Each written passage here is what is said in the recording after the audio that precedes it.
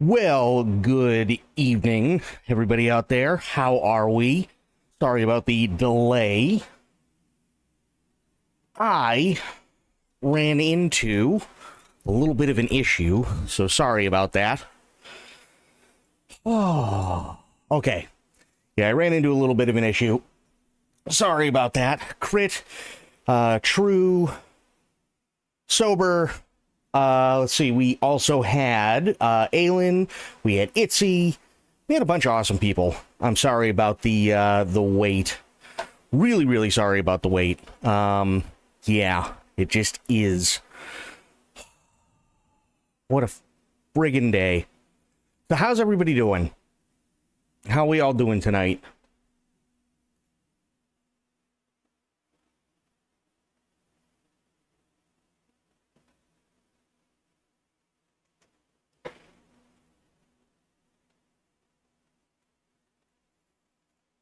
Starting to get worried? No, nothing to be worried about. Nope.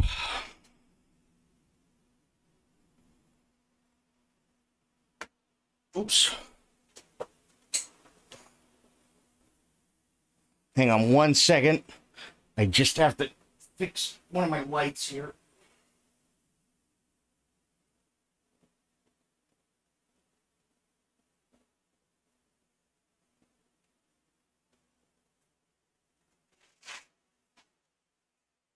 You're drunk. Oh boy.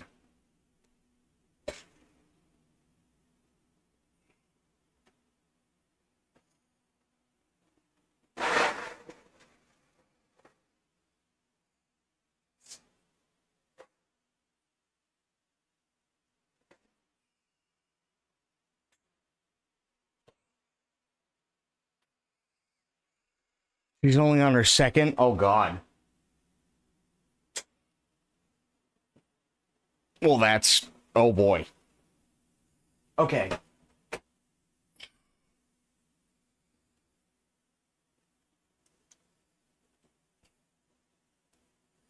Oh god.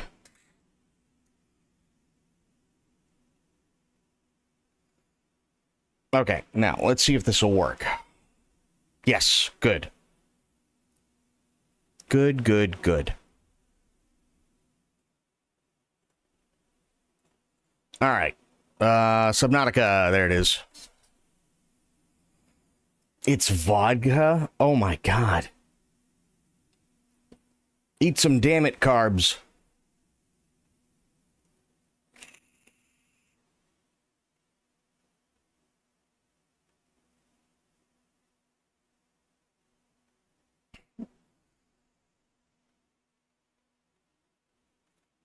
Why is this taking so long? There we go. I hate this phone. That's okay. How you doing, Itzy? How are the things? Oh, it does help if I, do this. There we go.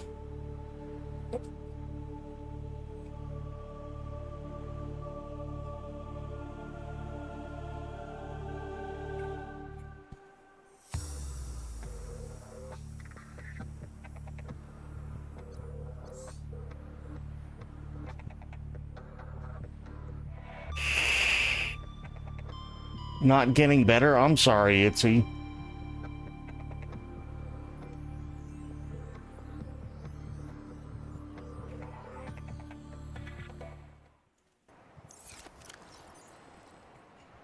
Okay.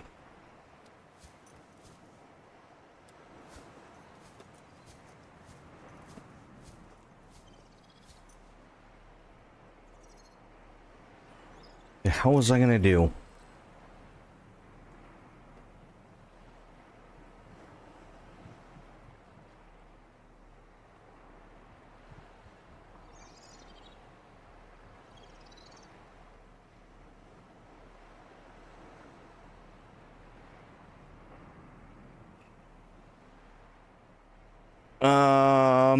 I'm trying to remember what the hell we did.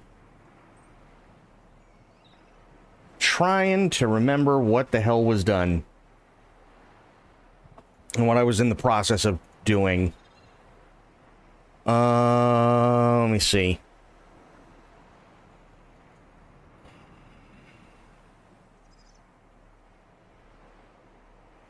I know I remember getting like a bunch of good stuff. I remember losing the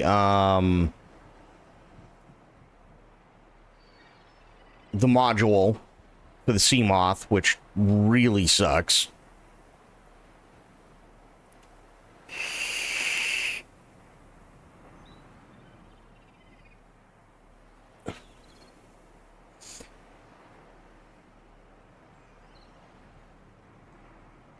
Guess you haven't found a replacement yet? No, because I've gone back. I went back to where I got it, and it's only a one-time deal, and I couldn't figure out where the hell I was supposed to go.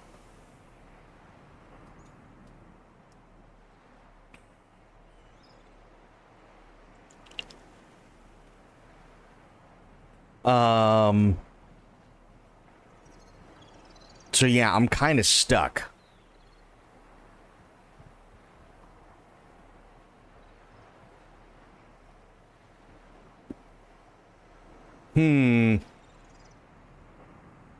Oh, the Aftershocks are revolting, but silver tastes like old pennies. Yeah, it's the consistency of those little soap balls that dissolve in the bath. Yeah, Aftershock is not fun. Like, at all. Oh, actually, you know one, at least in my opinion, that really gets to me? I haven't had it since college.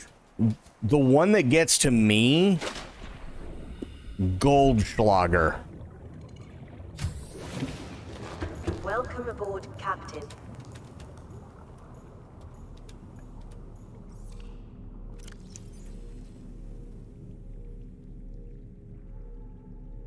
Not sure you've ever had it. Goldschlager is it if you only have like maybe one or two like shots, it basically like initially tastes like big red cinnamon gum, right? But the more you drink it, the less it tastes like that, and instead ends up tasting, what's the best way to put this? It basically ends up tasting like, have you ever been in a garage, right? And people are working on cars and you get that like metallic taste in your mouth, right? It tastes like that, but like somebody tried to cover it up with cinnamon flavored, I guess you could call it hairspray, almost. And Goldschlager also has little like specks of gold in it. So what it does is when you take a shot, it cuts your, it helps like put little like nicks and cuts in your throat so that the alcohol gets into your bloodstream faster.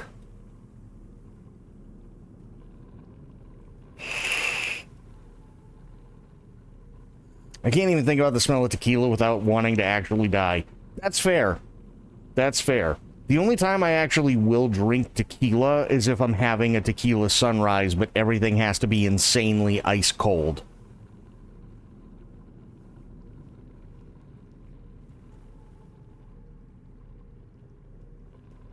Malibu, fair. Again, totally fair. Okay, radio is still good. Oh, yeah.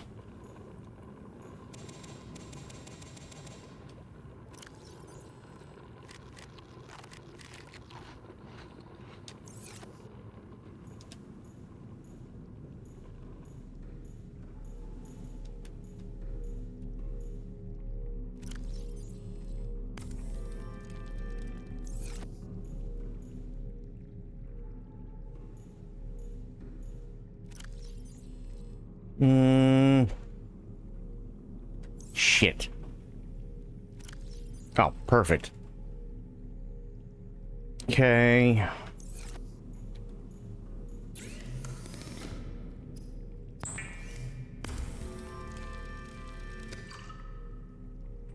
Have a solution? I am all ears. I don't have a problem with tequila or gin, but also haven't drank so much to have poisoned myself for life. You know what? I've never been able to actually have gin. To me, gin just smells like a pine tree.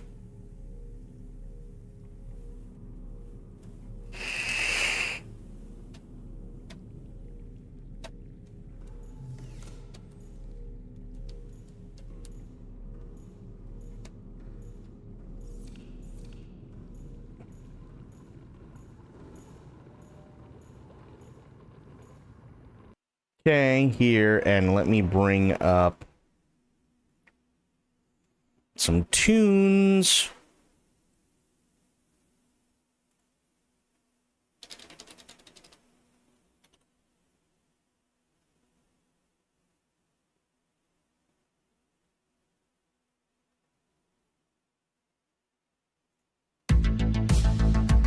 That's really loud. There we go.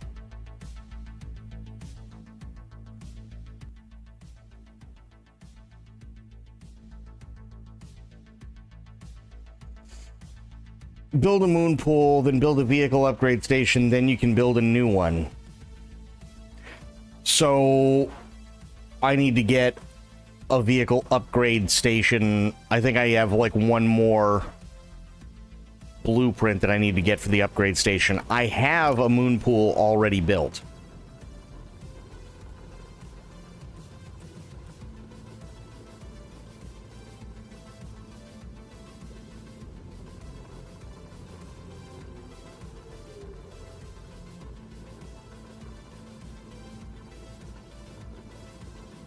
Yeah.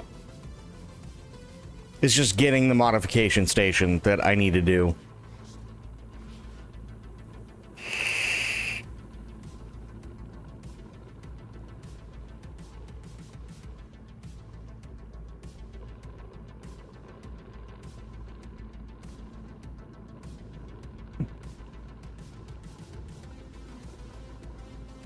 Well, I have the moon pool. That I can actually show you. Here's the moon pool.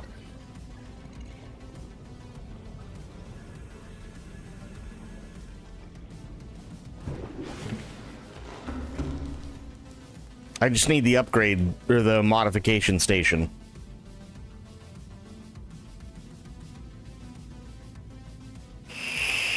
Well, it was a giant pain placing it. That was the big thing. It was a real giant pain trying to place it.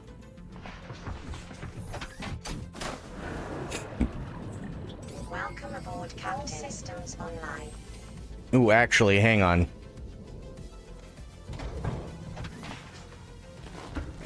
Yeah, the placement was not the most fun thing in the world.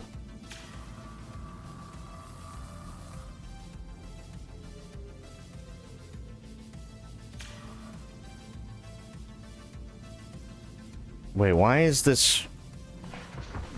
Hang on. All systems online. There we go.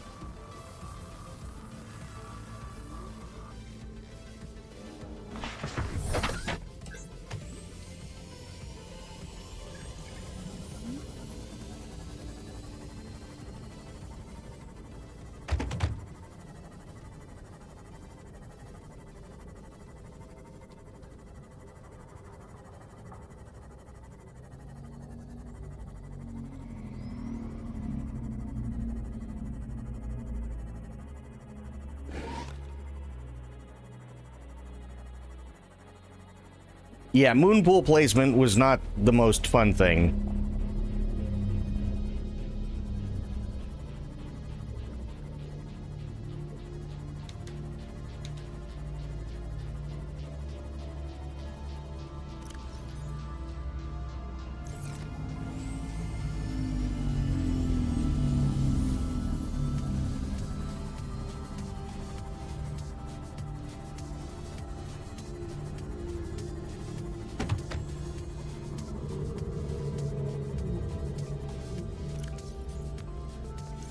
Okay, I already have that one. Oh, wait a minute, wait. Hang on.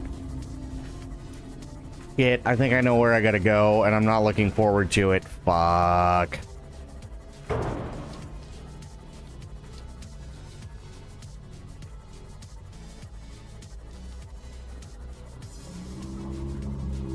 It's not a deal breaker, but it sure makes things less of a ball ache. Yeah.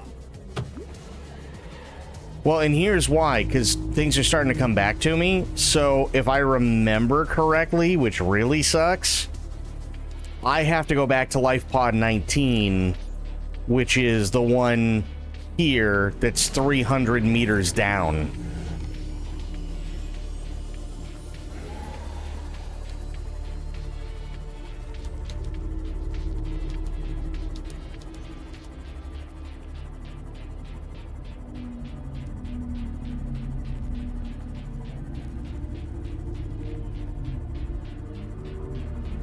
That's not good.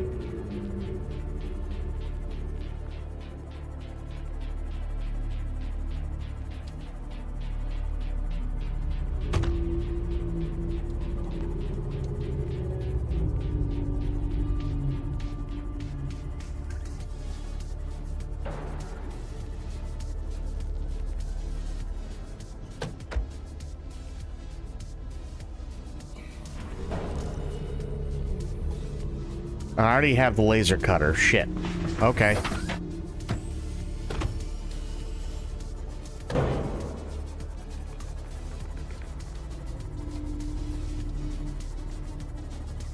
A very, very long air tube. That would not be fun.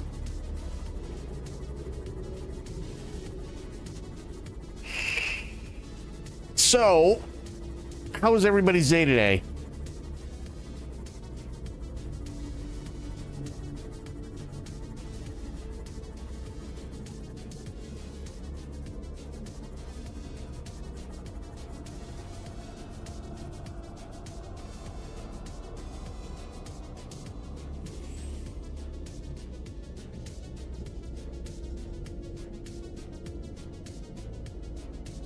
Took off early, hung out with a friend, feels good, man. Hell yeah. Passing 100 meters. Oxygen efficiency decreased.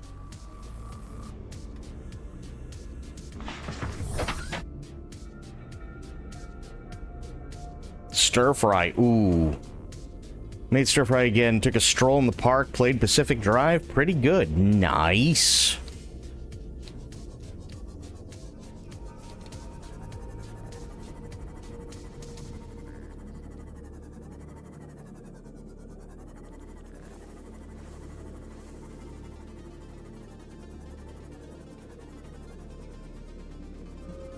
Warning. Maximum depth reached. Nope. Back Hull off. damage imminent. Back off. There we go. This could be really stupid. Hang on.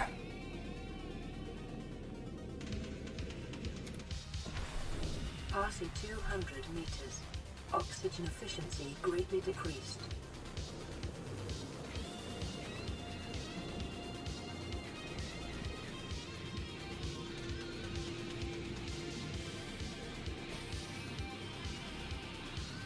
Signal location uploaded to PDA. Integrating new PDA data. Integrating new PDA data.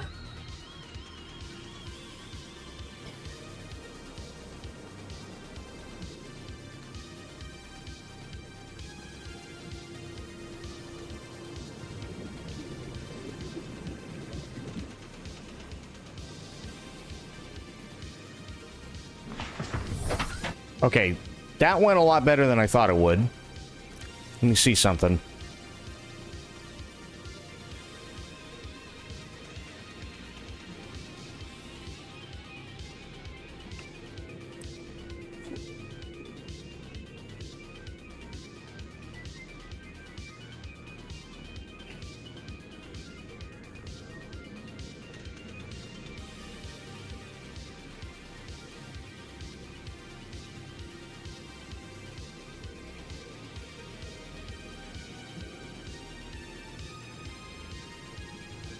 No, that's not it.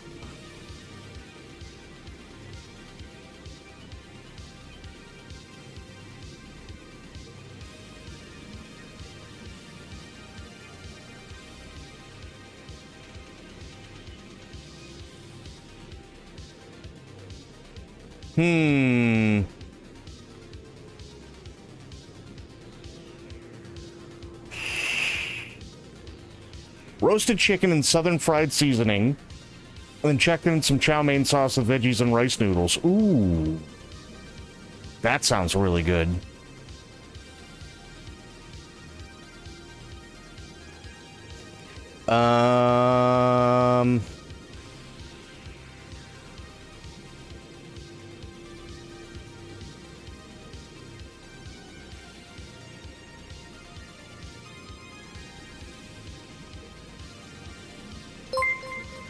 Oh my god. Aelin. Jesus. Aelin coming in with 20 gifted subs. Sweet mother of God. Aelin, thank you so much. Might have hit the fuck it button. Oh no. Thank you, Aelin. Thank you. Sweet Jesus.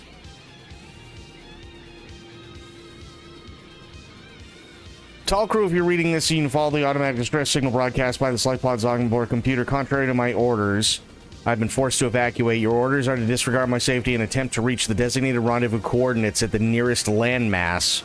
I hope to see you there.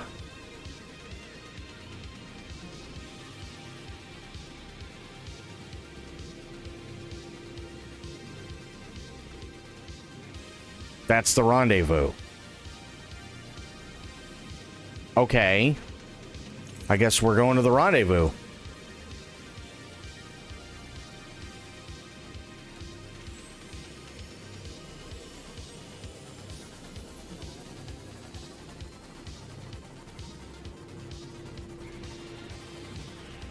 And order something ridiculous on Amazon. Oh boy. Not expensive, just ridiculous. Yes.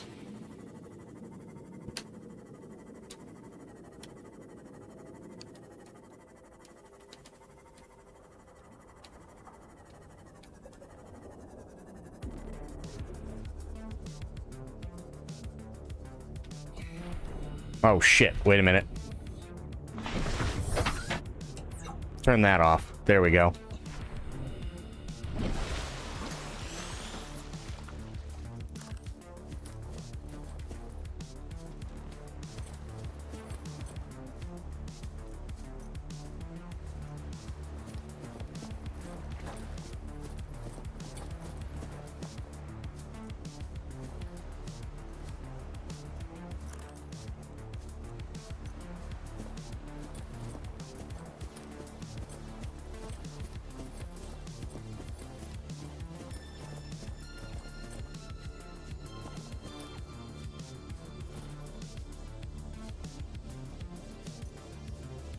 Okay.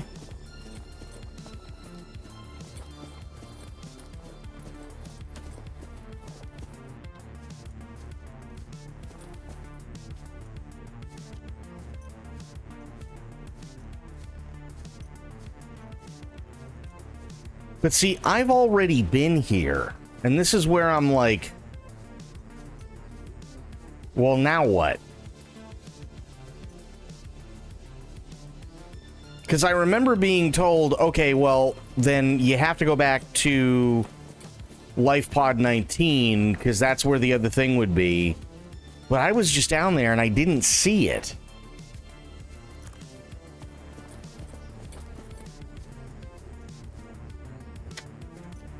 Oh, shit. Oh, I know where I am. Okay. But this isn't going to get me anywhere.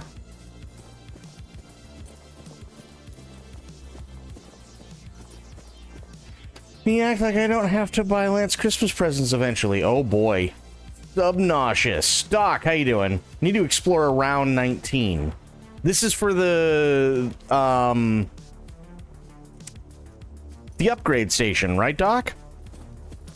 Because I was literally just there and couldn't find anything.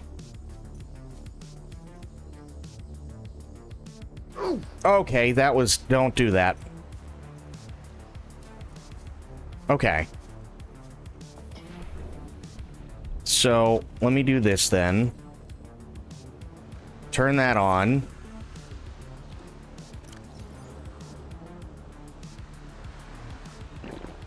Drink that. Welcome aboard, Captain.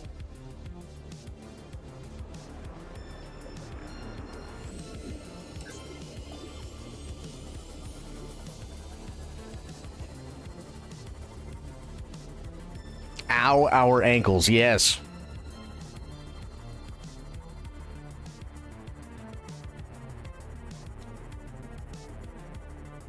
My God. Aylin, thank you so much.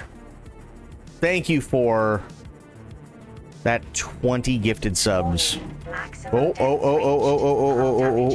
Oh. We're fine. Everything's good.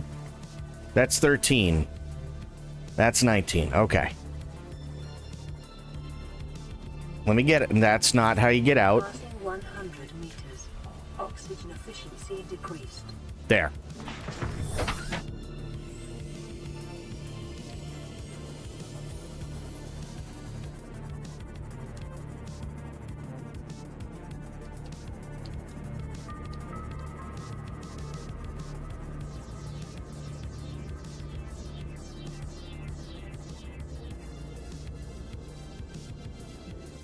Okay, here. I want to get my choo-choo emote.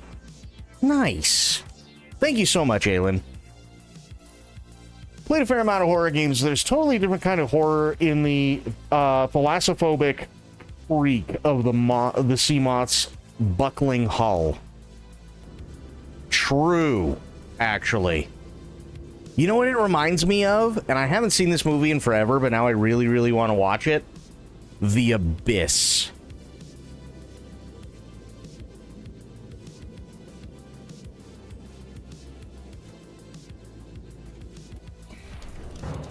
Passing 200 meters. Oxygen efficiency greatly decreased. It's in the vicinity of the wreck.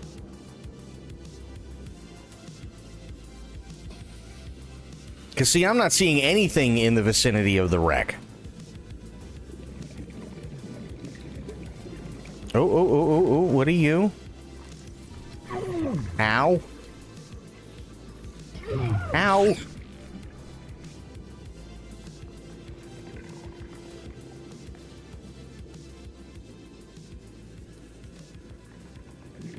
That was the power cell charger.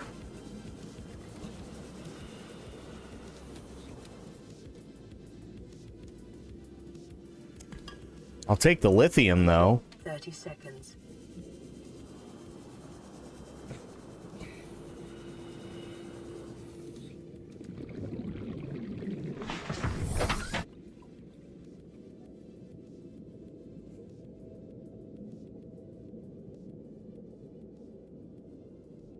So it's not like where I keep diving down into, right, Doc? It's like right where the closest landmass stuff is. That's what you're saying? Like before I go down in the hole.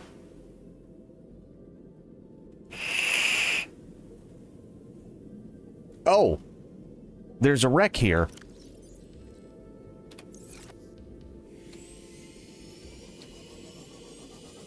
And I have a laser cutter.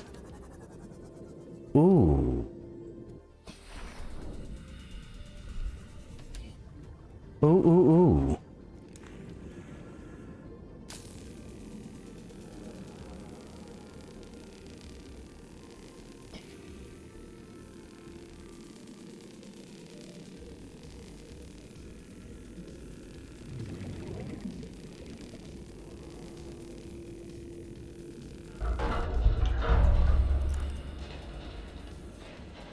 Passing 200 meters.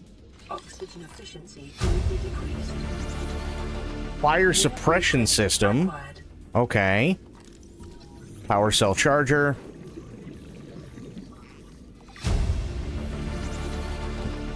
Pick up microscope. Acquired.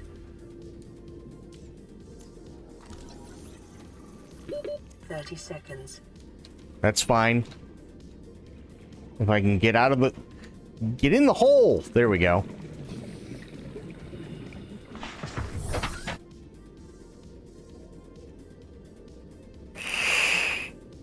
There's a parody.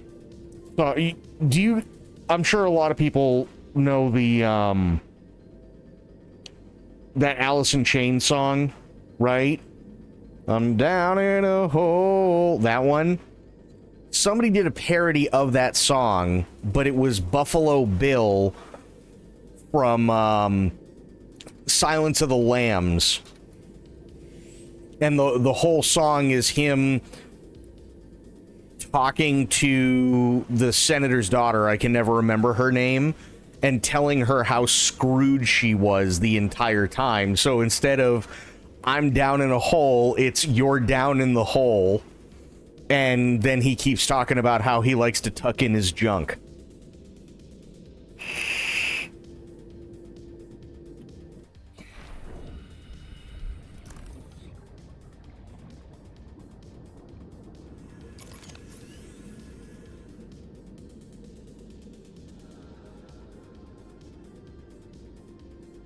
Sample analyzer, huh?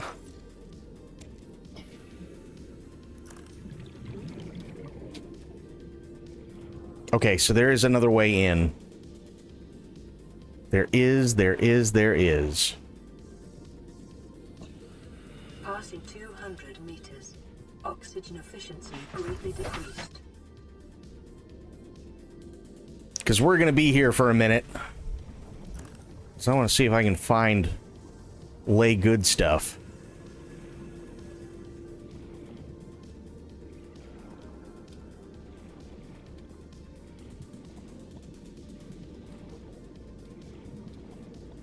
And see, there has to be another way in, right? There has to be. I mean, there's definitely more crap over here, which I'll be checking out in a minute, because holy shit, there's a lot of stuff. And I also see a glowing thing, but... yeah...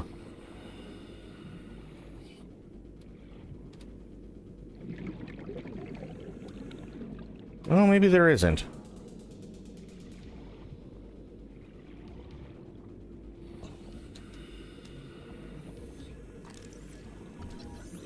Prawn suit torpedo arm fragment.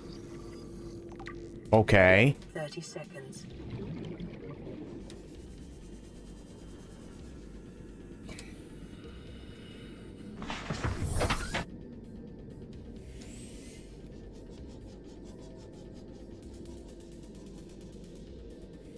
Warning. Maximum depth reached. Nope, Hull we're good. damage imminent. No, we're fine.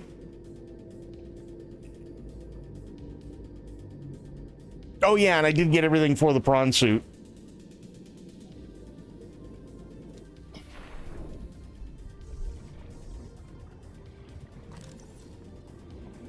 Bioreactor. Got that.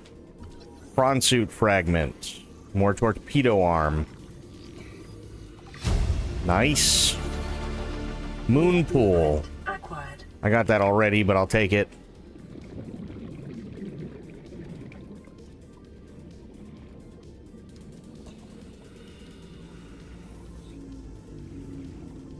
There's a radio here, which doesn't do me any good. Got it. That's a bioreactor fragment. Already have that. Oh, Christ, there's quite a bit down here. 30 seconds.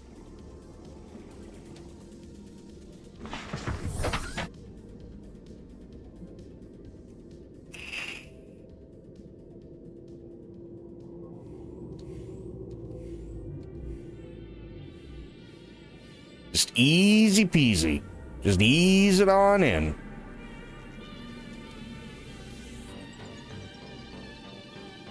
Warning. Maximum depth reached. Hull damage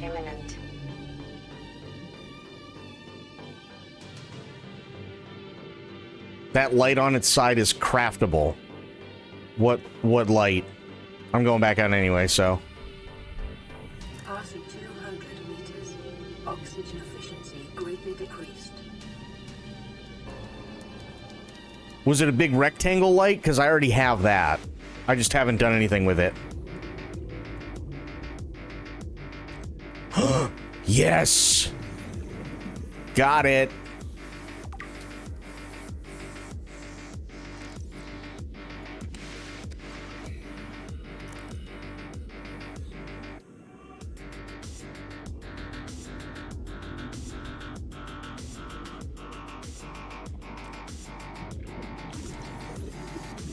Why did it not... Hang on.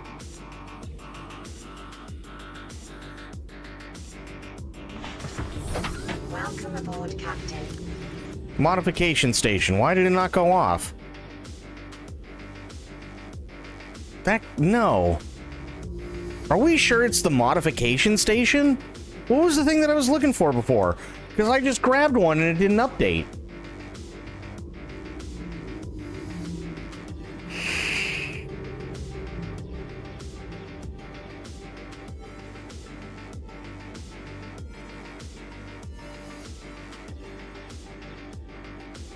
Both are here, you're looking for vehicle upgrade station, but you also need modification station. Okay, so I need vehicle upgrade and modification. Got it.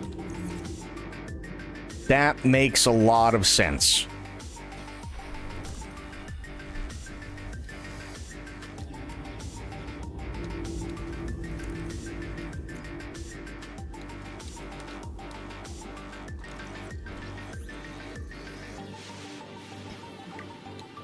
Okay, I need one more mod station one, which I'm not seeing here.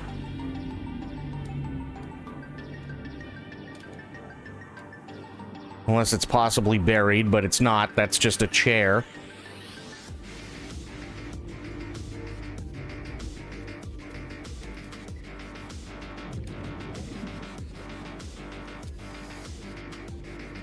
I can't laser cut through that.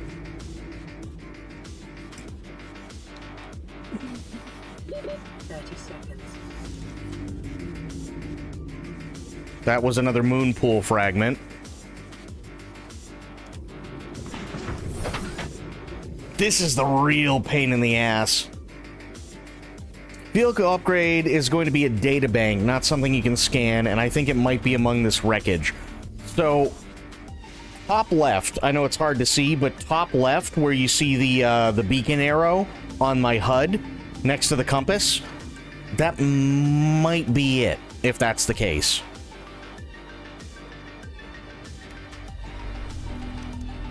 Passing 200 meters. Oxygen efficiency greatly decreased. Vehicle upgrade console. Acquired. Nice. Okay, so I just need... Let me just double check here. So I need one more modification station.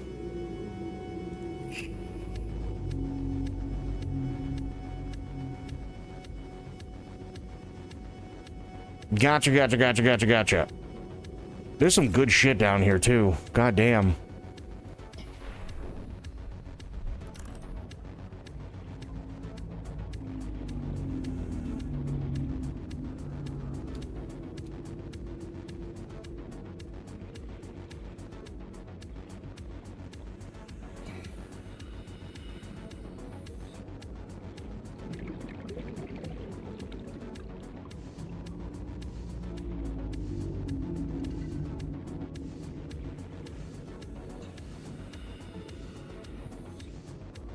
That's a chair. That's a moon pool fragment, which I don't need because I already have.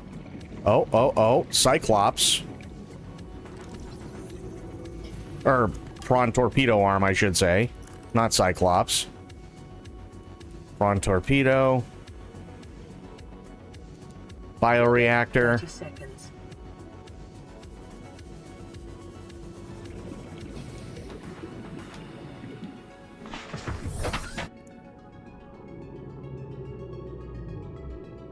swing this baby over. Go over this way.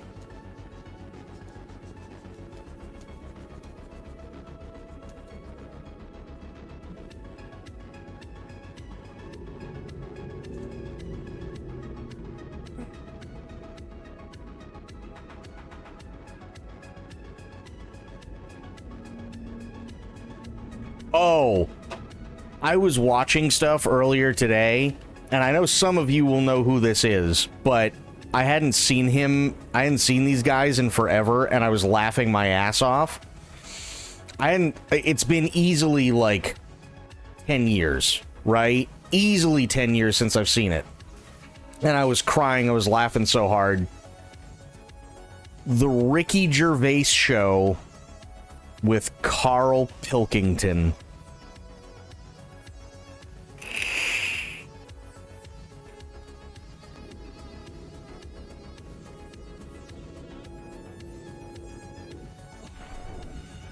Passing 200 meters. Oh, this light right here? Yeah. I have this already. Not familiar? Oh my god. Carl Pilkington is such a fucking tool. But that's what makes it so funny. That's another moon pool.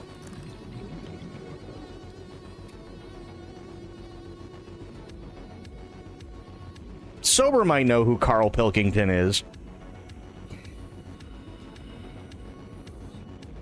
That's bioreactor. I already have that. Prawn suit.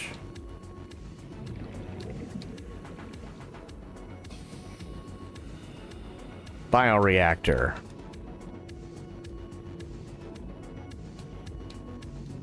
A dickhead is what he is, and the best. Oh my god, he really is the best kind. Like, he's so stupid that Ricky Gervais, the whole premise is Ricky Gervais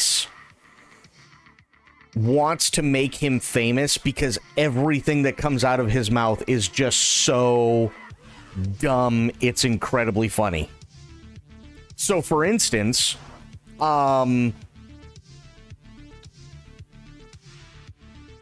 think there was, I can't remember who said it, but there's this one point in the show where they always bring up a journal or a diary that Carl has to keep every day.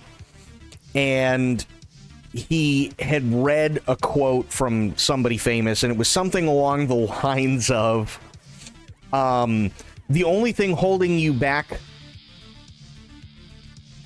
Well, oh yeah, the only thing holding you back is the fears of your dreams, or something to that extent, right? And he immediately wrote, well, that doesn't work everywhere because ants don't sleep.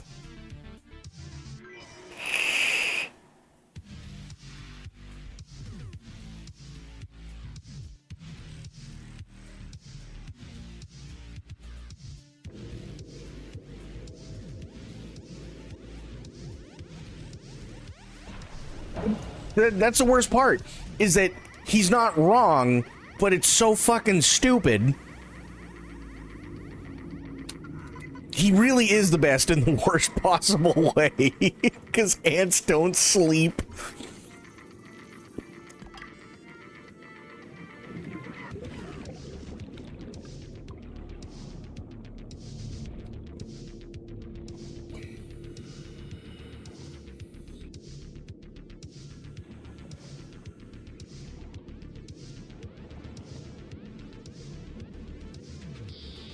I'm way too drunk to be trusted. Oh no. Maybe you should take it easy, Aelin. Just, you know, get a little bit of water. Something, anything that isn't alcohol.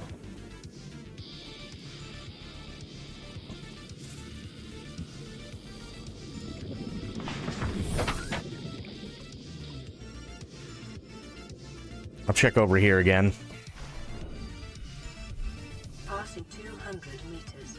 Oxygen efficiency greatly decreased.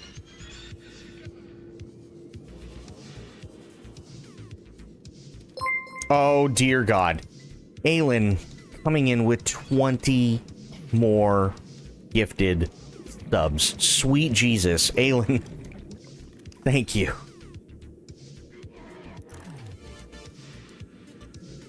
I don't think I'm supposed to be able to get in here. Aelin, thank you. Thank you, thank you, thank you. Holy Christ.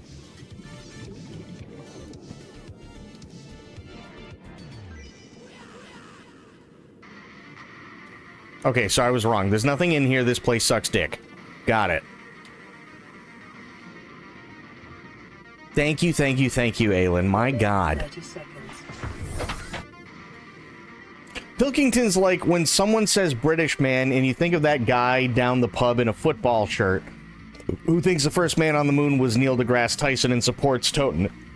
Yeah. Aelin, thank you, thank you, thank you. Holy shit. Here, hang on.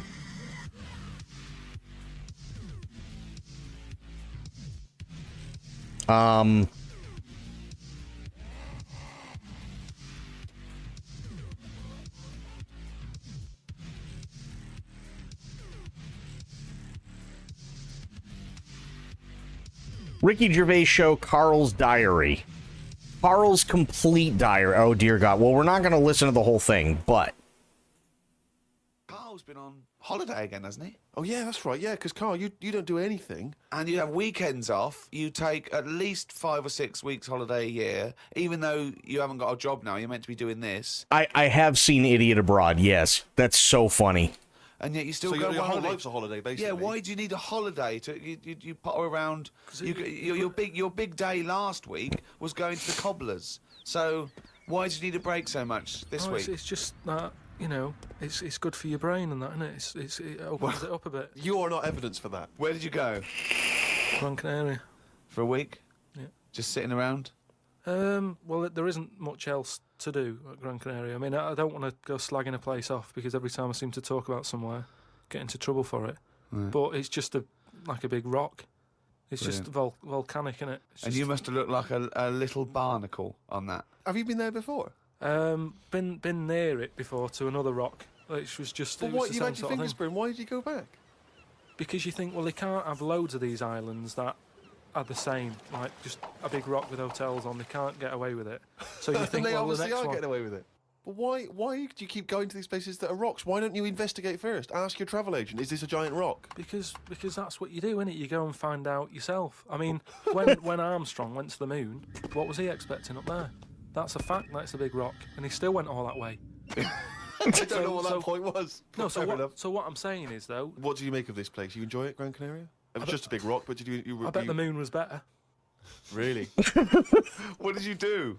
It was just one of them. It was big hotel, like big massive places where there's loads of people, and you know you go for your dinner. That describes a hotel. Yeah. No, Sounds like no. that to me. You've nailed that. I've been to a few. That sounds like it. No, but do you know what I mean though? There's the nice small ones where it's just enough people, but this is like mental, and it was full of old people really. I mean that's probably why it's called Gran Canaria, right? Because it's just Grannies old people. everywhere. Yeah, right. But what I thought I'd start doing is start a diary. Oh no. Okay, why?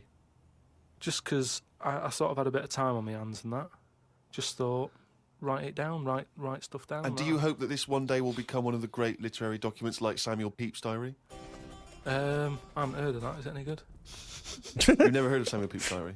No, The most famous diary other than probably Anne Frank's. I've heard of Anne Frank's and that, and I thought if she's sat in a loft, knocking stuff up, not much going on in her life at that point, yet she Sure. was still writing it down. Yeah. Whereas Thought, you've well, been I'm to on Gran holiday. Canaria. Yeah. I thought, so there is stuff going on that I can chat about.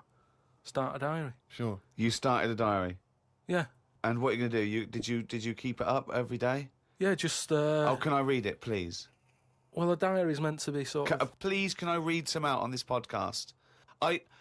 Carl. Some of it though is only relevant to me. It's sort of. Oh, this is. Please give me it. Oh my God. I mean, this isn't. I haven't just. It's Oh one my of those God. desk diaries. It's huge. It's about a foot long, and it's Oh, that is amazing. Imagine if Anne Franks had been like that. As she got out, Right, everyone would have heard it clank down on the desk. Yeah, but my writing's quite big, isn't it? Oh, look, give us that. Oh, Give us that. do you know about joined up writing? Have you This heard is about There's that? no point. Amazing. Sometimes you can't read it, can you? So it's Right, best to okay. look at ancient look! times. Oh my God! It starts on the first day. This is wonderful. Going on holiday to Gran Canaria today. Woke up to the news that Tony Banks had died. There was a piece on the news about how everyone was shocked. Got me thinking about an invention that would be good. Right, a watch that counted down your life. If it says you've got 3 days left, go to the doctors. Told Suzanne about invention. She said she wouldn't buy one. But she said that about the iPod. How and how would this device work? This watch. I mean, how would you know when you were about to die? Is that a concern? Again, not for you to worry about. Presumably the boffins and No, all I was thinking is that Tony Banks fella, you know, he died and everyone... It's just shit like that constantly, right? Oh yeah, told Suzanne. Suzanne is his girlfriend. Told Suzanne about the idea. She said she wouldn't buy it, but she also said that about the iPod. It's like, what the hell is he doing? Fishmongers and all the different fish they had in the window. It's like a child in one of those kids' TV shows. I know. Mr. Pilkington went to the fishmonger. He stopped and looked at all the fish in the window. Hello, Mr. Dilkington, they said. There was a newspaper clipping stuck on the glass about a two-headed fish that they've made in Taiwan. I don't see the point in doing this, as a fish having two heads ain't going to solve the world's hunger problems, as the head is the bit you throw away. Invent a fish with two bodies, and I'd say well done. Point, isn't it? Suzanne watched one of her favourite TV programmes. I've told her the telly only goes on if there's something she wants to watch. If there's nothing on, she has to talk to me about stuff I've learnt. Like Descartes. Watched a programme on him the other day. He is the one who said something like, I know I'm about 'cause I dream. Doesn't work for everything, 'cause ants don't sleep. I don't know if I'd like that or not. You don't know if you would like it if you didn't ever Not sleep. sleeping. It's just one long day. The worst bit is that's the saddest part, is that he's not technically wrong. He really is not technically wrong. It's just he's such a dickhead. He's such a galactic dickhead that you just want to hate him. That's all you want to do. But you can't, because he's just so lovable. It's like a child, right? Like he's got like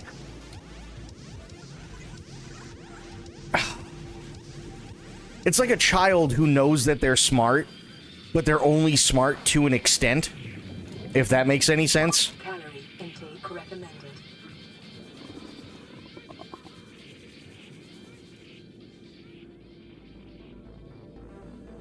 The hell was that? Something popped up. What was it?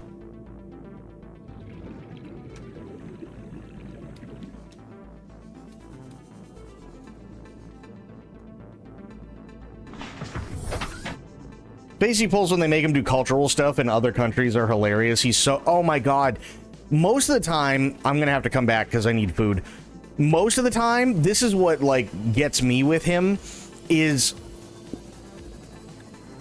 Like, he doesn't understand the concept of things. Like, for instance... They were talking about time travel, right? Like the concept of time travel and how, like, you know, maybe somebody would go back in time and kill Hitler, or, you know, maybe they might visit ancient Rome, stuff like that. And he doesn't understand the concept, not of time travel, but as to why people would go so far back in time. Like, his idea of going back in time would be to, like, go 2 or 3 years back in time because he got screwed on a thing, specifically so that he can show up and everybody knows he's from the future, so that he can look at them and go, hey, don't do that, and then just leave. That's it. Like, so him going back in time only benefits him, but not far enough to the point where it would make any massive difference to the world or his life in general.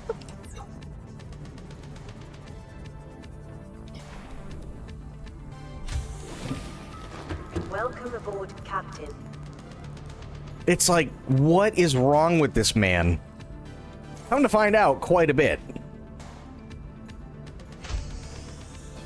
And Ricky just fucking loses his mind listening to Carl the entire time.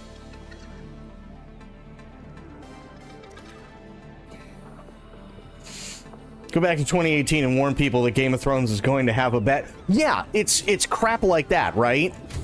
That's exactly what it is. Like, but he'd put it like, well, I go back to 2018. And they'd be like, why would you go back to 2018? He'd be like, because I want people to know that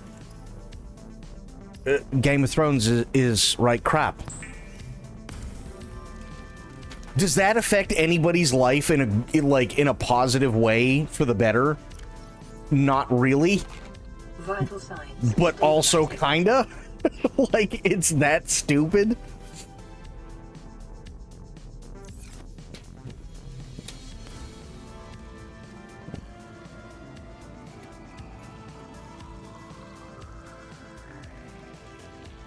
He's just, oh god. I literally put him up there with Philomena Kunk.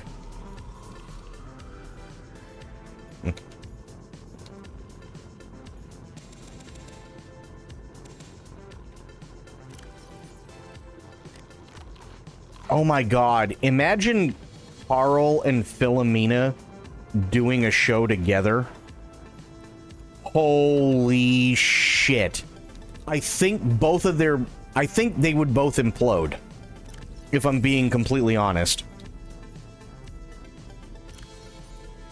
And for those who don't know, Philomena Kunk is the same kind. She's played by a comedian, right? The character is Philomena Kunk, but she's played by a comedian who's really, really, really funny. But she plays basically this idiot. So long story short, she'll interview people about different topics. Yeah, I'm standing on the first ship to ever circumcise the world, which is probably why it's called a Clipper. Or she'll be interviewing somebody and she goes, so did Saratha, so Saratha really did, Saratha came a lot. And the woman looks baffled. And she goes, you mean Camelot? She goes, no, I wrote it down. And then she checks her notes and she goes, no, it says here, Saratha Camelot. So, what, are we talking like more than a teaspoon? And it's shit like that just breaks your brain. Just completely breaks your brain.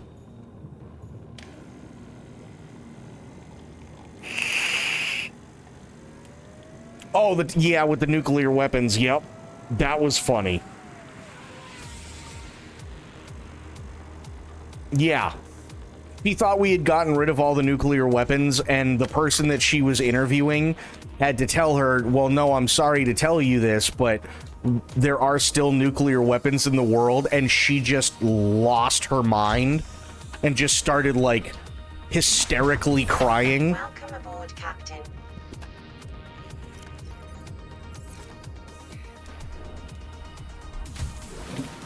And the guy didn't know what to do, so he's like, do you need a minute?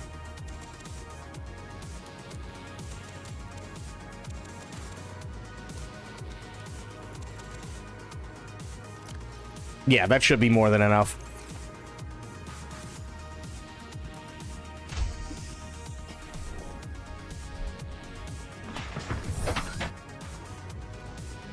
Philomena Kunk and Carl Pilkington would be... my god.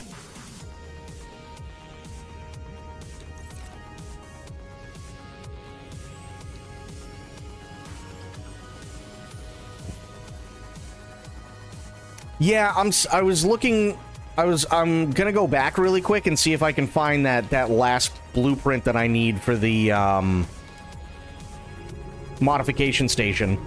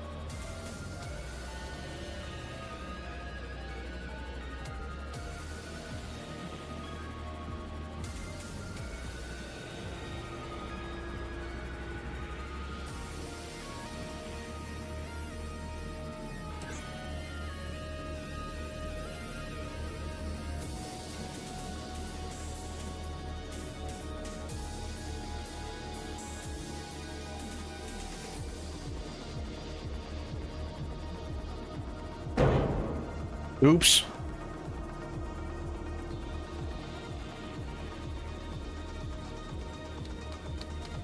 Aha, here we are.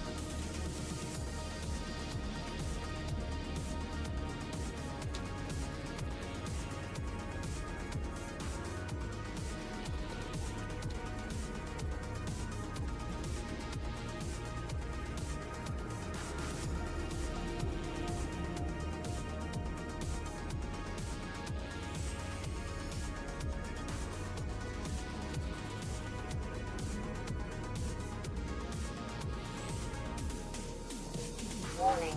Maximum depth reached. Hull damage imminent. Corgi, what's going on, buddy?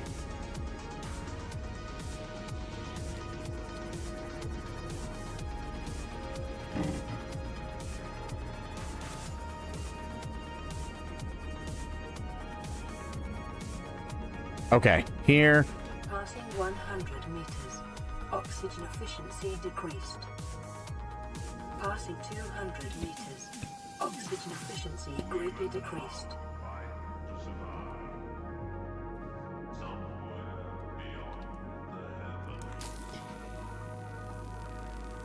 I knew there had to be another thing that I was missing.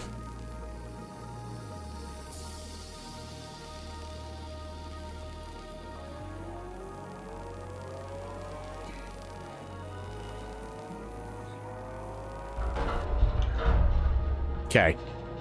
I'll go back to the Seamoth, get more air. Actually, I'll repair it while I'm out here. That's not going to take long. Nice. Okay. Now go back out.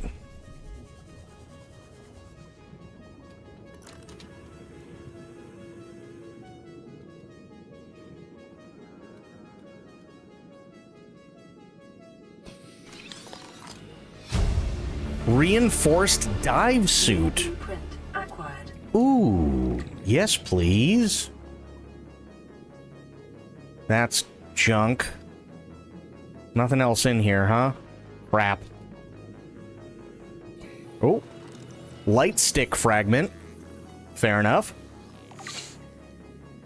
Tired, stiff, and sore. Feel like I've been rode hard and put up wet. Yeah. Unfortunately, car accidents will do that. 30 seconds.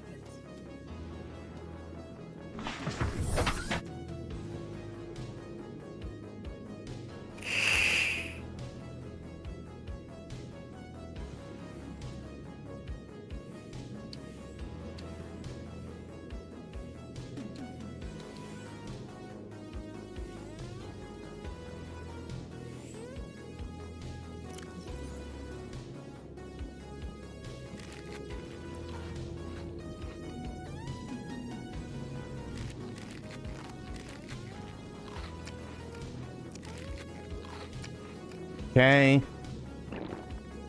There we go. in 200 meters. Oxygen efficiency greatly decreased.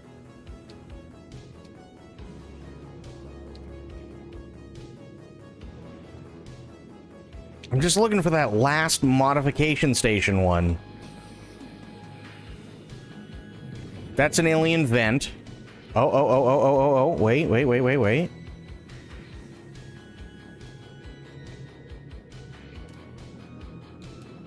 Nothing in there. Shit.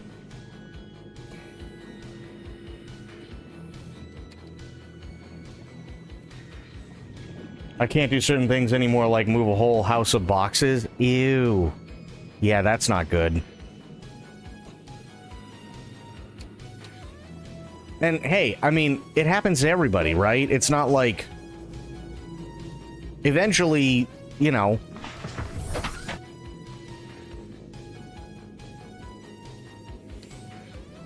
That's just how it goes. Warning, maximum depth reached. Hull damage imminent. There's gotta be more around here, right? I see the alien vent.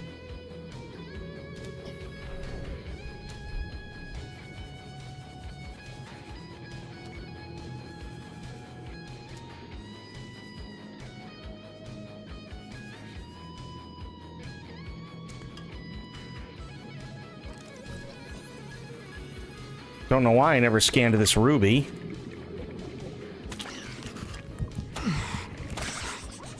Little asshole.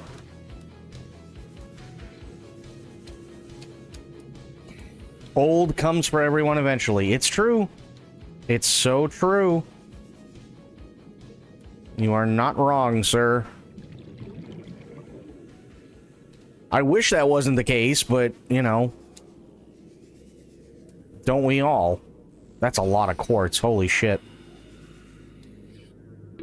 30 seconds.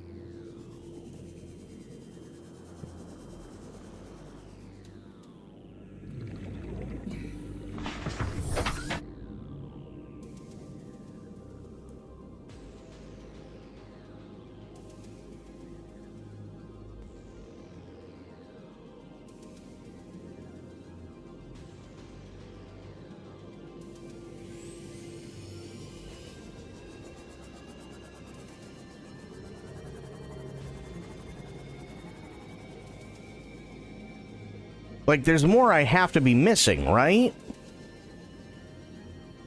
Or did I get everything? So I'm still one short on the mod station, I think. Let me see. Yeah, I'm still one short on the mod station. Any ideas?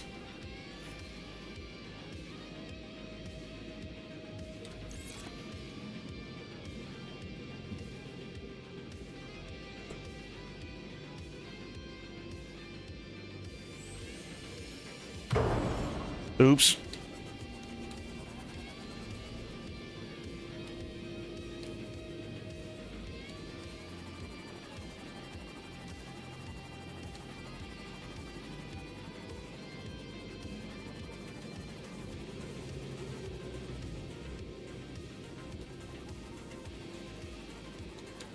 Because I'm pretty sure I have this wreck area picked clean at this point.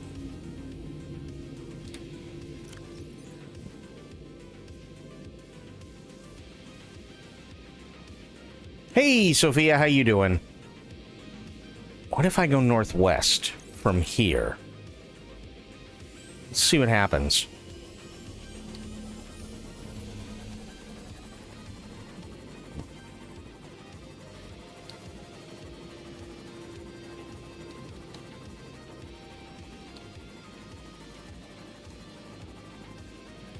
Not sure, you just woke up. How am I doing? I'm doing pretty decent. I had a little bit of an issue at the start, which made me take a lot longer to get started.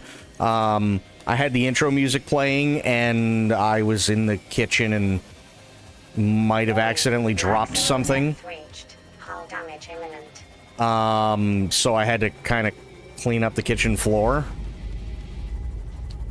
Yeah, might have started like 45 minutes late. even though I started on time, I didn't actually, like... Yeah. I was moving stuff in the fridge, and I had a thing of corn chowder. It wasn't like a whole lot of corn chowder, but I had some corn chowder left, and I was moving it, and the top, for whatever reason, wasn't, like, completely secure, so it went all over the floor.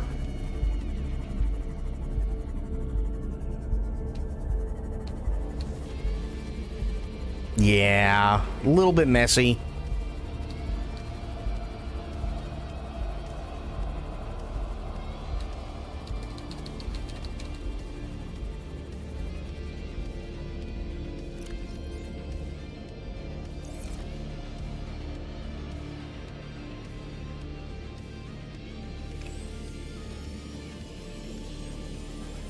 Oh, fuck that thing. I'm getting the fuck out of here.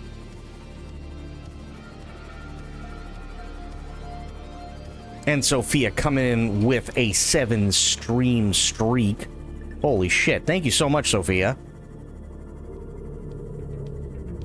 Speaking of which, those stream streaks, by the way, just an FYI, if you ever see a thing that's like, oh, well, you're about to miss out on your stream streaks, I appreciate seeing the stream streaks. I really do. Love seeing them.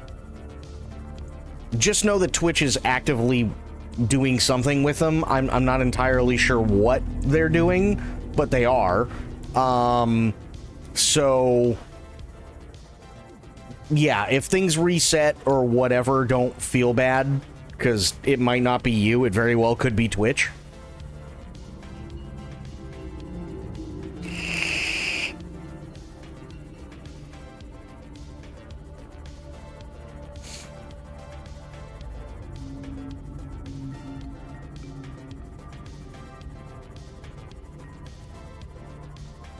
Yeah, I read a thing the other day and they were talking about it, and I'm like, well, this is like, leave it to Twitch to half-ass a thing, basically.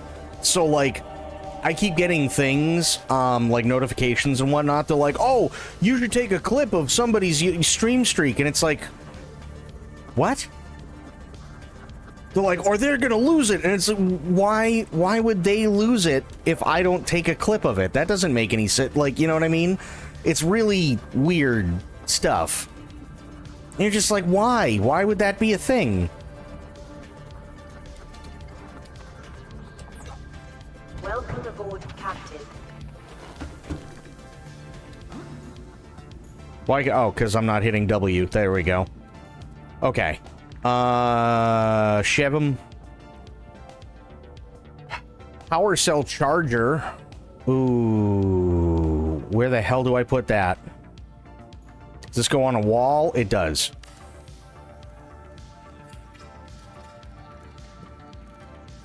Nice.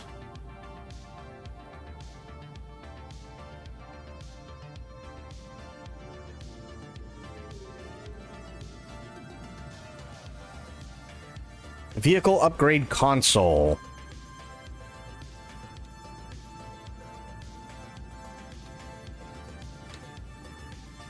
So where do I put this exactly?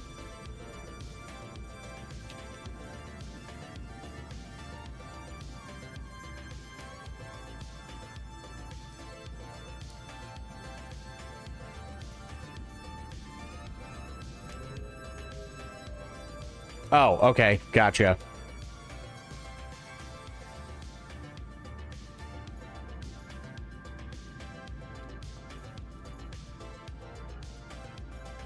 Can't put it there, but it doesn't mind here. All right. I need computer chips and I need copper wire. Okay.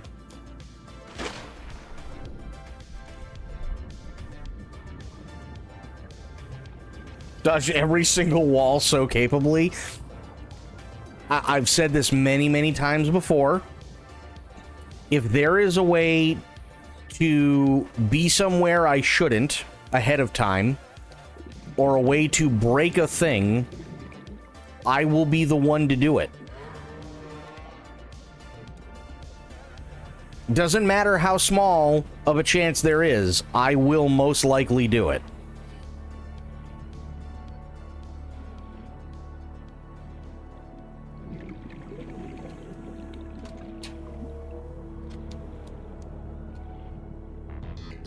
I'm really, really, really good at that.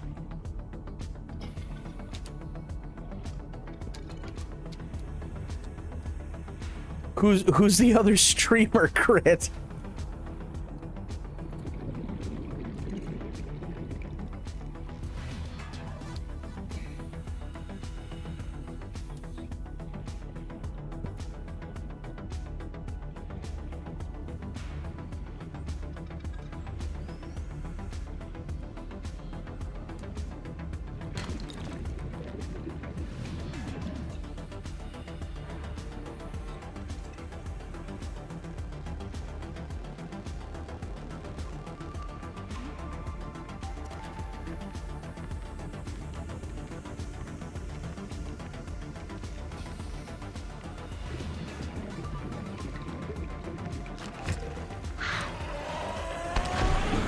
Nice, got him.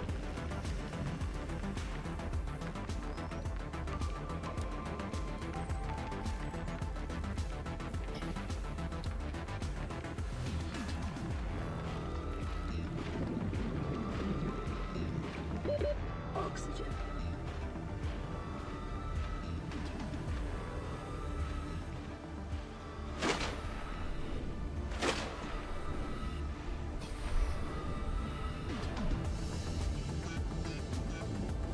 Really? There we go. Funny. Oh, like a funny story? Oh god, this is gonna take a minute. Okay.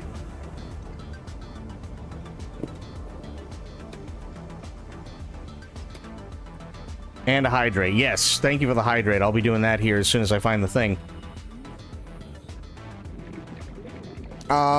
So this is years ago. I think I was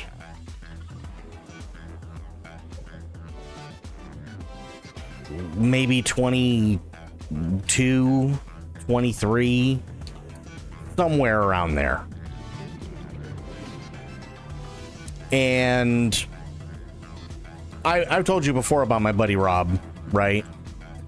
And I mean, he and I we're brothers, right? So this was back in the day where, for all you youngins out there, there was such a thing that was known as Yahoo Messenger and AOL Instant Messenger. Yet another big one. And sometimes what would happen is you could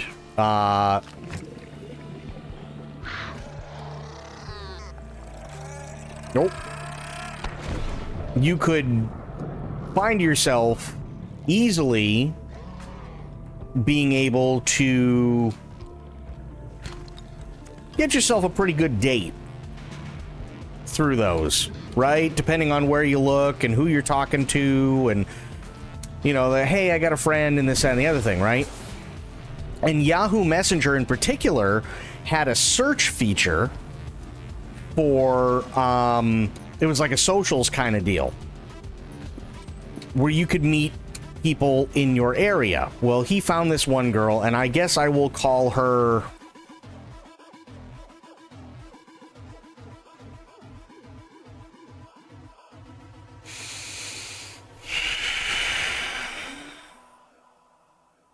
I don't even know what to call her. Carolyn. I'll call her Carolyn, right? So he meets this girl Carolyn through the socials and everything like that. And he starts talking to her, and I don't know, maybe a week or two goes by while they're talking and everything, and things are going pretty good. They're going off without a hitch. And they exchange phone numbers and talk to one another on the phone, and this goes back and forth for about maybe a week or two, something like that. And he's excited, right? So they set up this idea to go on a date. Well, Rob, being the guy that he is, obviously, you know, if he goes on a date, he wants to make sure that everybody's comfortable and it's not, you know, it's no pressure and everything else. Okay, fair enough. So he asked me if I would be interested in a double date. Now, at this point, I was single, and I said, well, yeah, sure. And come to find out, we knew some people, because they were from another town entirely, but it was like, I don't know, maybe 20 minutes away from us. We knew some people that knew her. And he asked if, you know, maybe they wanted to do like a group date thing and so on. They said, yeah, sure, whatever, you know, no big deal. And they asked me if I wanted to take this girl, I'll call her Allie, I guess, out on a date. And I said, yeah, absolutely, sure, why not? She's really cool, she's fun, right? She's cool to be around. I didn't think anything of it. So they're like, all right, cool. And they asked Rob, they're like, okay, so you're sure you want to do this? You sure you want to take her out on a date and so on? And yep, I do. And this, okay, great. So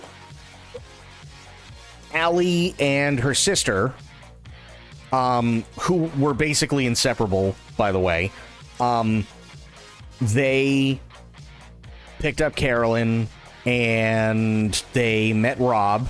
They picked Rob up at his house because they had like this big ass van, right? This big minivan. And then they were going to come and pick me up. Okay, fine.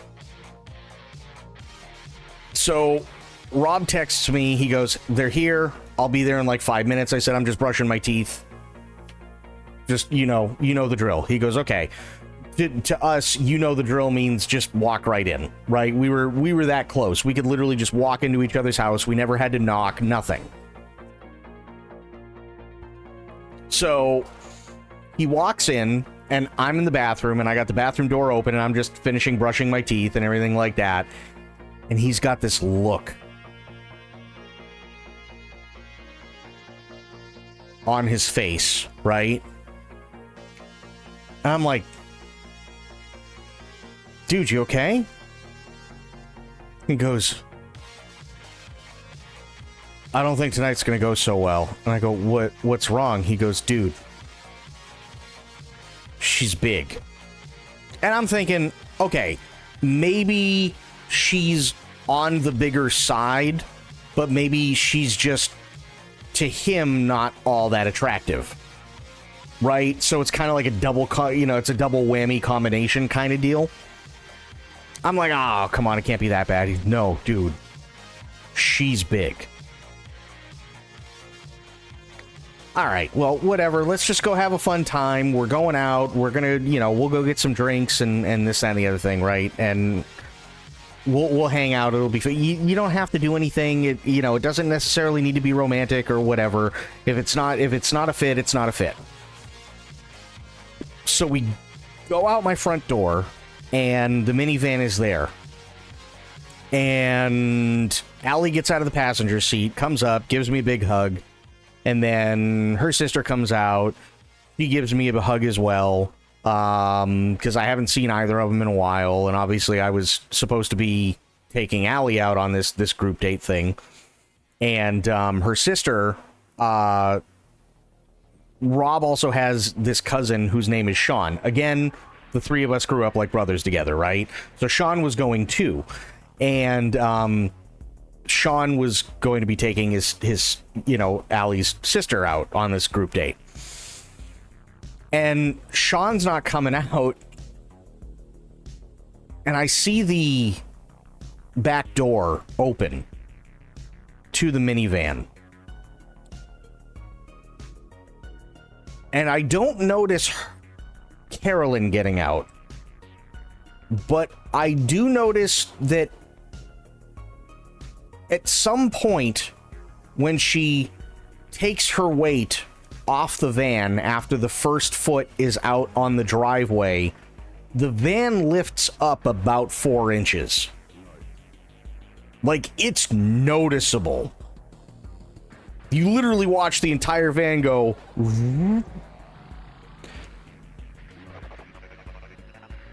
And then I see her. I'm just going to say, being incredibly nice, she was not as was described, would be the best way to put it.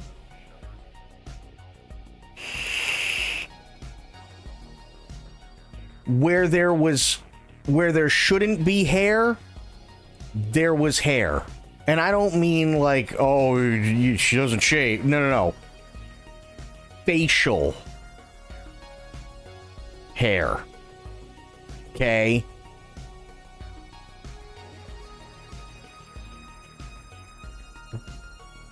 Oily skin, everything else, yada, yada, yada.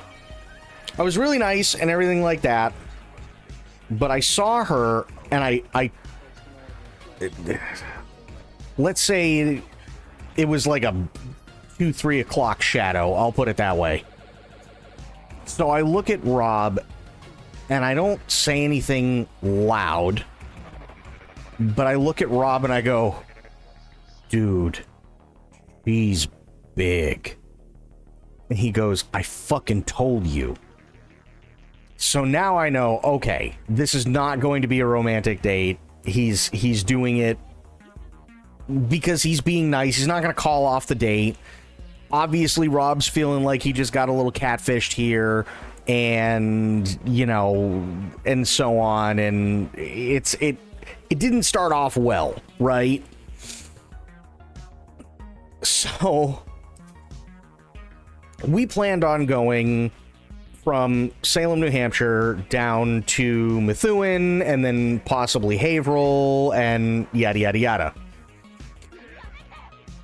And, you know, just kind of be bopping around, maybe go get some wings, maybe, you know, get a couple of beers and hang out in, you know, the park in Haverhill and stuff like that.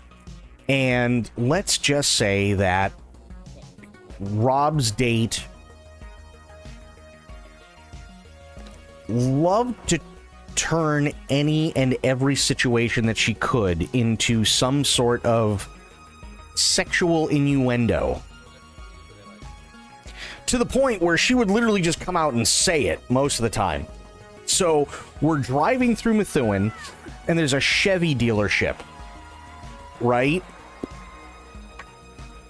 And we drive past, and because it's a Chevy dealership, obviously they're going to have like their most popular cars and stuff like that, and like their high dollar items up on a pedestal, right? Showcasing them.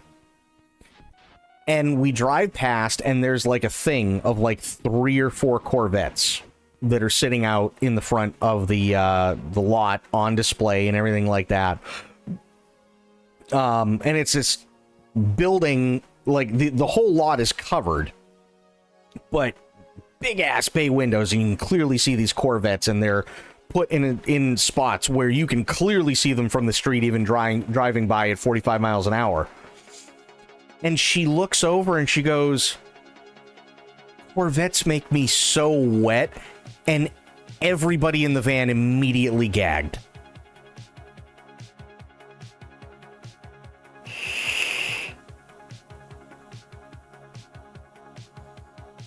And Sean, by the way, here's the seating arrangement. So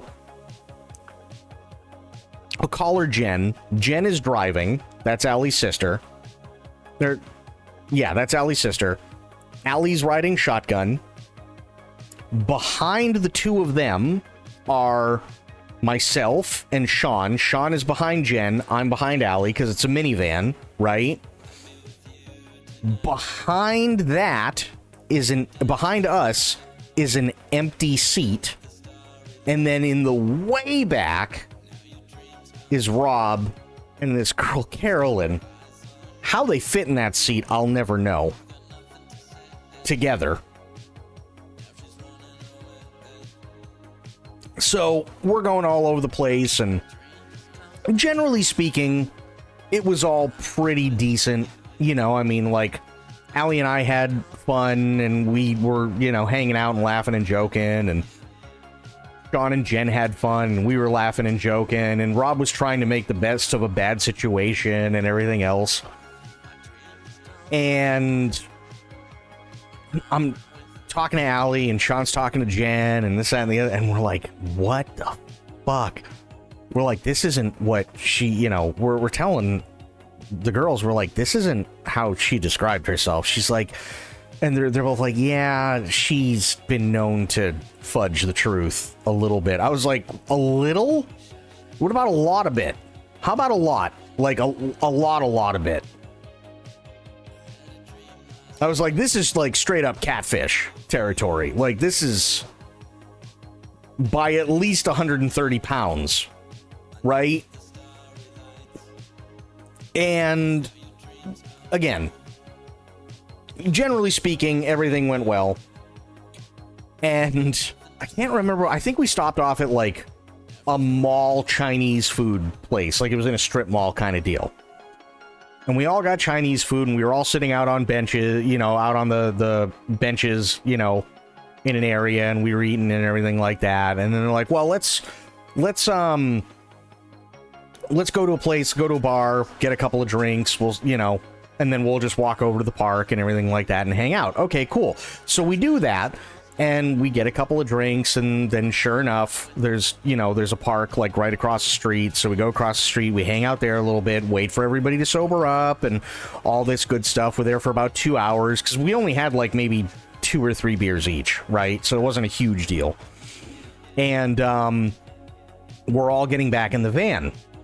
And we had talked to Rob. Sean and I had talked to Rob separately, and he's like, he was mortified. He's like, guys, he's like, this is awful. He's like, I don't know what to do. He's like, I'm trying to be a nice guy. I'm trying to be understanding. He's like, but I really feel like I got fucked here. And he's like, and I really can't wait for tonight to end. He goes, because this is just a disaster and so on. And Sean looks at him, he goes, I got you. And Rob's like, what? He's like, don't worry about it, I got you. So again, now we're going back to the van, and Rob gets in. Oh no, sorry, Carolyn gets in first, because she has to. And she goes into the way back of the van. And Rob sits in the seat that was originally empty between me and Sean.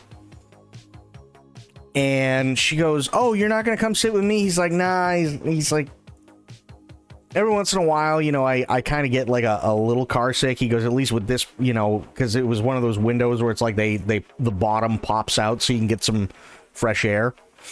He goes, but this way, you know, I can, he goes, I'm just going to pop the window and kind of let the fresh air filter in because, you know, in the back, it doesn't go. She goes, oh, okay. Well, I mean, I'll come join you. And Sean immediately just fucking beelines it for the seat right next to Rob. And she looks at Sean, and now it's myself, Allie, and Jen, and we're standing outside the van watching this all unfold.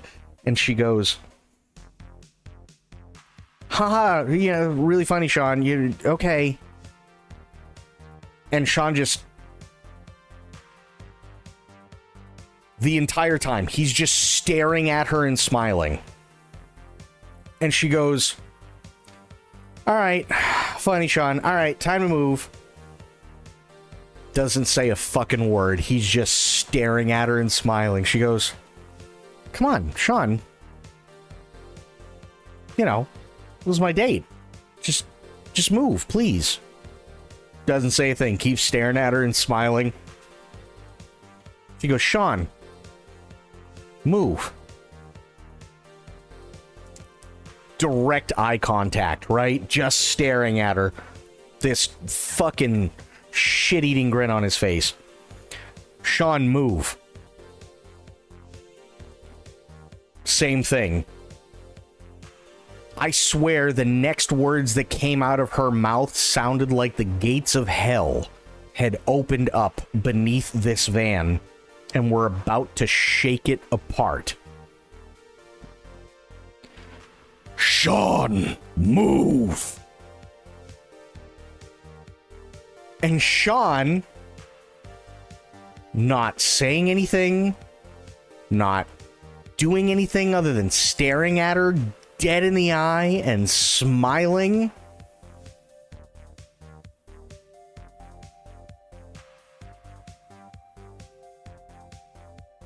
click.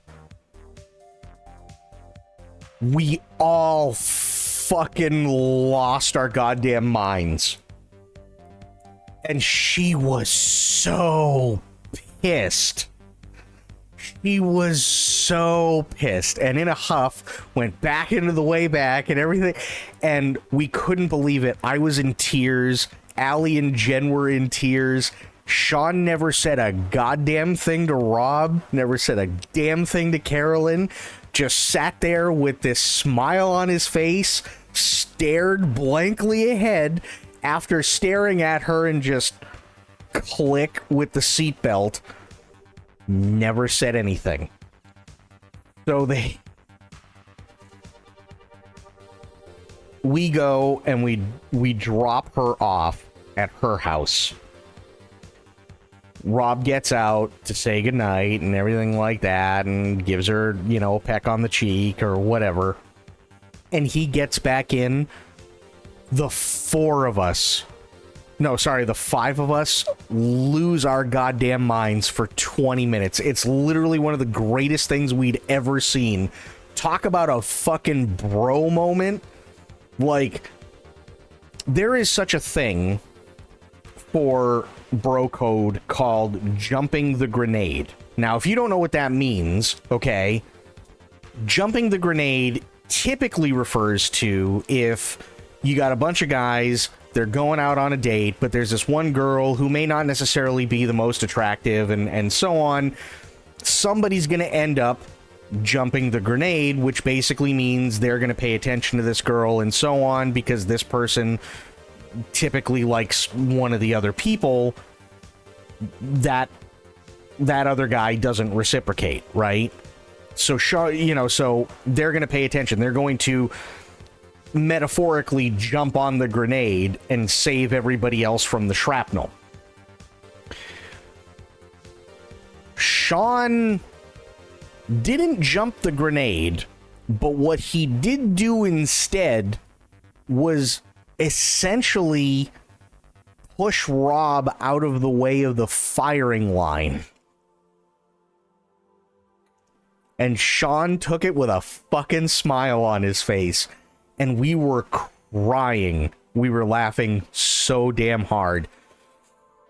And yeah, we were just like, dude, that was easily one of the funniest fucking things and one of the best things we've ever seen in our entire life. We're like, what made you do that? He's like, I mean, Rob wasn't having a good time. And, you know, she was, I mean, aside from basically telling us that every little thing makes her wet and, you know, like grossing us all out, she was kind of a bitch. He's like, so fuck her. You know, like not that way, but you know what I mean? And we just started laughing again. And we're like, dude, that is one of the best fucking things we've ever seen. And then the rest of the night was us just like hanging, because Rob used to live by a lake, right? He lived like maybe a street away from a lake in the neighborhood. So we just parked down by the lake and then just sat on the beach for like, I don't know, 4 or 5 hours and just hung out and everything like that. And it was so fucking good. We were like, Sean was literally, he was not only the hero that we wanted, but the hero we needed.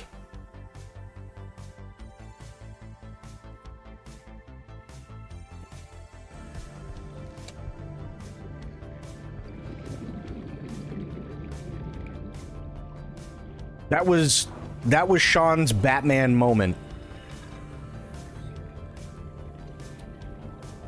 Sophia coming in with 500 bits.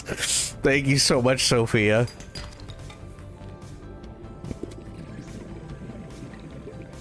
Alpa, what's going on, buddy?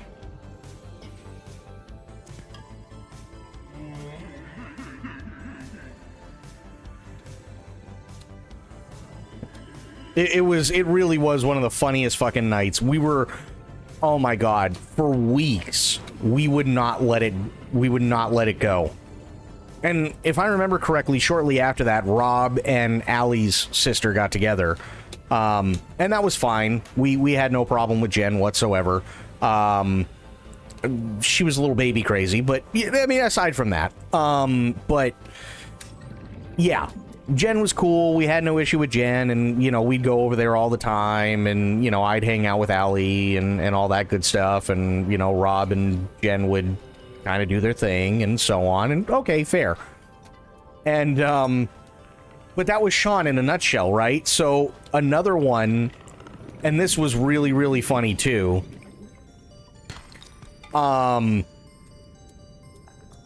So Rob ended up moving at one point, okay? And he ended up moving into an apartment with his older brother, Jamie. And Oxygen. Jamie is a ladies' man. Like, he is. He's kind of the definition of cool, right? He's got this way about him, and you can't help but sit there and be like, nah. Like, dude knows what he's doing, right? He knows he's a good guy. He knows how to treat women, but he knows how to be very suave at the same time. He totally does. So myself and Sean went to go visit Rob one day, and Jamie and his girlfriend are in Jamie's room, and they're having some fun, right? And this is just to tell you the kind of person Sean is. So Sean doesn't think of it, and neither do we, because the door's closed. We, you know, but we're like, okay, we're gonna get some pizza, right? So Sean opens up the door. He's like, hey, Jamie. And obviously they're in the middle of a thing, and Jamie goes, Sean, close the door. And he goes, oh, all right. He walks in and closes the door and then tries to talk to him. And then he's like, get the fuck out. And he goes, oh. And then he turns around and walks out and closes the door.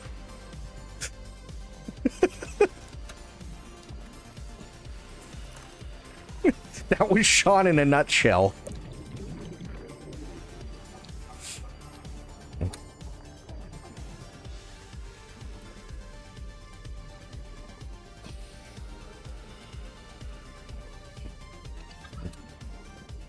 Well, no. So the bed in Jamie's room, the bed was, if you walked in, it wasn't straight ahead. It was 90 degrees to the left, right?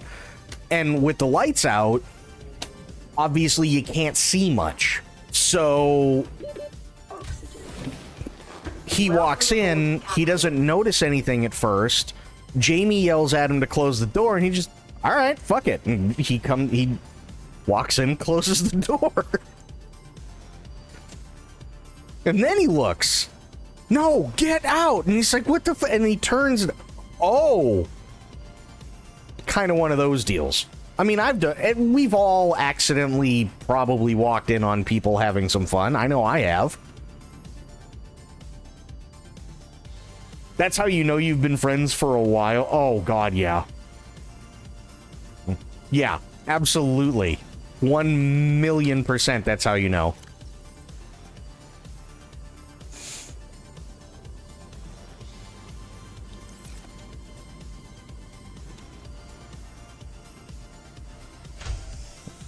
I mean, I've accidentally walked in on... I believe it or not, I actually walked in on Rob. And Jen. which was really funny because I walked in and things didn't click initially. And this is before he had moved. Things just, it was one of those days. Things didn't click. Right? My stepson's GF was so loud, we may as well have been standing there watching. Oh no. So I go and I walk into his house and he's not downstairs. And I'm like, oh, okay, he's got to be up in his room, right? He and Jen are probably watching a movie or something like that. I just walk in because the door's closed. Walk in. And it was one of those, you walk in and you immediately close the door behind you kind of things. And it was walk in, close the door, turn right, hey, what's up? Kind of deals, right? Like all, like within like a second. So I had no time to see what was going on and cognitively like process it. Nor did they have enough time to do anything to stop me from seeing things. So it was open door, close, hey, what's up? Boobs and Jen's on top.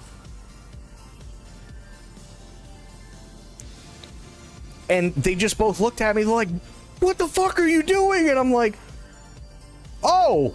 And I just turned around and walked back out.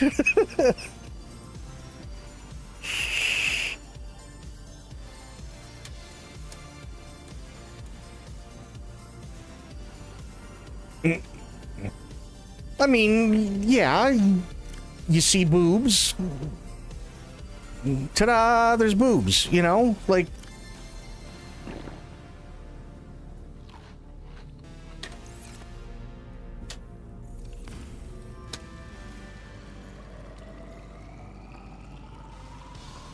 I'm just saying, things happen, right? We've all had our moments. We're not proud of them, but we've had them.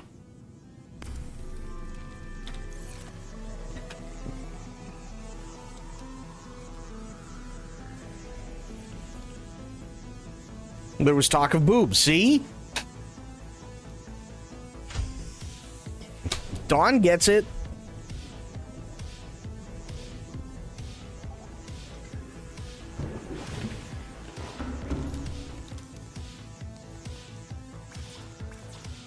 Oh. Oh shit, I need copper wire. Fuck. Okay.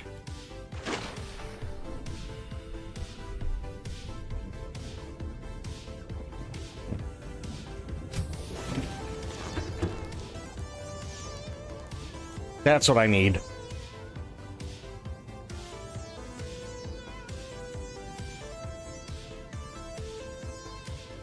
Hang on one second. I gotta take apart my fucking mic. Not take it apart, but give me 1 second here. What's going on here?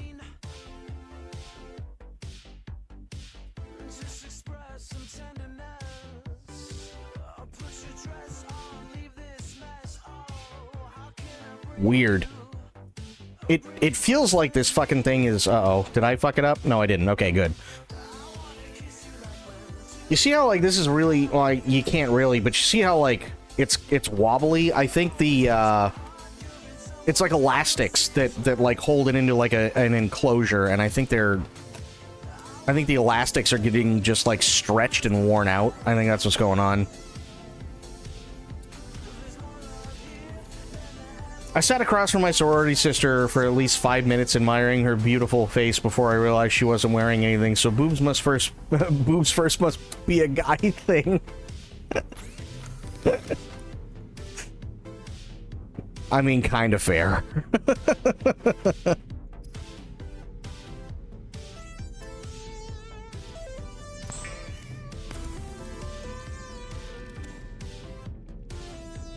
Okay, that's good.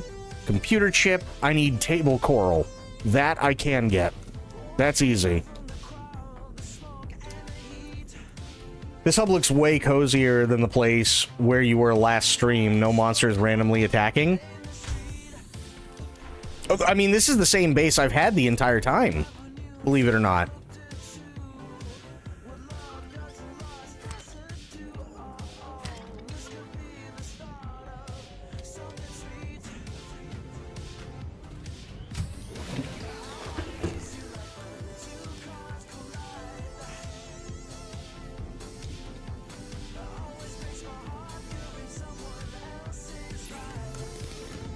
Or like, what was another? Oh yeah.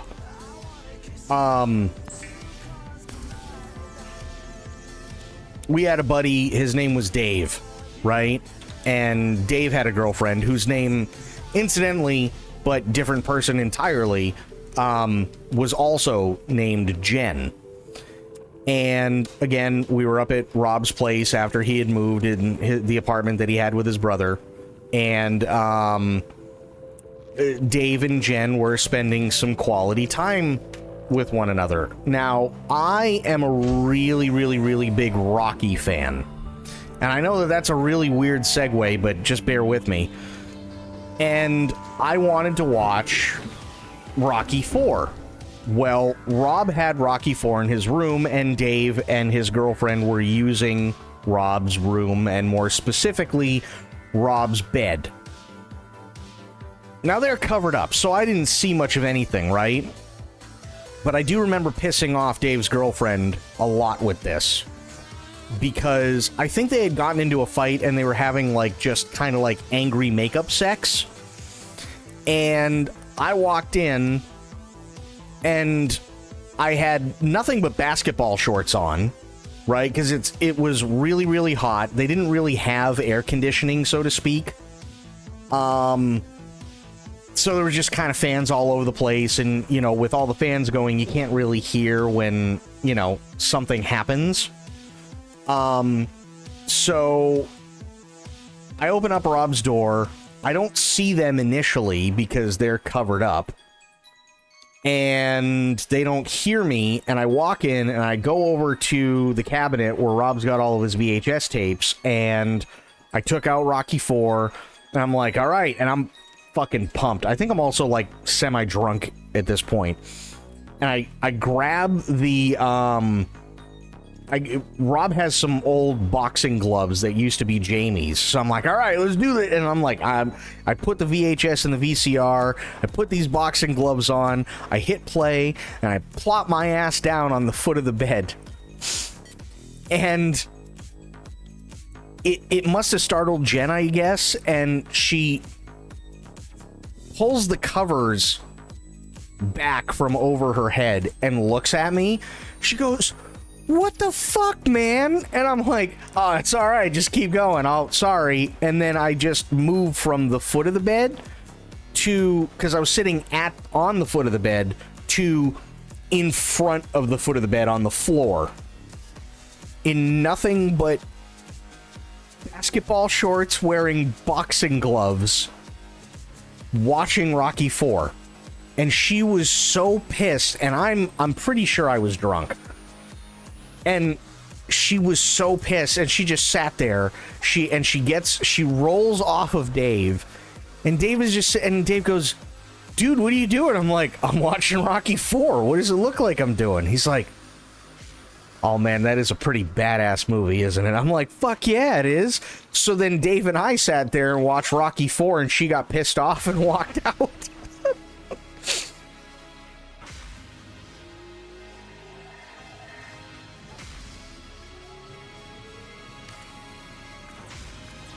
I need more copper wire. Okay. What is wrong with you? Listen. When you're friends for long enough, shit like this happens, okay? You were asking to get KO'd? I mean... Kinda? There was another time, too, I did the exact same thing. It wasn't Rocky 4, I can't remember which one it was, but Dave and Jen had just finished having some sexy time, right? I come in, and, you know, now it's Dave's turn to be pissed. And Dave's like, "Bro, what the fuck?" And I'm like, "What? I waited And then I literally sat down and just, I can't remember what movie it was. It wasn't Rocky this time, but it was some other movie. And I just popped it in the fucking VCR and hit play.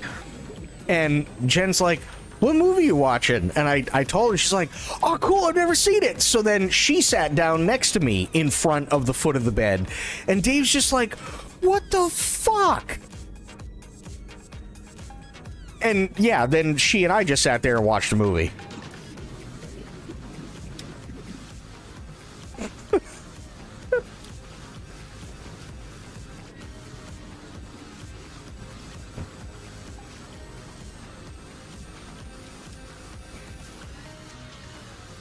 You are a menace.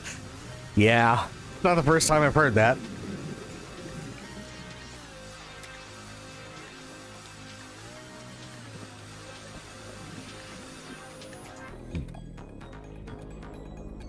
I mean, we used to do stupid shit all the time. We just did.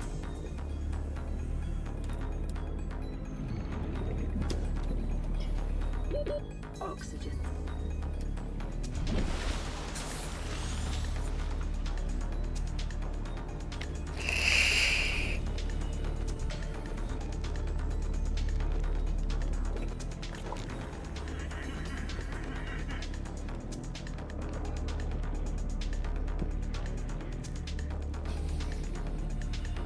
Like, you gotta remember, these are the same friends that, like, so Dave used to have a 1989 Nissan Sentra, which we lovingly called the Pepsi can.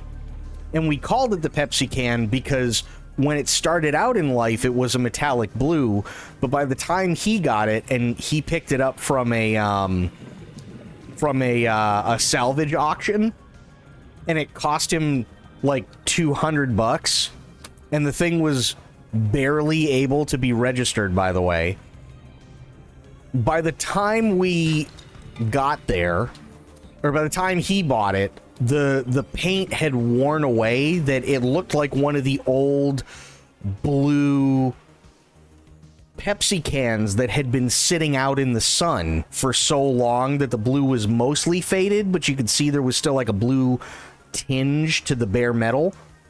So it had two names. We either called it the shit box or we called it the Pepsi can. And we went out for what was called the last ride. And basically what that was Dave had finally gotten enough money together to get a new car. And I can't remember what car it was that he got. I think he got like his stepdad's like Lincoln Mark 7, and he had to pay his stepdad like $1,000 or whatever. But the Lincoln Mark 7 was light years ahead of the Pepsi can, right? In terms of literally everything. So we knew that he wasn't going to get anything even if he took it to the junkyard. We knew he wasn't going to get paid for it for salvage or anything like that. So what we did is we drove it out into the middle of the woods, but literally made sure to hit every fucking thing imaginable. This went for like 4 or 5 hours, by the way. Every fucking thing imaginable. Trees, rocks, bushes. We drove it off like small 2-3 foot cliffs. I mean, we did everything to that. We smashed in the fucking windows. We ripped off the fucking hood, and we ripped off the fucking trunk lid. And like one of the doors finally got so smashed up by like sliding into a tree that it was like kind of barely hanging on. So then like myself, Dave, Rob, and Sean are like hanging on the door trying to like rip it off the hinges. And we're just doing it because we know this thing's a piece of shit and there's literally nothing that anybody's gonna pay for it, right? And we're not doing it for like insurance fraud or anything like that. The thing didn't have insurance on it anymore. We're just doing it because the thing's a shitbox and it's never going to be used again. So we just decided to see how tough this thing was before it died. And this lasted like 5 hours before we finally drove it into a tree. Like just dead on into the biggest tree we could find. And the car itself, the engine stopped. And we were like, oh, I think this might be it. So Dave goes to turn the engine over, and you can hear it trying to like crank over, and you can hear the starter going. And then all of a sudden you hear this clang, like somebody had just hit a bell inside the engine block. Right? That was the sound. That was quite literally the sound of the engine throwing a piston through the side of itself. And that's how the Pepsi can died.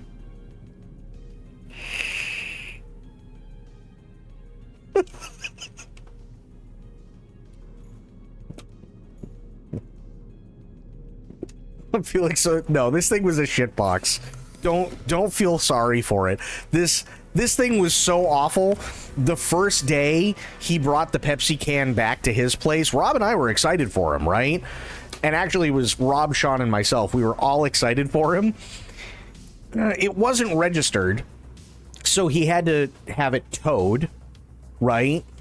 He had to have the thing towed by flatbed back to where he was living with his stepdad. So the thing gets off, and we're like, okay, I mean, it's a little rough around the edges, but it doesn't look bad. He's like, bro, you ain't even seen the best part. And we're like, what? He's like, dude, it's amazing. And he turns the car over, and the AC is on full blast, and there's just plumes of gray smoke coming out of the vents. Which, come to find out later, was because the car had sat for so long that it was burning off, like, probably nests and, and shit like that had been there for God knows how long. And then, so we had to leave the car running to burn everything out from inside the firewall from the vents. So there's just, like, plumes of gray smoke with all the doors open and everything else. And then we finally get all that taken care of, but because the thing had sat there for so long, it was also running on shit gas. So it sucked up a bunch of shit gas that it couldn't use, and then it died and hydro-locked itself. So it had to sit there for another, like, 3-4 hours until there was no more, like, vapor lock. And by that time, we had gotten new gas, and then because the car was so used to running on shit gas, after we siphoned out all the shit gas, or what was left of it, from the tank, we put the new gas in, and we let it sit there, and, we put in an ignition to, get the fuel pump to run a couple of times and stuff like that and everything. And we made sure that the line was full. But now, because it's got good gas and the car's been so used to running on shit gas, the car didn't know what to do. So we went to crank it over and the car wouldn't start at all. That's literally day one of the Pepsi can.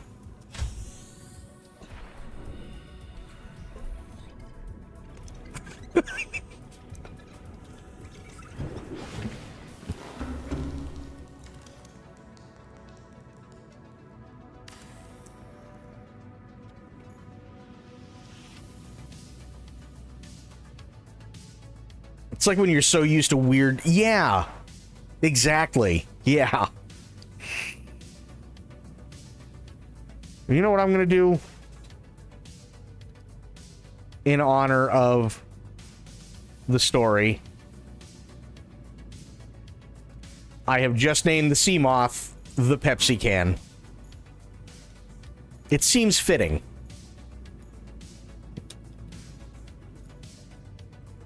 And I am going to attempt to make it the same color.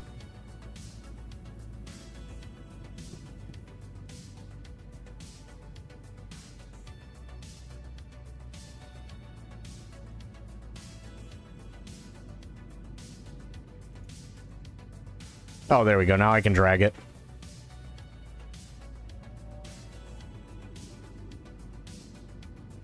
Okay.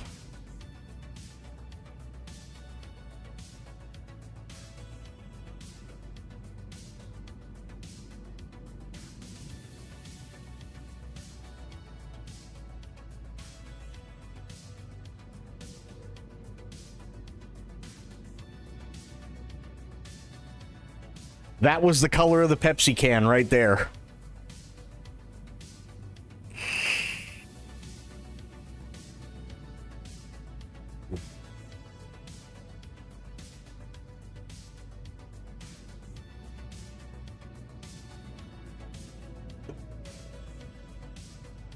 We're gonna give it. I gotta match it a little bit here with a faded red. There we go. Done. There you go. There's the Pepsi can. It was literally, the paint was so worn down, this was the color blue it was. It was like, there's a tinge of blue left still, but not much, but enough to tell you it's not just bare metal anymore.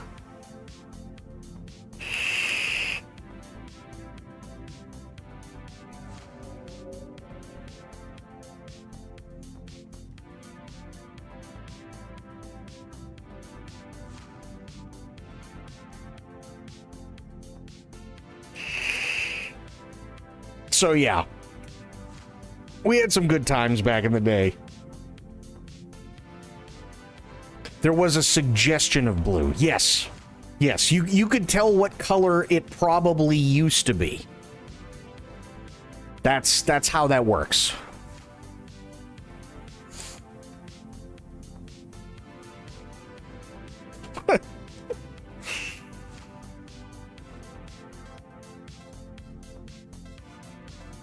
Okay, so this is the upgrade console, right? If I'm being honest, it's not much of an upgrade. I mean, aside from the colors, right? Which is fine. But I can't upgrade anything else on it.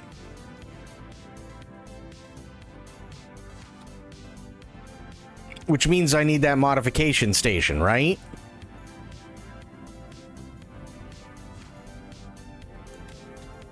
So the question is, how?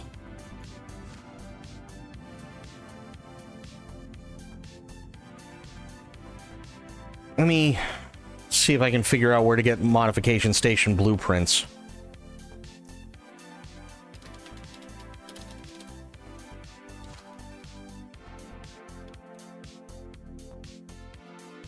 Imagine it mutes you just before you self-incriminate. Oh, God.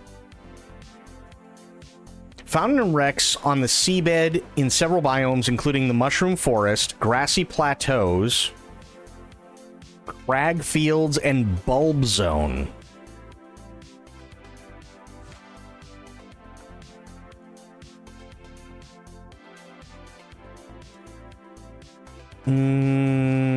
Where the hell is the bulb zone?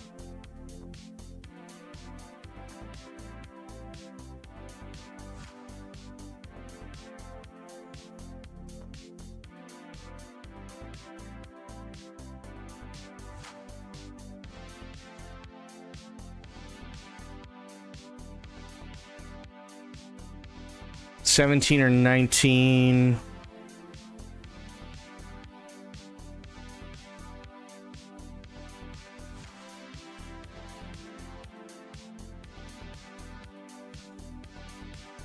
Yes.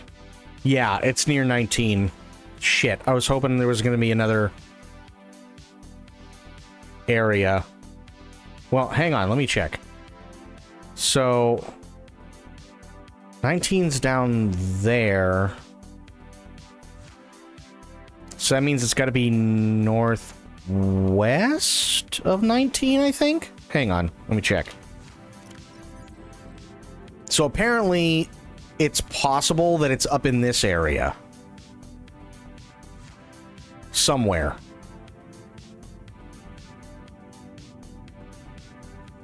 Were you able to craft the depth module? No, so this is, hang on. So far, this is all I can do. I don't know what the hell else to do here. This is it. Like, I can't do anything else, right? Fabricator, oh my god. Common modules. Hull reinforcement, storage, efficiency. No. I can do hull reinforcement. That's always good. I can do storage, and I can do efficiency module. Minimize power inefficiencies. See, yeah. Torpedoes, prawn suit, Seamoth modules, solar charger, perimeter defense system. That sounds good. Depth module. I need titanium ingots and glass. Okay. Titanium ingots and glass. I think I have enough to do that, actually. So, but let me put in the upgrade here. Good. All right. Titanium ingots. Because this is going to help tremendously.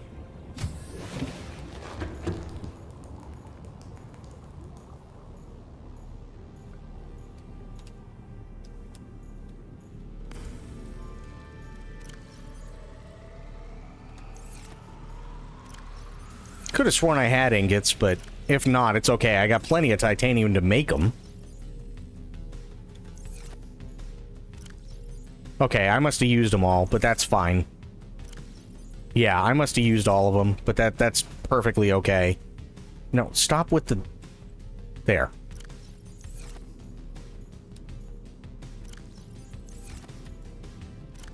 Yeah, okay, fair enough.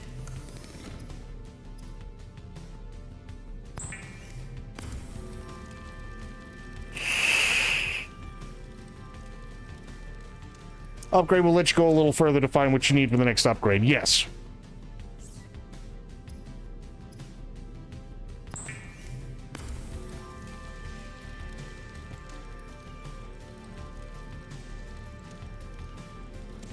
Okay, and then glass. Okay, that should be it. This game does look and feel like one of the most polished ones in this genre. I'm gonna be honest, it really is. It really, really is.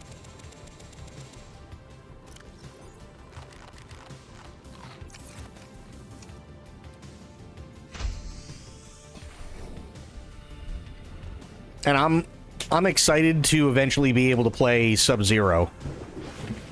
Is it Sub-Zero? Yeah, Sub-Zero. Welcome aboard, Captain. Or no, Below Zero. I keep calling it Sub-Zero. Below Zero.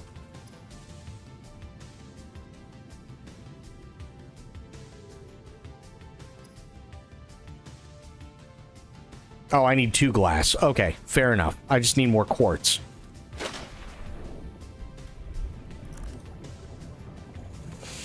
When it released in early access, the core concept was definitely there, but it was rough, especially the performance. I don't doubt it. I don't doubt that whatsoever. But, I mean, I now I also have a PC that's like light years ahead of what the game can really push. So I got that going for me as well.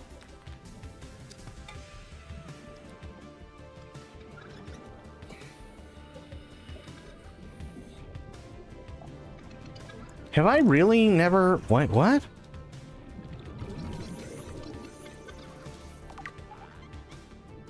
Enzyme host peeper?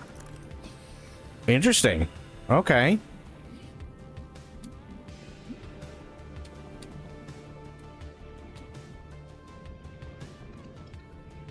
The impact you're making on the game world? Yeah. More of the game chugged until it literally became unplayable. You know, honestly, I don't doubt it.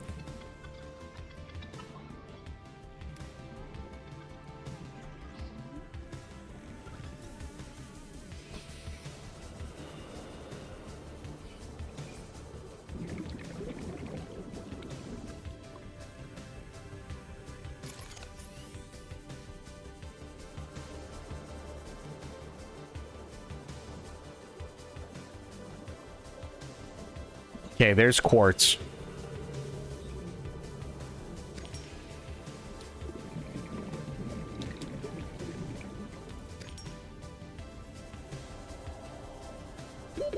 Security safe.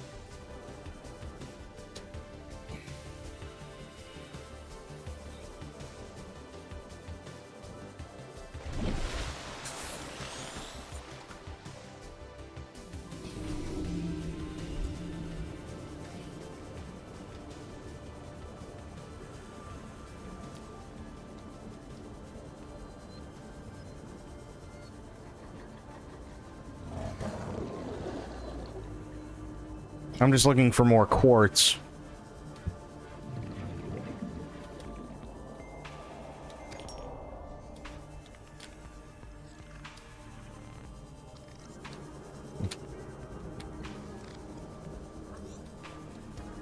But the only like downside, and it's kind of sad, is that Krafton owns these guys now. And they're one of the like first companies to go AI first, which really sucks. So I don't know how Subnautica 2 is going to go.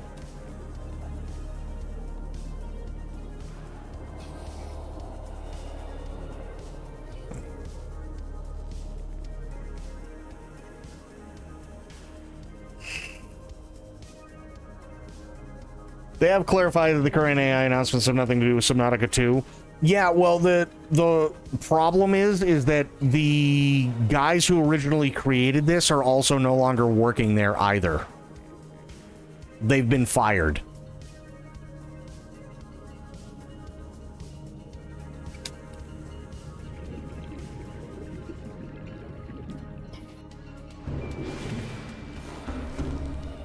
No, I want to go up, not down. There we go.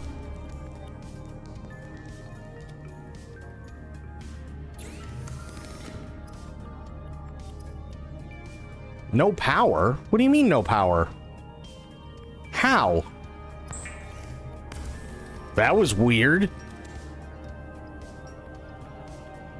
Okay, well, wee bit of a hiccup. We got it fixed.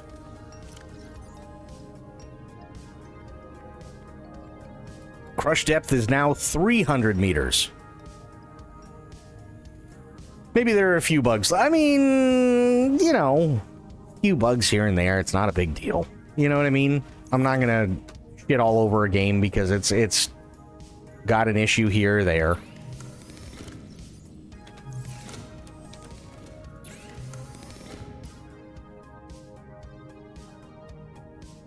Detecting and displaying topographical data on the HUD. Torpedo system. Or a perimeter defense system. Well, I don't have the polyaniline. And I don't have any more aerogel either. Fuck. Okay.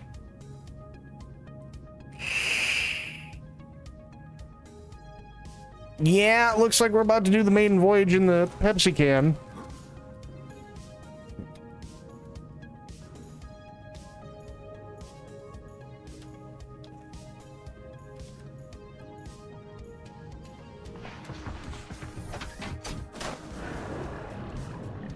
I already have a Systems online. I already have a storage module on it.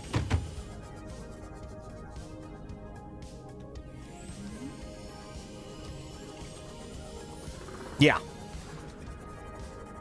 But for future reference, yes.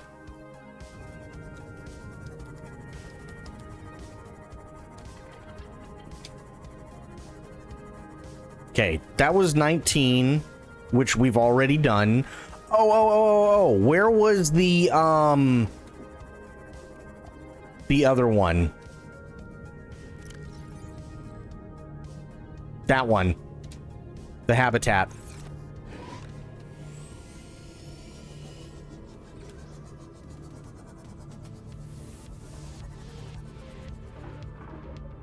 Okay, there we go. Now I can actually kind of go back and maybe explore the habitat a little bit.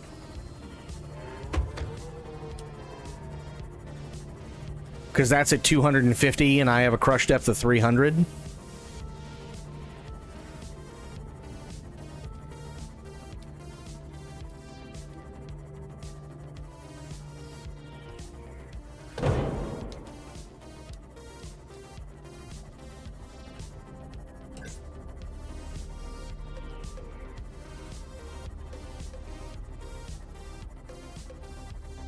Oh, so much better. Ah.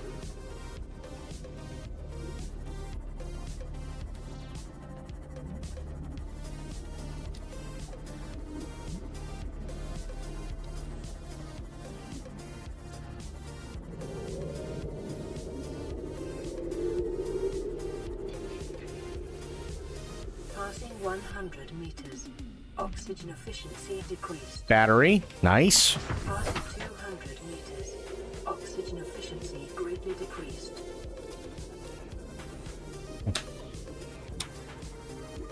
Underwater short game from the makers of Journey. I've heard of Abzu, but I don't know anything about it.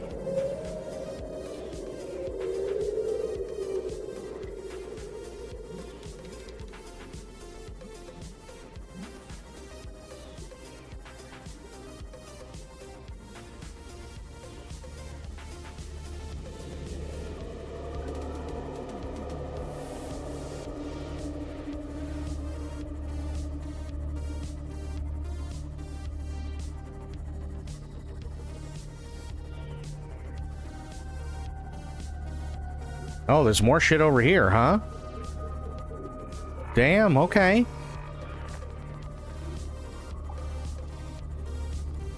Nothing I can actually get, though.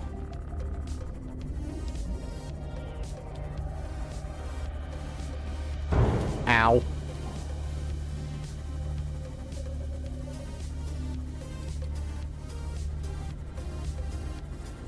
I don't know what these are. Oh! Oh, would you look at that? Oh. Really?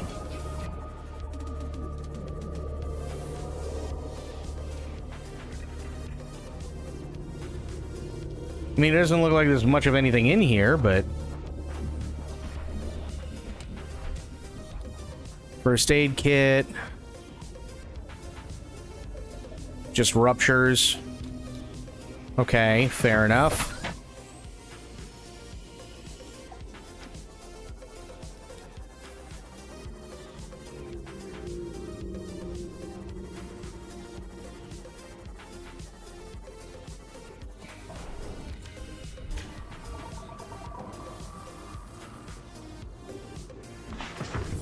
Nice.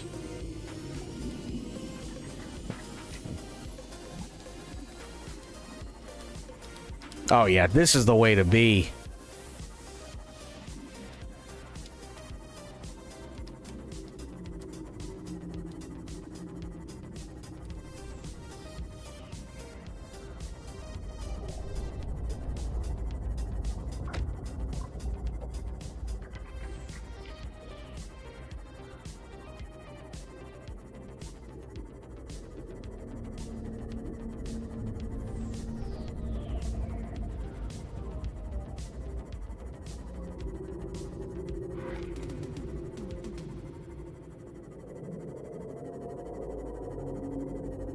Oh, this makes life so much easier. Thank God.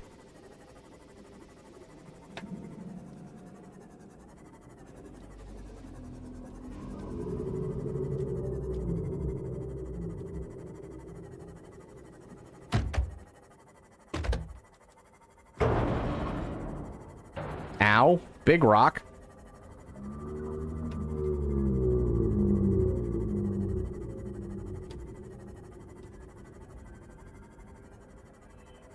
Oh, wait a minute. Wait. I think I can actually go in here. If I remember correctly. I think there's a door that I can cut. Now that I have the laser cutter. Yes!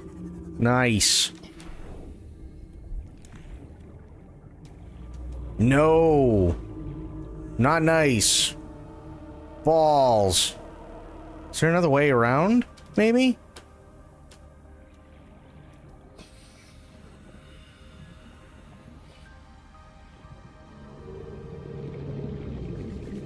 Passing 100 meters.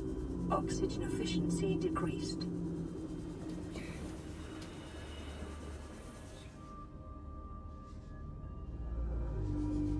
Not seeing another way. Well, that's kind of a bummer.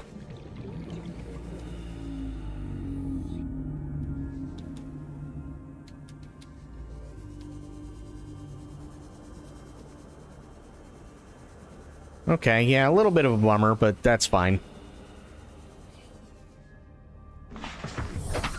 The Pepsi can is doing good.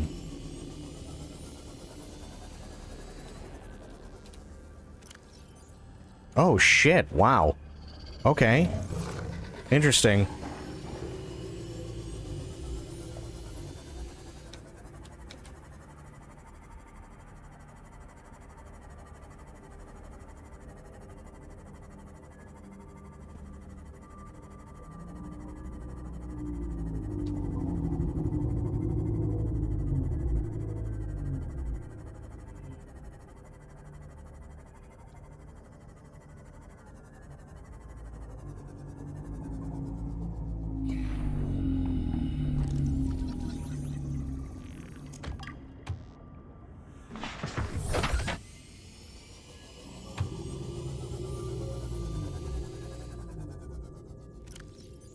Okay, good.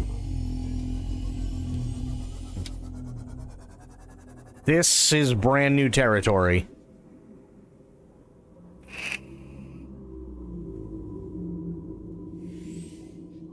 Hang on, save. Good idea.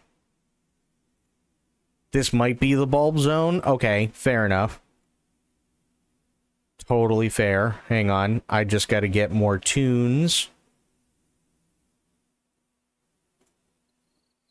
There we go.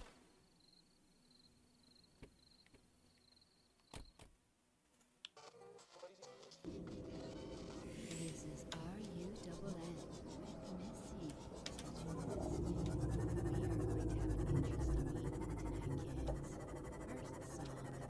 Yeah, there's a warpy asshole.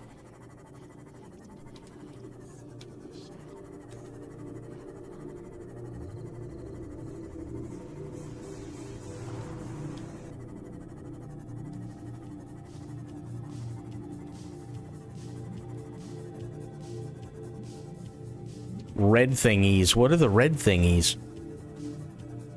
I saw them, I just don't know what they are.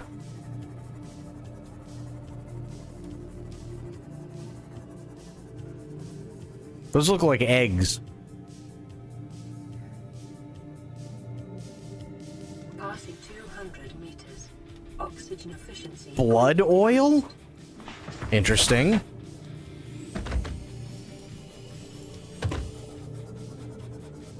I'll have to scan another one when I find it.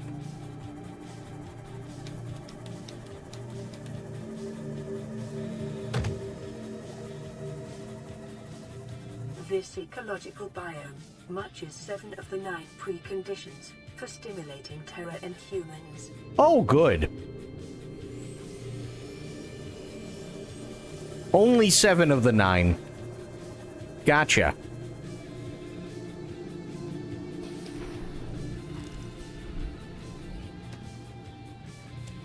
Interesting.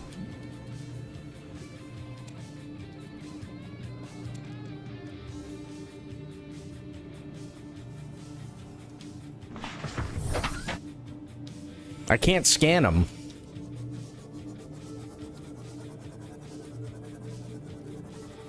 Maybe I can scan this, though.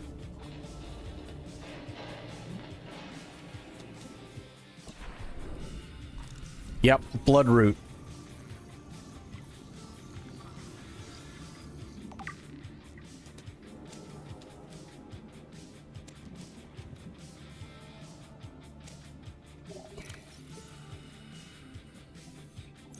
Okay. Welcome aboard, Captain. What are the green things?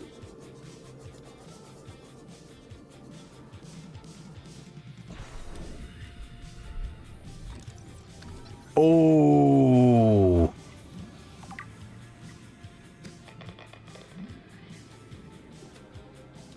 Inventory's full. Fair enough.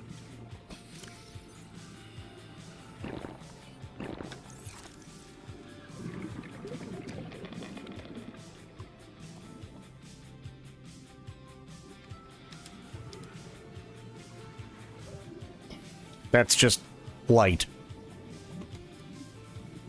Time to build some bombs.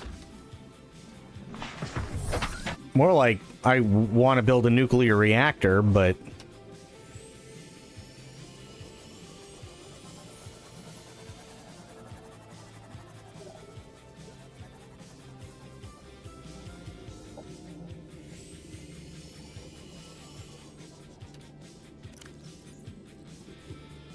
Damn, this goes deep.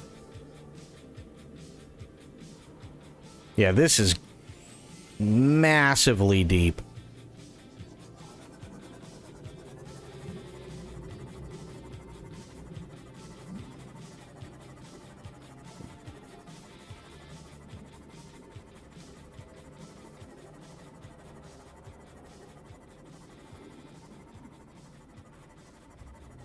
Don't forget you do have storage. Yeah, that's true.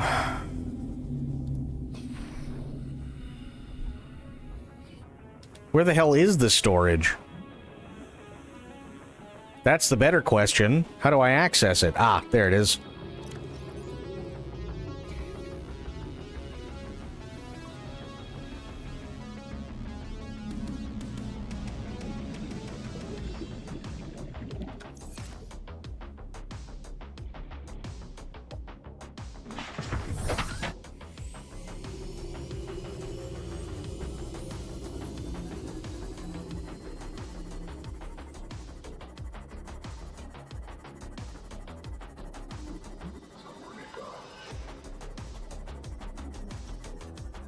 I'm getting a headache, so I will see y'all later. Y'all take care and stay safe. Sophia, thank you so much for being here. Always love and appreciate it when you are here. Have yourself a good night, and we will see you next time.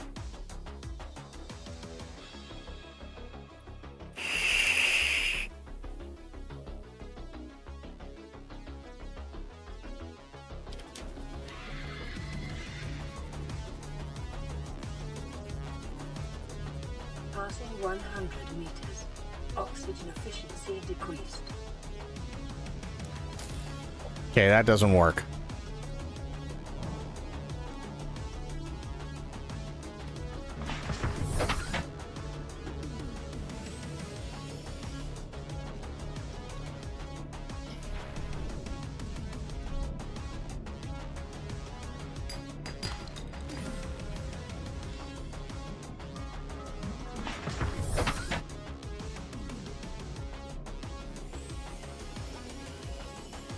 Oh, it is dark as shit here. Wow.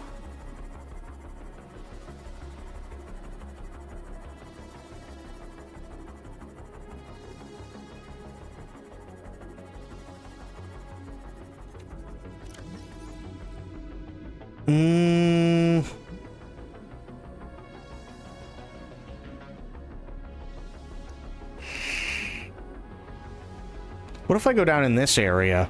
Now that I actually can. Because that's 300 meters. Yeah, fuck it, let's do it.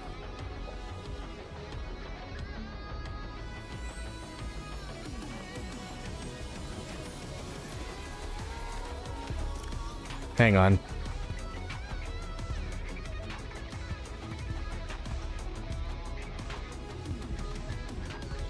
No, you know what? I'll go back to base first. I just saw my hunger.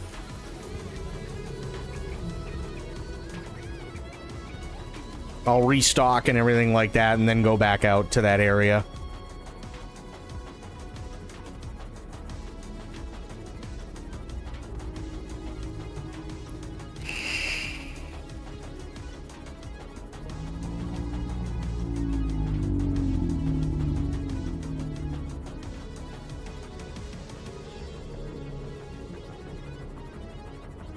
Because now maybe I'll be able to find that last modification station blueprint. Maybe some more Cyclops shit too, I don't know.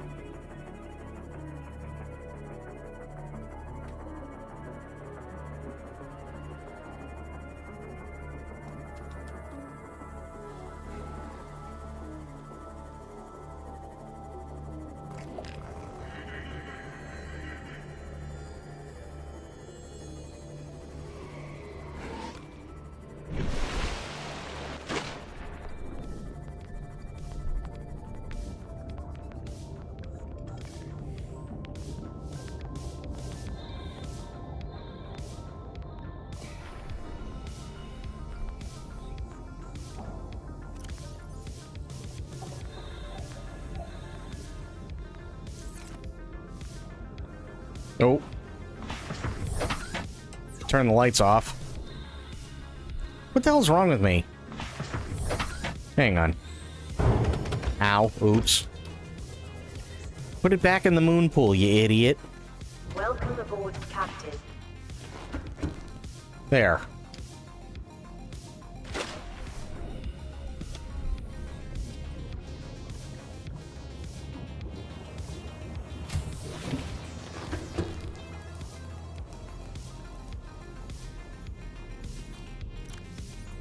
Yeah, we're still good there.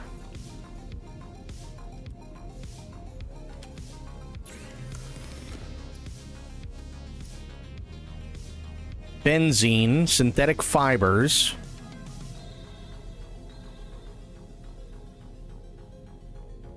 Salt and deep shrooms, okay.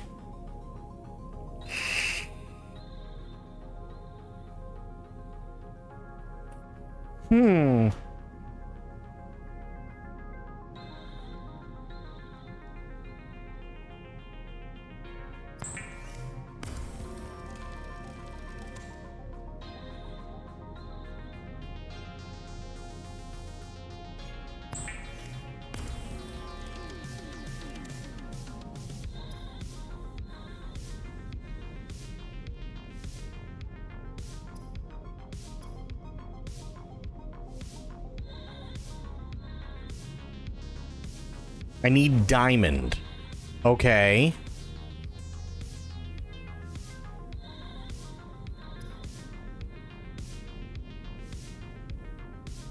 I might have diamond somewhere, actually.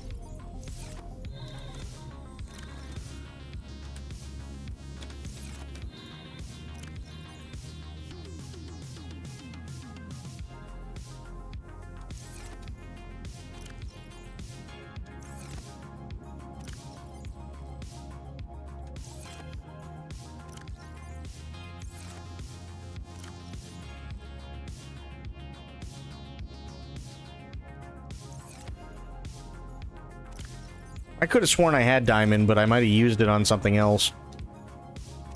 That is entirely possible. Okay. Do that.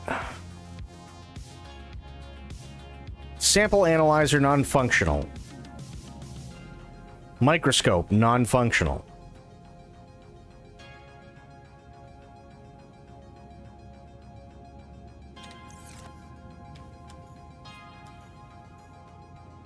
Okay. So here we will do a shelf.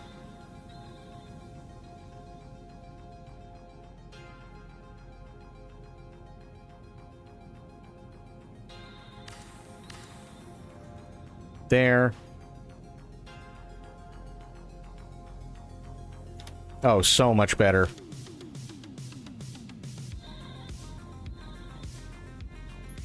Nice. And then microscope.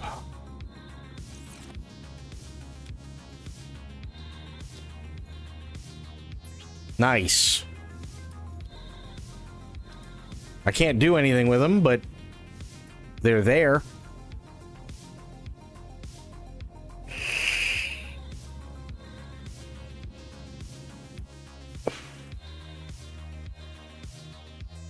You know, honestly, like the biggest thing when it comes to this is trying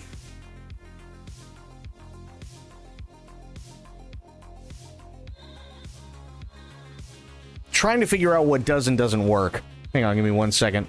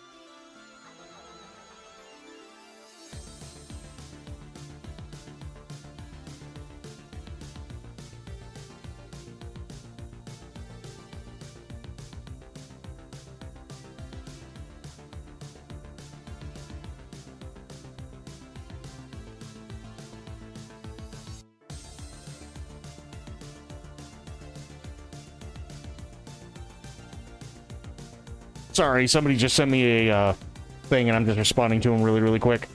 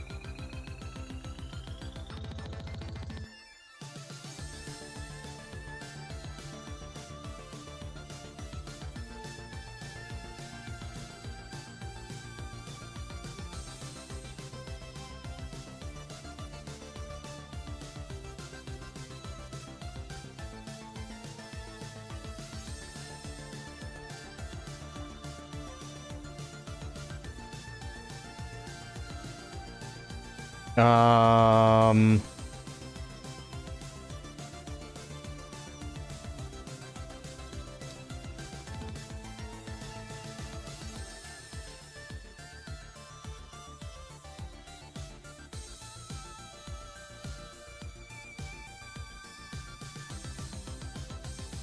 Fuck, what were they called? I'm trying to remember. Hang on, I gotta look something up, sorry.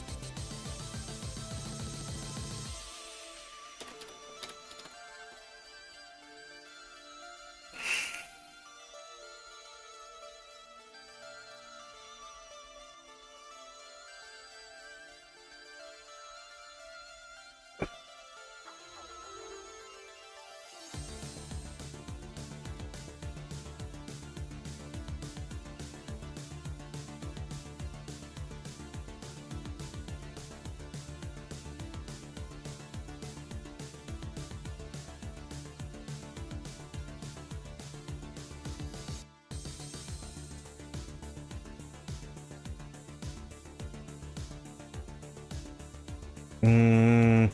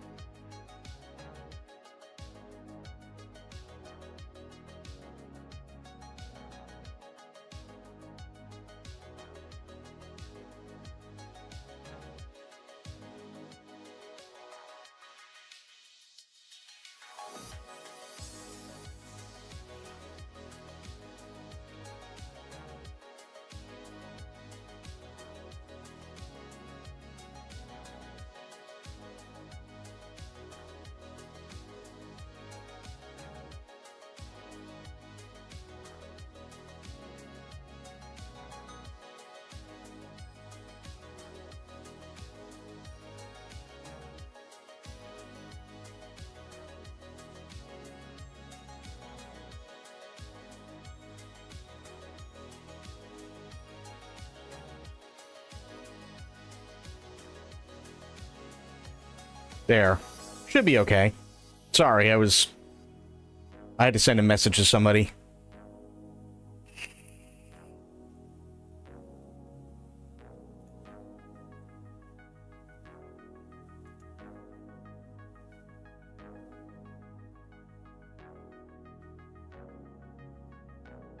Mm.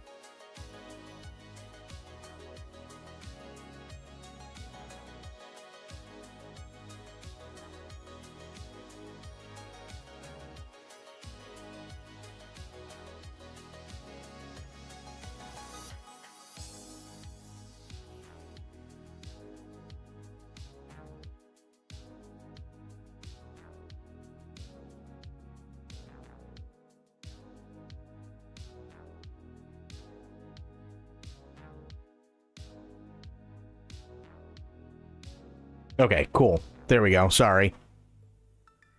All right, back to this. Be sure to get your groceries from the car. What, like the blood oil? I did get the blood oil. Oh, the uraninite. Is there anything I can do with that? Hang on. It doesn't look like I can do anything with the uraninite yet.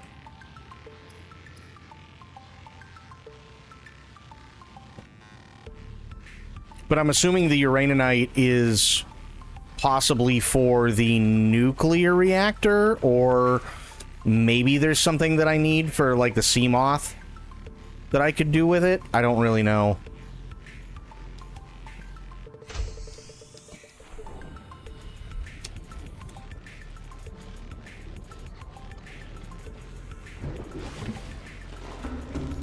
Let me see.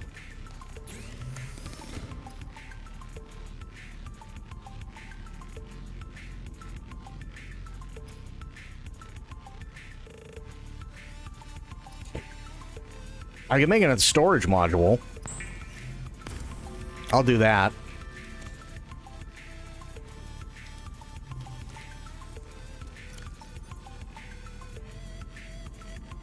There we go. Oops. So I got 2 storage modules, which is really nice.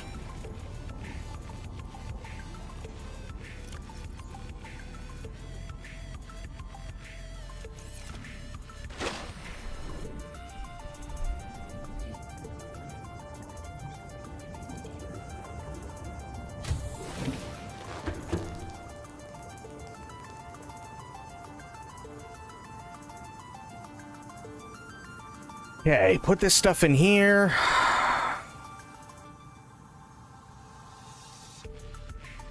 Nice. Dictates their position on the ship. That makes sense. Yeah. I mean, right now I have them on either side of the actual cockpit up top, so it's not terrible, you know what I mean? Which is fine.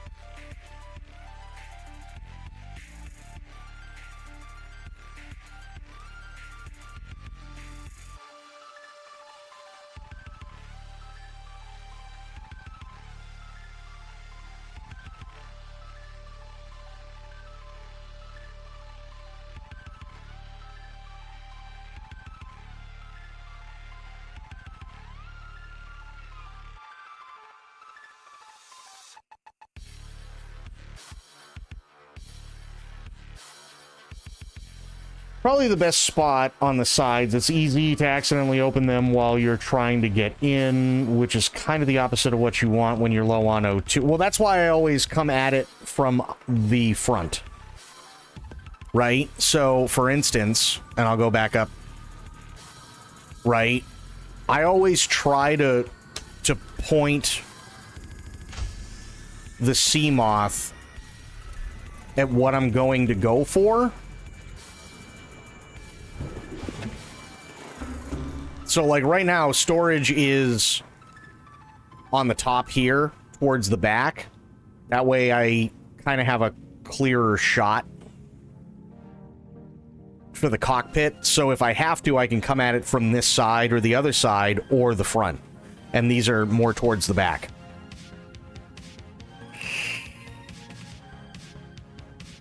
So that way, if this is pointed and I got the lights on and this is pointed towards what I'm going for, all I have to do is just turn around 180 degrees and just go straight for it. And I'm literally right where the hand would be to open up the hatch. That was my thought process.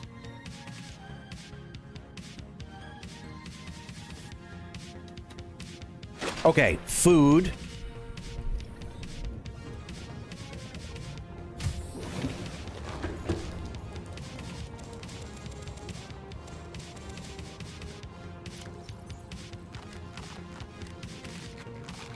Nice. And I got plenty of water. Yep. Got plenty of water still, so that's good. So, let's go down, let's go back to 19.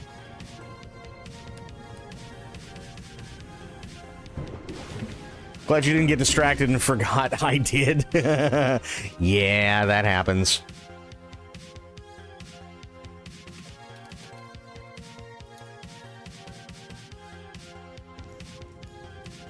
Okay.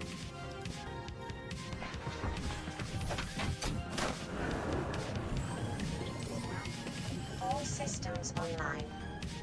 19, there we go. Spectre, what's going on, buddy?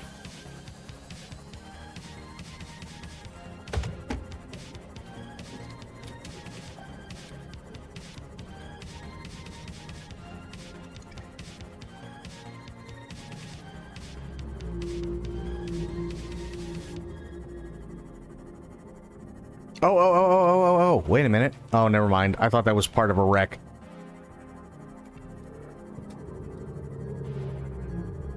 But now I can also keep my eyes on looking for the bigger wrecks anyway, which is really nice. Because now I can go that fucking deep.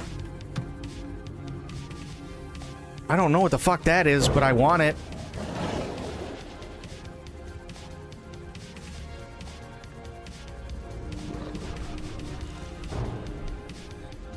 Mobile vehicle bay fragment. Fuck. Okay, well, whatever.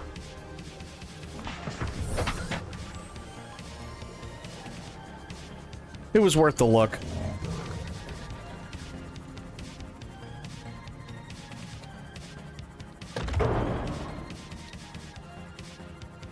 Parts is parts. Yeah, I'm just, especially when you're like, you're trying to find certain things, you don't, at least for me, I don't want to like overload myself with stuff that I could probably just pick up when I'm doing just a supply run.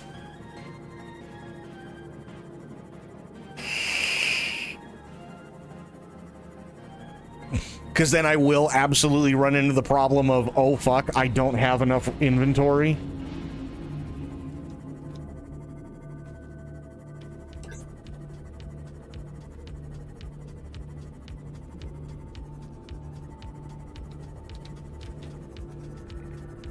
Okay, can't go that way. That's fine. Ow.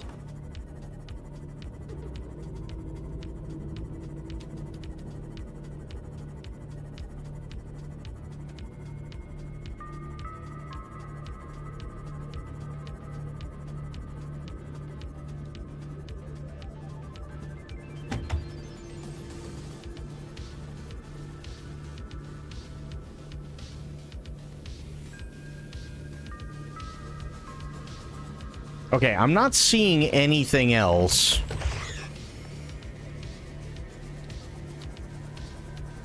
But let's follow this.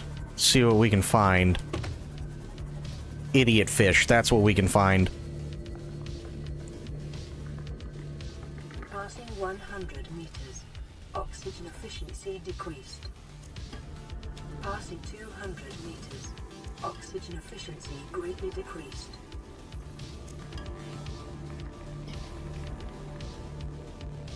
Okay. Is this diamond? No, it's quartz, but I'll pick it up anyway.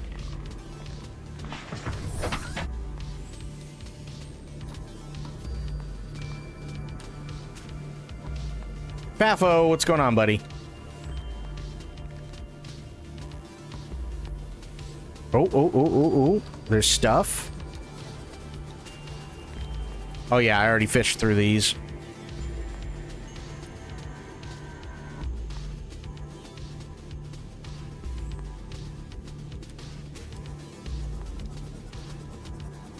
That's the vent. I'm getting close to crush depth, so I'm trying to be careful.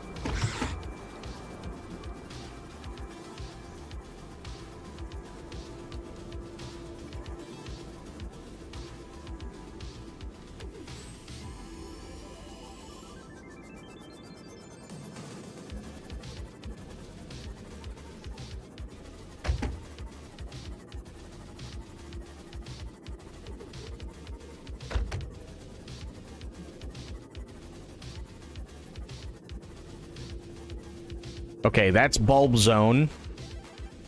We know that. Yep, that's bulb zone.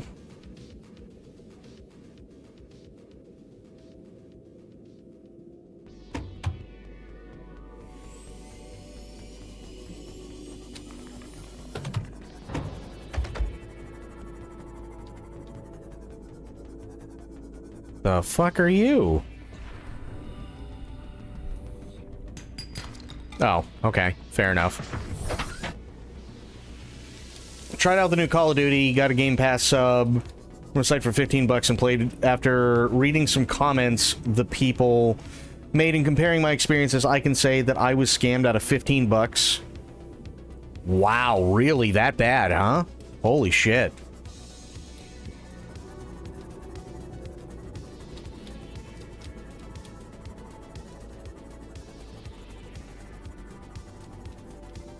Damn.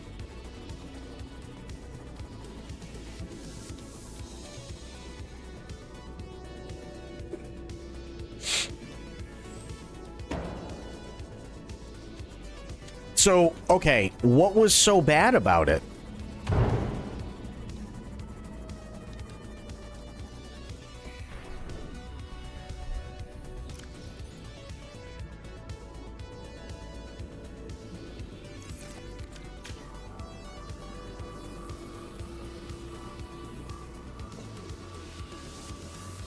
Well, okay, but you also have to remember, IGN is fucking stupid. Right? So, I wouldn't take anything they say very seriously. There was, believe it or not, there was a thing that came out, video, I think it was like maybe 2-3 days ago at this point, that said the reason why you have things going on, like, for instance, Claire Obscure getting snubbed by the Grammys. Okay, now I know that that's kind of a weird thing to say, but hear me out on this, right? So for those who didn't hear the news, Claire Obscure is on the Billboard Classical Top 100 charts. And it's been there for 10 weeks. All right? For those who don't know, Billboard is, and that's the entire soundtrack, by the way. But for those who don't know, Billboard is basically like it's a list of the most popular songs. They have classical, they have pop music, they have rock. They also have like a top 100 of like most popular songs all together. But that's what it shows you. The Claire Obscure soundtrack is on the Billboard top 100 classical list and has been for 10 weeks.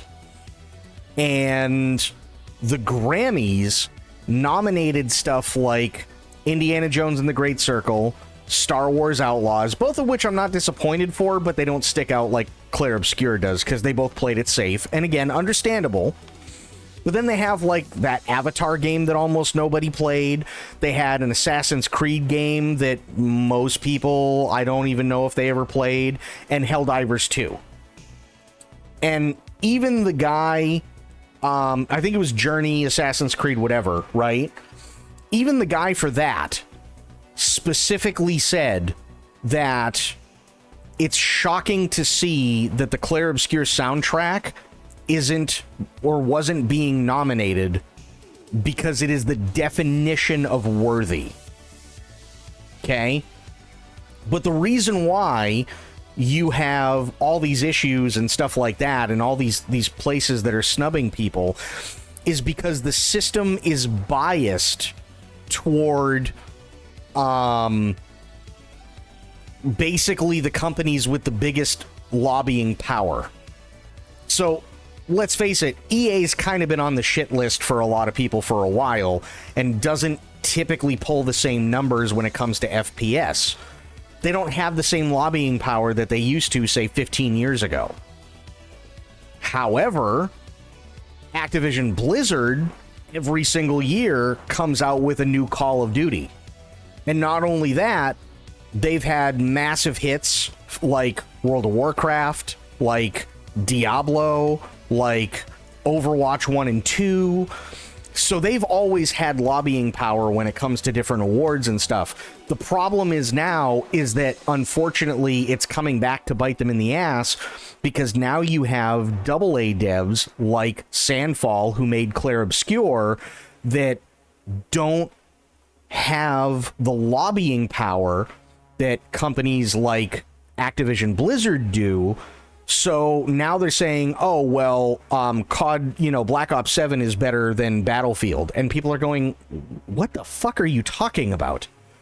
Right? Or stuff like, oh, yeah, no, Avatar definitely deserves to be on that nominated list. But Clair Obscur, easily one of the most popular and best games to have come out in the last decade, and in a lot of people's eyes is one of, at least in their top 10 best video games of all time, mine included. That game isn't even being nominated, so now it's coming back to bite them in the ass. That's what it is.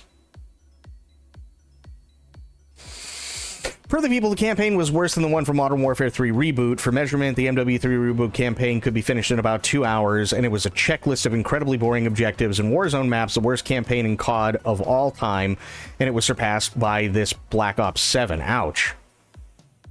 IGN did a video of how PlayStation late game have the same plot, father-son-daughter relationship, how it became kind of repetitive, like how. Okay, so although I don't necessarily disagree with them, the other issue too is that they're also oversimplifying, and the reason why they're oversimplifying is because they're not objectively looking at games. And a lot of places are not objectively looking at games, right? They can sit there and they go, oh yeah, the response time is great and the scenery looks great and the soundtrack is great and so on.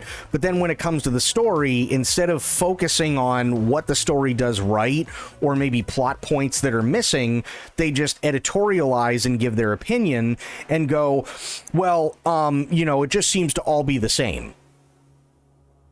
And it's like, okay, well, tell me how God of War in any way, the story for God of War, or as we call it, Dad of Boy, right? Tell me how God of War and God of War Ragnarok, story-wise, are anywhere remotely close to Horizon. But they don't. They just generalize, right? But because, and again, I've said this many, many times, because they're in a position where you have some modicum of authority, like streamers or like content creators on YouTube do, or things like that, because they look more official. They can say something like that and stupid people will believe it, right? So I can sit here and I can tell you that, oh yeah, no, IGN is biased and this, that, and the other thing and yada, yada, yada. And because I'm on camera and I have a microphone in front of me and I'm telling you live, statistically, you're more apt to believe what I'm saying, because not only are you guys here and you enjoy the content and you enjoy hanging out and you like what I do, but also because you trust what I have to say, and because to some extent I do look more professional than just some idiot with no camera on and just types in chat every once in a while, right? Same thing with places like Kotaku, IGN, and a lot of other places, because they are in some sort of official capacity when it comes to supposedly reviewing video games. Right? And because they get to editorialize, and they're basically getting these games for free, and they only play them, generally speaking, for maybe anywhere between, say, like 4 to 6 hours, unless they specifically say how long they've played. So if they go, okay, well, I played Black Ops 7 and I thought it had a better campaign and everything like that, fair. But if you only played it for, say, like 2 hours because you've got 7 other games that you have to review, and you don't get to the part where everything falls apart and it's just complete shit from there on out, then your opinion is only based on, say, like the first 2 hours. Which means that it's not an objective review, because you can't object. It's physically impossible for you to be objective about it because you haven't played it. You know what I mean?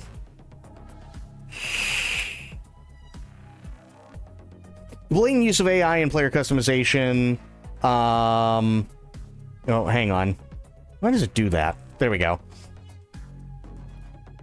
The blatant use of AI in player customization, in which you can definitely see Studio Ghibli AI generation and calling cards and emblems. This also applies for store bundles and skins in Black Ops 6. It will definitely happen in 7 too. I'm not surprised. I think it was here, but I've seen and also heard discussion about how bad the media has gotten for games and game reviews, but all mags are becoming piss poor. Oh yeah, no, they're all becoming, like, bad.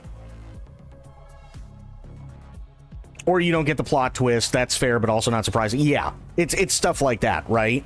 So, like, when it typically comes to a video game, whether, like, for instance, I did this for God of War and God of War Ragnarok. I finished God of War, and I said, God of War was fun, but my problem was the enemy detection, where, you know, you've got a million things going on. Your FOV is really, really tight behind Kratos, so you can't see what's going on around you. You don't really have any situational awareness other than colors that are, you know, going along the edges of your screen. And you're supposed to be able to do that plus fight at the same time. It's not the best system. So when I went to go play God of War Ragnarok, those things that I talked about, that I said I didn't particularly like, they changed it. Because even they acknowledged, okay, maybe this is too much, maybe it's a little bit of an overload, there has to be an easier way to do this. And I praised them for fixing it and making it a better system, and for giving us better camera controls and, you know, a more dynamic camera and stuff like that. Did I like the story more? I think it was on par with the original, but I think it makes up for, say, the expansion of the story in a way I would have liked it personally. They made up for it in the systems that I didn't particularly agree with because of how functionally they worked, and they replaced them entirely, right? That's more of an objective thing, because I'm also calling myself out, saying, well, this is a personal thing and so on, so everybody knows, okay, take this with a grain of salt, versus what they do is just, oh, well, I mean, the combat sucks. As if it's a statement of fact. You know what I mean? The Warzonification of the Zombies game mode that made the game mode more complicated, annoying, and harder to scale. The devs added a classic mode too for zombies, but it still remains the elements from Warzone that people wanted removed, and the response was, it is impossible for us to remove them. The fuck do I need shield and plates and zombies for? Yeah, it's... Again, it's IGN being IGN. Sadly.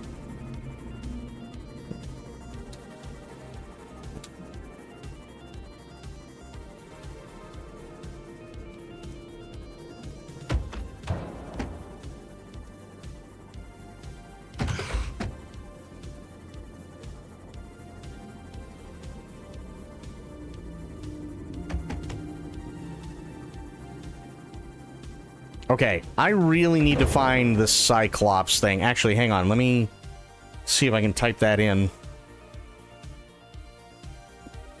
I want to keep that map up.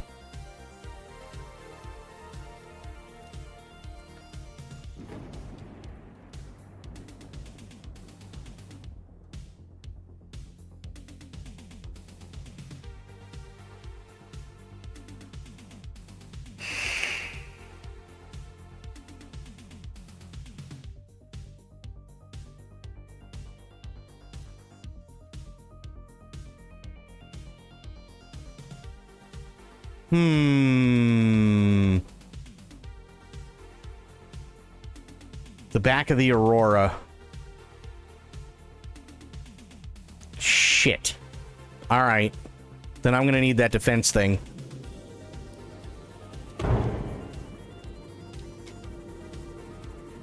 Need the sleeps, so I'm taking off. Thanks, Shadow, and I'll take care. Crit! Always appreciate you being here, buddy. Thank you so much. And have yourself a good night and a great start to your weekend, and we will see you next time. Absolutely. What is this?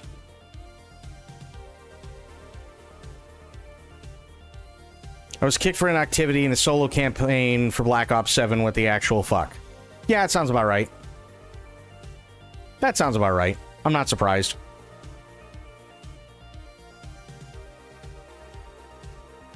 I got other annoyances that are mostly from Black Ops 6 that I noticed they transferred to 7, but it would take me quite a long time to list them. The TLDR of it is 7 is 6 Part 2 unofficially and just serves as a wait time till the next Call of Duty. It is a time waster and a store veiled as a game. How in a solo one? Because chances are you have to stay connected to the internet in order to play the campaign. So when you play the campaign and you're on pause, chances are what's happening is that, let's say you're going to make a sandwich or something like that, or you're going to make, you know, soup, or you're going to make dinner or whatever, right? And you're gone for an extended period of time. That timer is probably meant for multiplayer, but because Activision Blizzard don't know what the fuck they're doing anymore, and because you have to probably be connected to their servers when you to play even the campaign, when you time out, you just time out from everything in general. That would be my guess.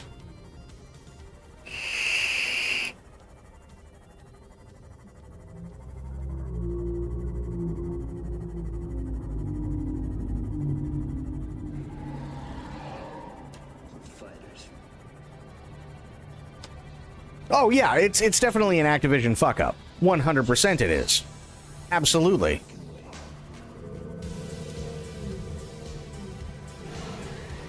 I mean, I know a lot of people, like, they don't like the fact that, you know, I shit on certain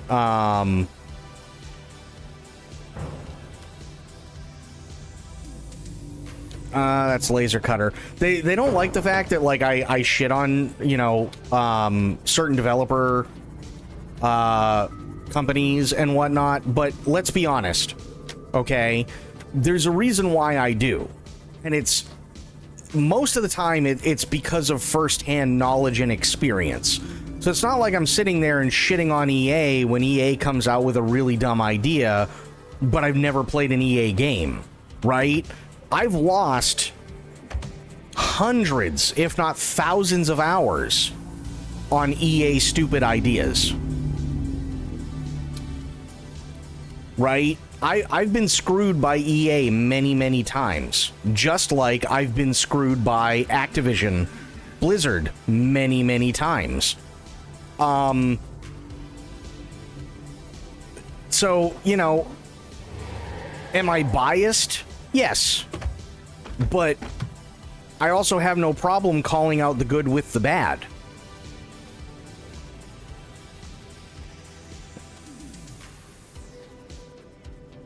Funny thing, it is on purpose. This is to make the load on their servers lighter, as to not have a player AFK on their servers, because the game is always online, even on campaign. Yeah. Yeah, I'm not surprised. I'm not surprised at all. Sadly. And it sucks, but what are you going to do?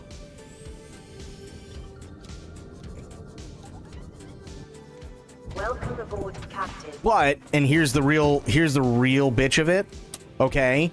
The real bitch of this whole thing is that people always want shit to change, and that's not necessarily a bad thing. However, if people keep buying the same shit over and over and over, they're not teaching these developers anything in terms of what they can and can't get away with. They'll just keep doing it because people are too stupid to not buy it. Zen is being mean to me because I'm drunk. Oh boy. How drunk are you?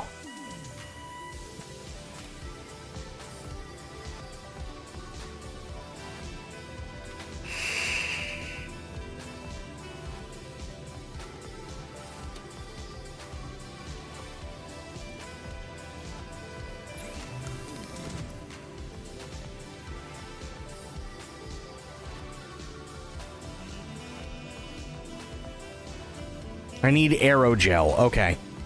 That's what I need.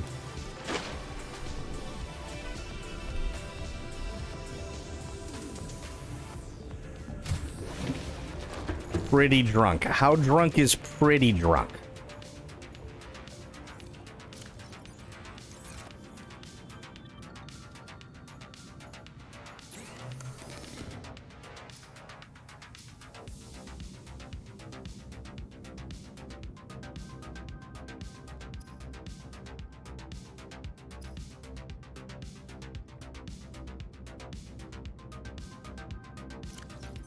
Rubies? Wait a minute.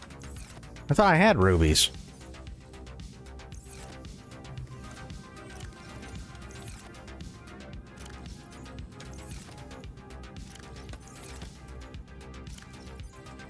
I'm thinking, like, in a devs reunion, like, how do we make an experience more confusing online 24/7, and even if you are, you can get kicked out of a solo campaign? They're not thinking about that, though, right? This is the stuff that I've been talking about for a while. They don't care about your experience. And they have not cared about your experience for a very long time. They care about making money, and that's it. That's all they care about. They just want to make as much money as possible. They don't care whether you like the game or not. Why? Very simple. Because it doesn't matter whether you like the game or not, you already bought it.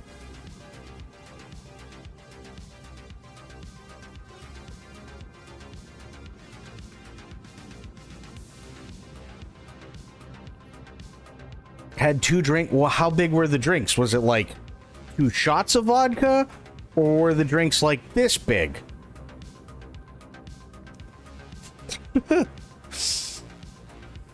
Black Ops 6 Zombies got praised because the devs added a save file for solo games, meaning you can play solo save, load it later, and you would be playing on the round you saved at. The issue, it is because they put a timer on you. They put a timer so you cannot be AFK. If you're AFK for 15 minutes plus, you will be forced out. Why? Because they don't want you to be wasting time on their servers, and it would be fine if the loading back into the game always worked, but of course it doesn't. Yeah, of course not. But again, unfortunately, that's a very Microsoft way of doing things, too. Sad but true.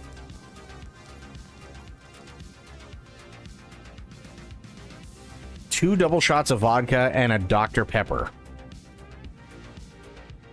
Wait, so you had a double shot of vodka and a Dr. Pepper, and then another double shot of vodka and a Dr. Pepper? Or was it 4 shots of vodka and a Dr. Pepper?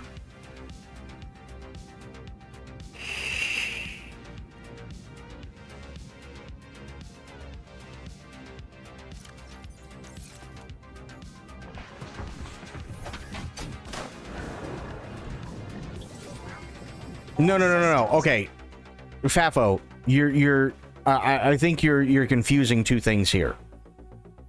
You have to be connected to their servers to play the game. It does not matter whether you are in single player or whether you are in multiplayer. You have to be connected to their servers, period. Okay?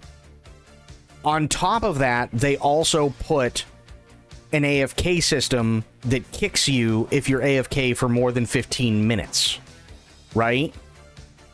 That way, you're not holding up resources on their server. The two things are not mutually exclusive, but in this case, the result of them being part of the game makes for a bad situation.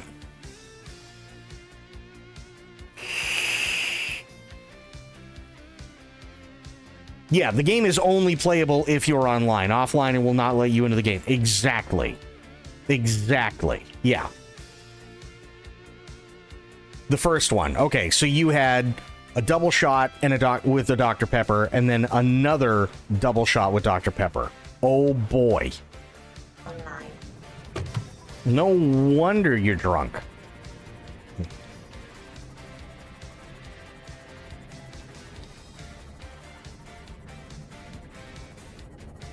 This applies for, obviously, the multiplayer, oddly for zombies, and stupidly for the campaign. Yeah.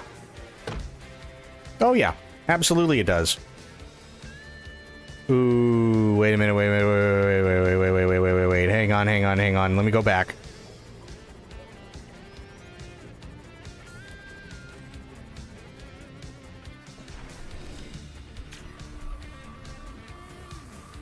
There we go. They won't let you? What do you mean they won't let you? Is there like an allotted time? Because I'm not gonna lie, it's actually kind of funny. If there is.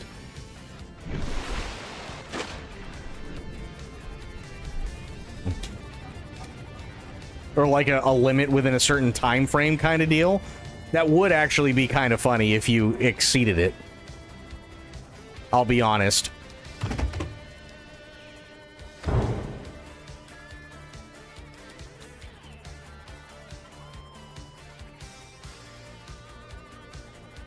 Count subs, and they went, nah, lady, you're not sending more subs to Mr. Streamer. Well, okay, but just know I really do appreciate all of the gifted subs. I really do. Holy shit, I really do. And thank you. Seriously.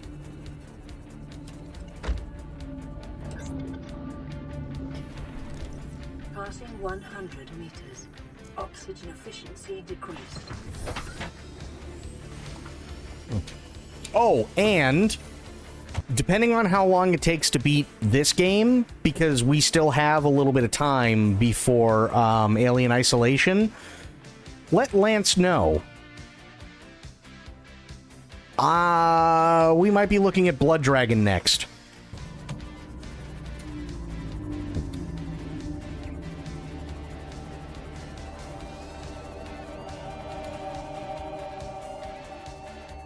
Yep.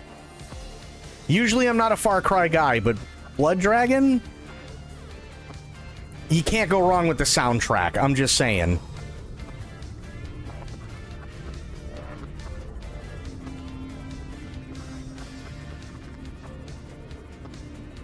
Everybody I've ever talked to about Far Cry universally says that Blood Dragon is one of their favorites by far.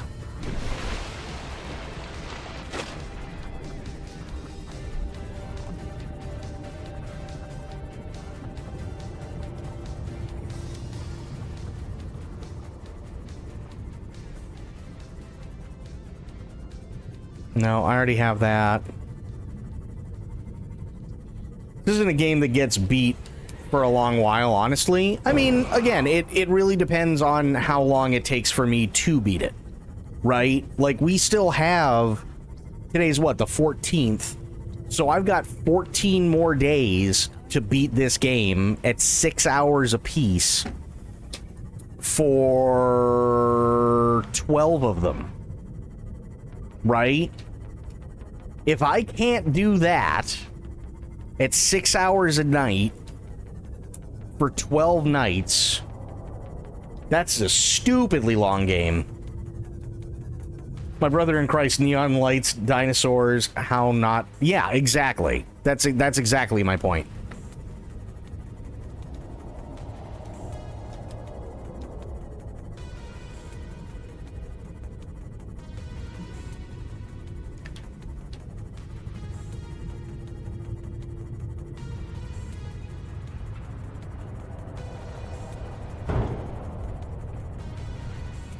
Uh-oh.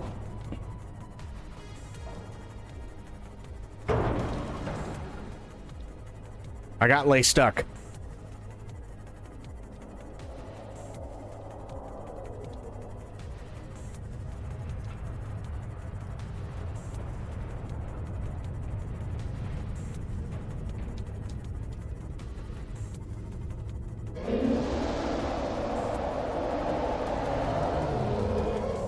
Doesn't matter, just keep going. Just go.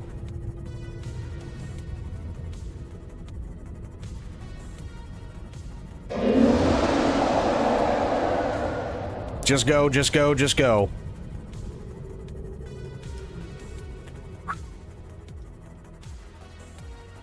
Survive! Gotta crash soon too. Good luck with the Pepsi can. Thanks, Don. I appreciate you, buddy. Have yourself a great night. Always enjoy you being here. Am I now streaming later than usual? No. You know what it is, though? Daylight savings time.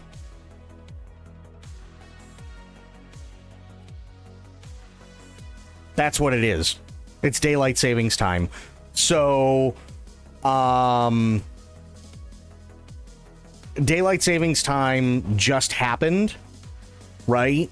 So, at least here in the States. I don't know how it is in Mexico or like any other place. But daylight savings time just happened, I think, like a week or so ago. Maybe, you know, like maybe 2 weeks, something like that. Okay? Which means that everything was pushed back an hour for us. So if I start, it's at 7 p.m. Central US time, but because everything got pushed back, what used to be 7 p.m. Central is now 8 p.m., or I should say technically is 8 p.m. Central. It's stupid, but yeah, that's why. But Don, have yourself a good night, buddy.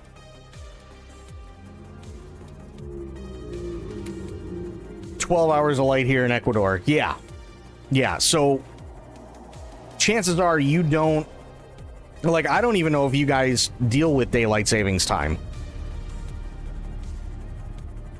I have no idea if you guys even deal with daylight savings.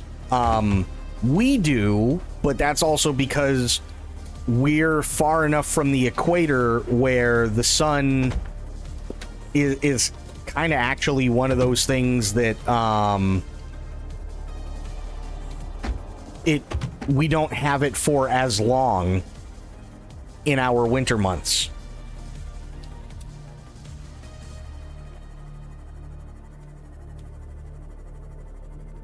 Right? So we're here, I'll show you.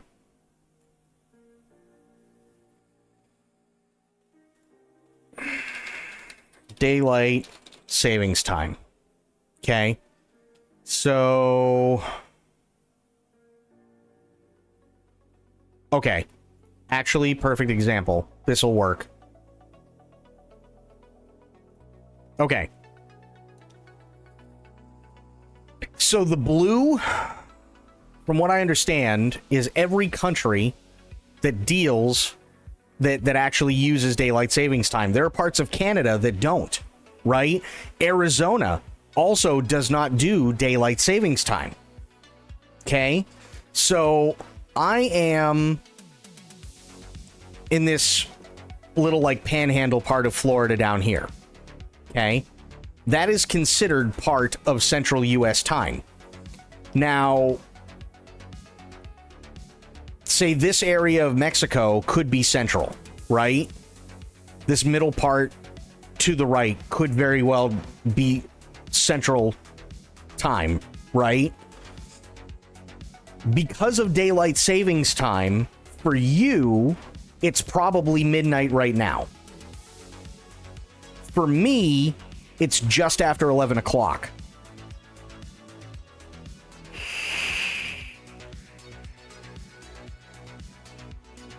So I'm actually an hour behind you right now.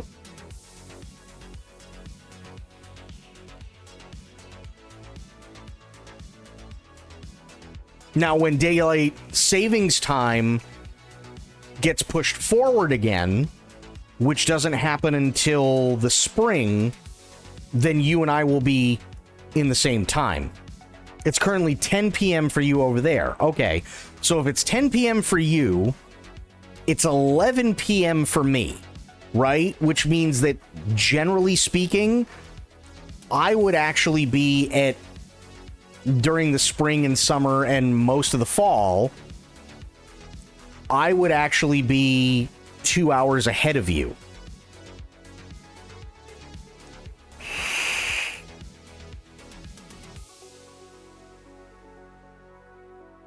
So here, I'll do this.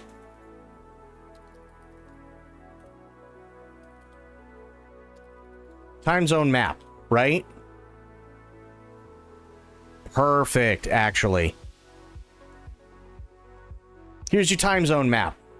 Okay?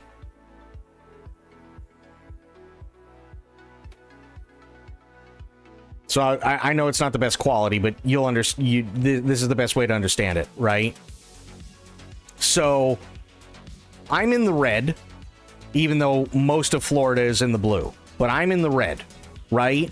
So this portion of Canada, plus this portion of the United States, plus this portion of Mexico, plus some of the other Central American countries are all typically in the same time. But when daylight savings time hits in the United States, we actually get pushed an hour back. And we're doing that specifically because in the days of World War II, in the winter, the sun would come up earlier, but would also go down earlier in the day. So what they do is they make it, they have daylight savings time because it's quite literally trying to save as much daylight as possible.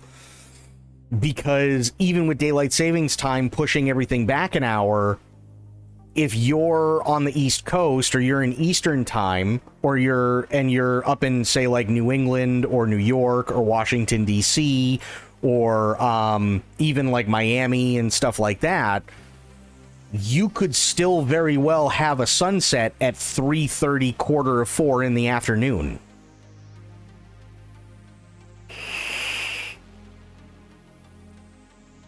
So if it was regular time, you could be looking at that happening at 2:30, 2:45 in the afternoon.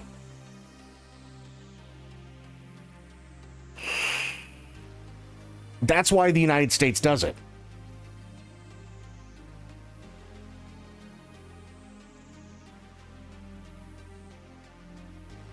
It's not a perfect system either, by the way. It's not even remotely close to a perfect system.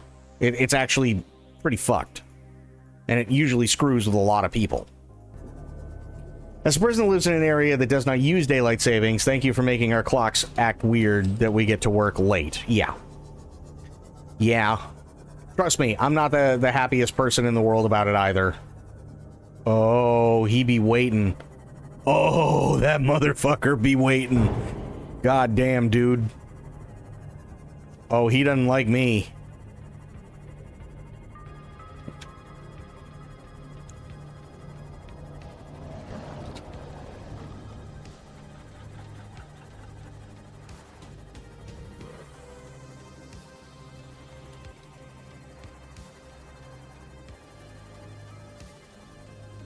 It did happen to a coworker this week. Oh no.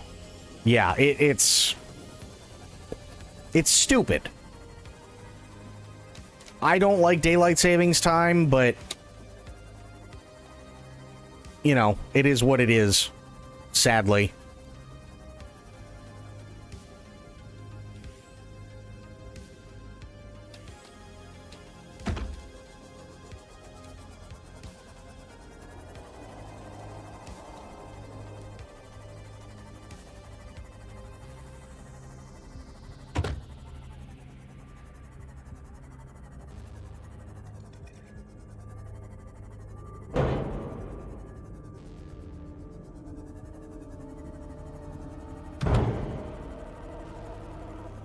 So you used to end at 11 p.m. for me. Does that mean you will now end at 12? So you said it's 10 for you, correct?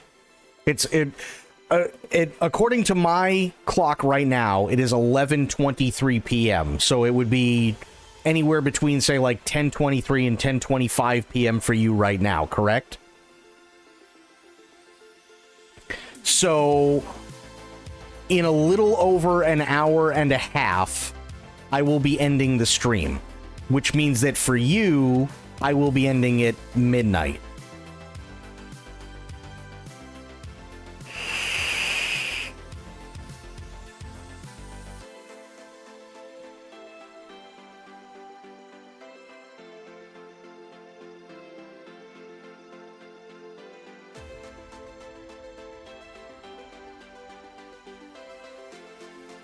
Yeah. And then when everything resets, I'll be ending at 11 p.m. for you. Because then I'll... Yeah.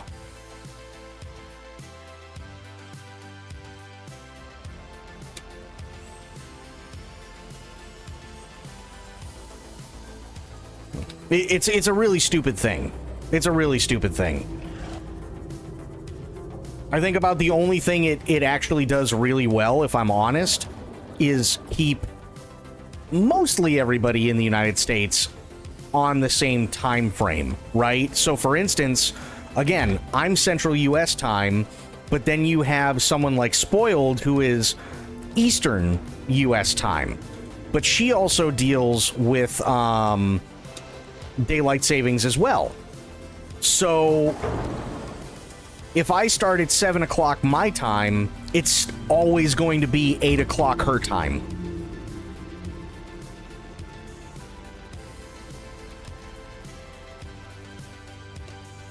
Fall back, spring forward. Yes. Yep.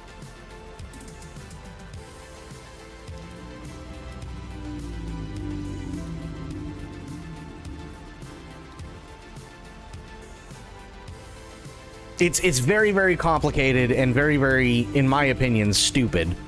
But what are you gonna do? You know what I mean? A rogue cradle. Well, I don't know what that is, but I don't like it. Can't believe I never scanned that before. Weird.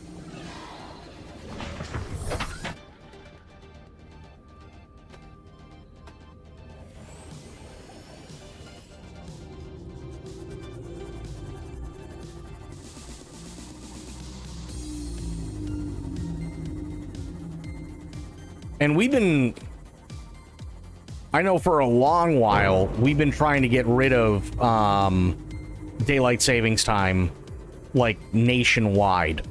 There, like, so many people want to get rid of daylight savings time. So many people. But unfortunately, it's also up to the politicians, and let's face it, most of the time, that's like the last thing they care about. Sadly.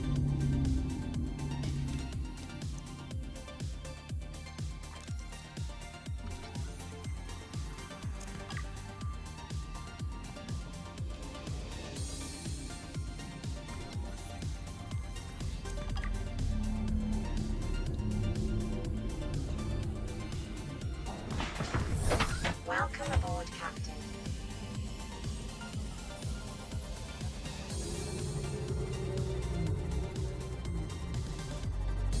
Ooh, what are you?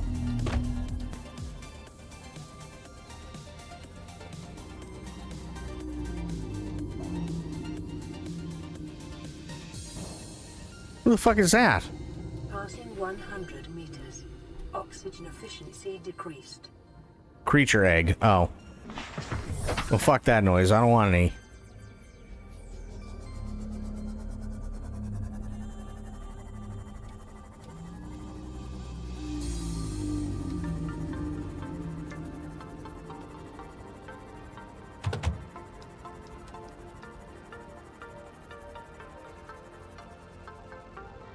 I gotta remember where to get rubies. I completely forget where I get rubies from. No, you idiot. There we go.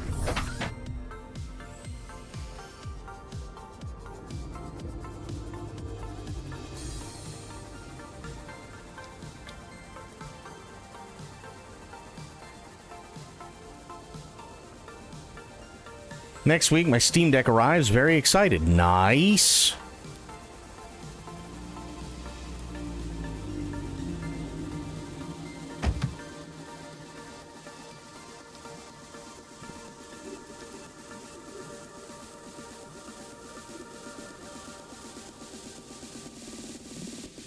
Passing 200 meters. Oxygen efficiency greatly decreased.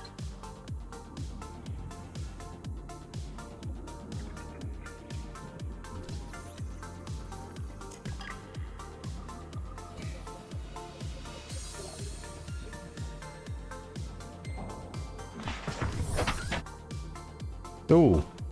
Well, that's not good.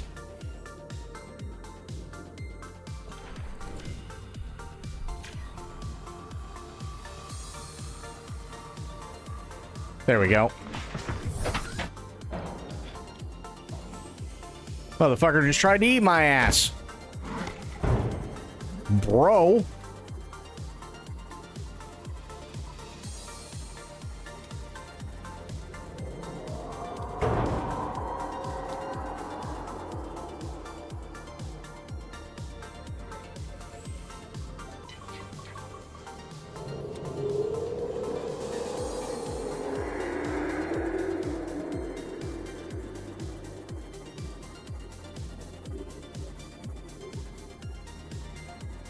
Could not buy it from Valve as I could not use my address or payment options, so I had to get one from eBay. From the photos, they analyzed quite good. Looks to be in mint condition. It was cheaper than MSRP. Okay. That's not a bad thing.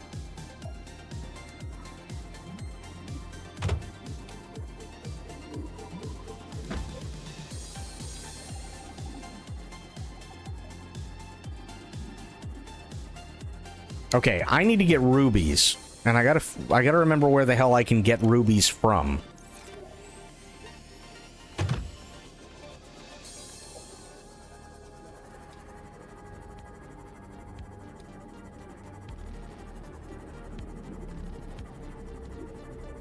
I have no idea.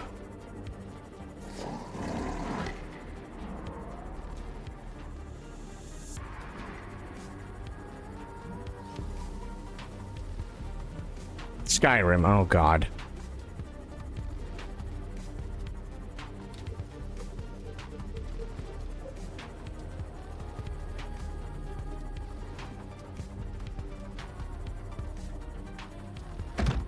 Ow.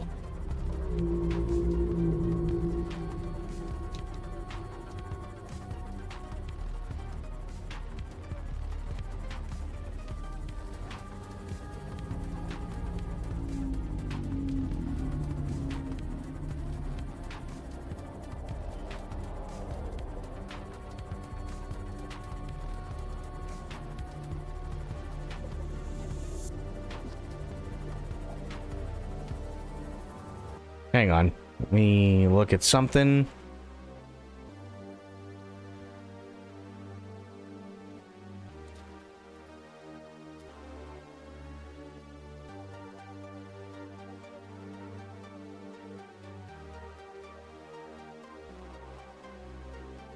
Grand Reef, Sparse...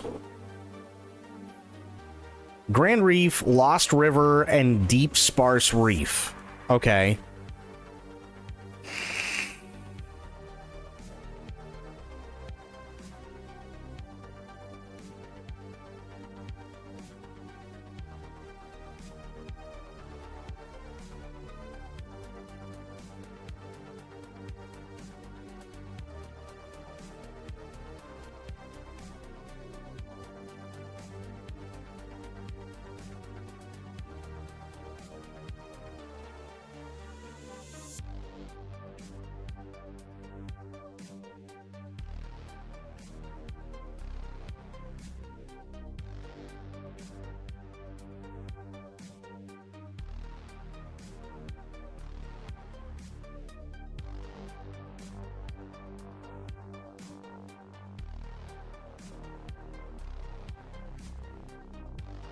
That's the Blood Kelp Zone. Okay. Sea Trader's Path. Grand Reef. So it looks like I gotta go south. Apparently.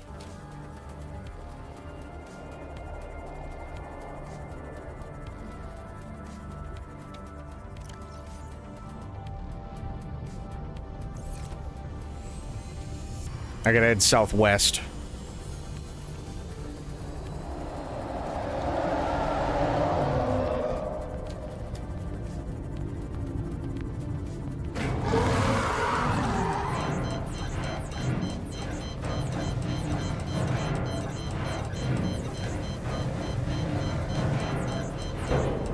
Holy shit.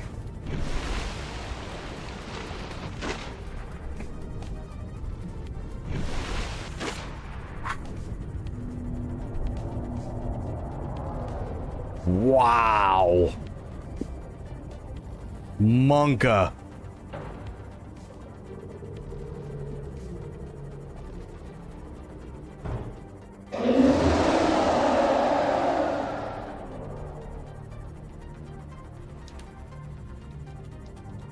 Why does this motherfucker want to eat my ass so bad?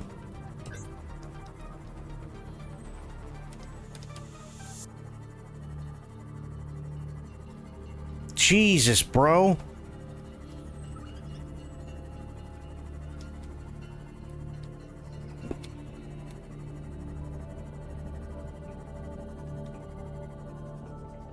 Okay, here.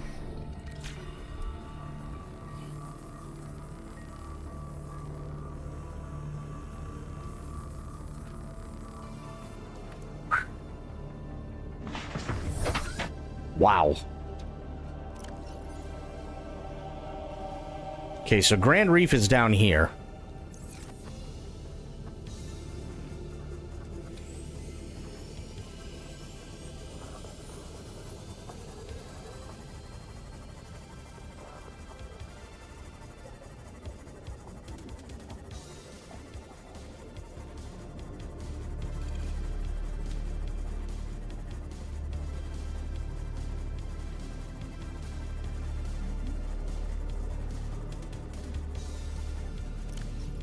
Yeah, that'll work.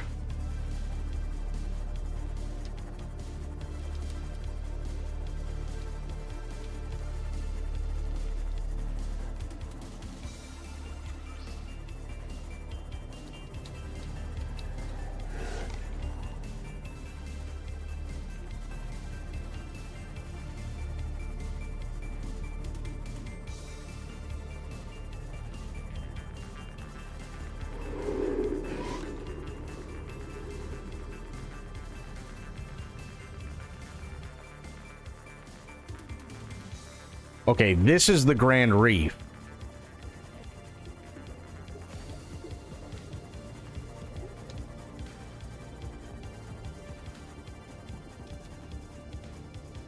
Passing 100 meters. Oxygen efficiency decreased. Passing 200 meters. Oxygen oxygen efficiency greatly decreased.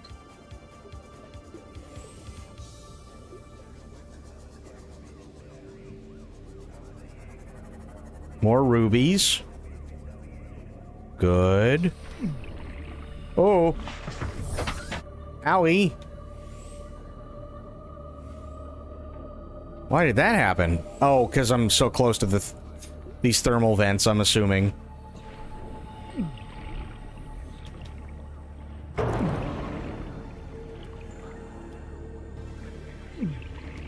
Inventory full. Fuck you. Jesus.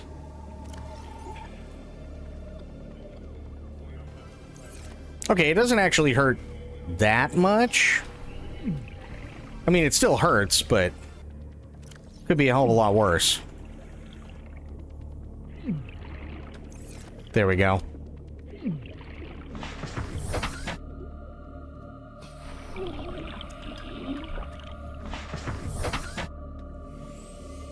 Yeah, these thermal vents hurt. My God.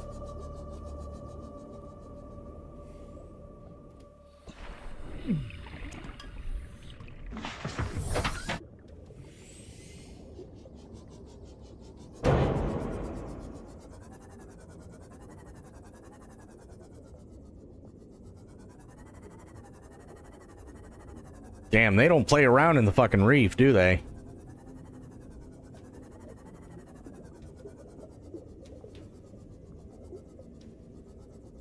The hell are these? A membrane tree. Interesting.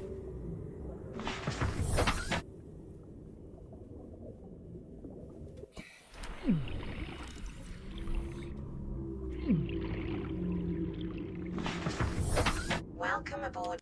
Oop. Put stuff in your CMOS storage so you can pick up the... I just did, yeah. I just did that. Why did this stop? Oh, that's why. Captain.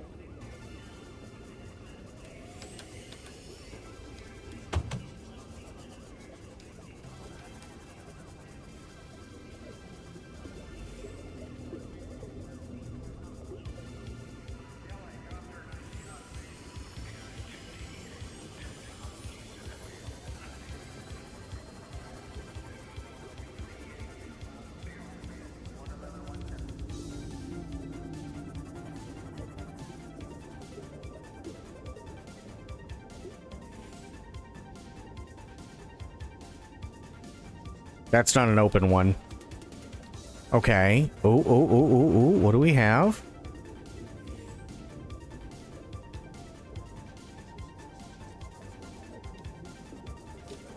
Hello.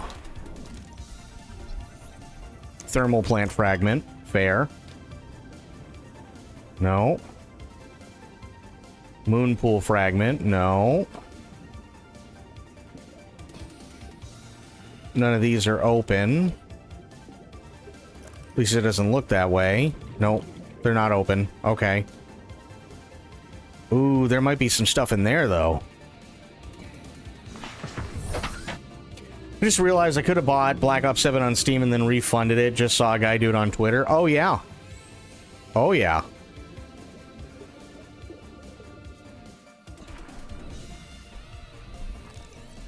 Scanner room fragment.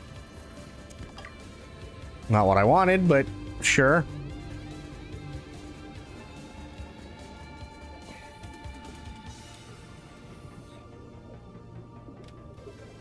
Shit, there's kind of a ton of places here.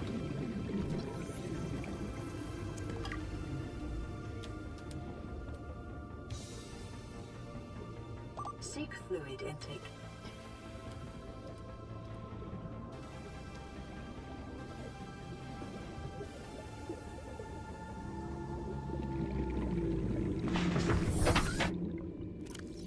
Okay. Boom. Vital signs stabilizing. Nice. Okay, so that's fine.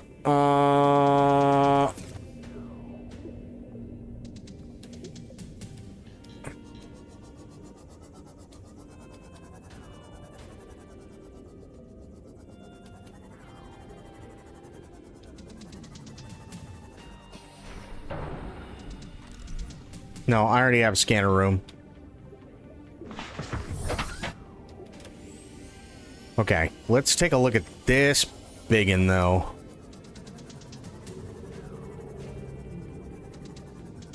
That's a bad mamma jamma.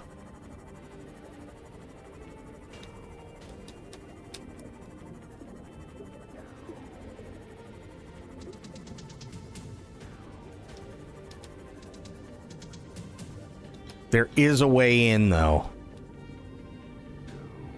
I think.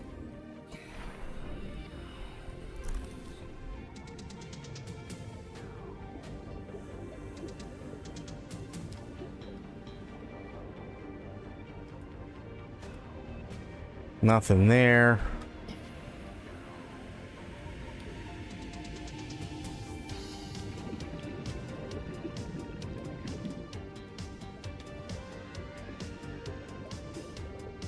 Okay, so I can get out this way. Not that I really want to, but... Okay, there is a door. Got it. Go back, get some air, and then I can cut that door.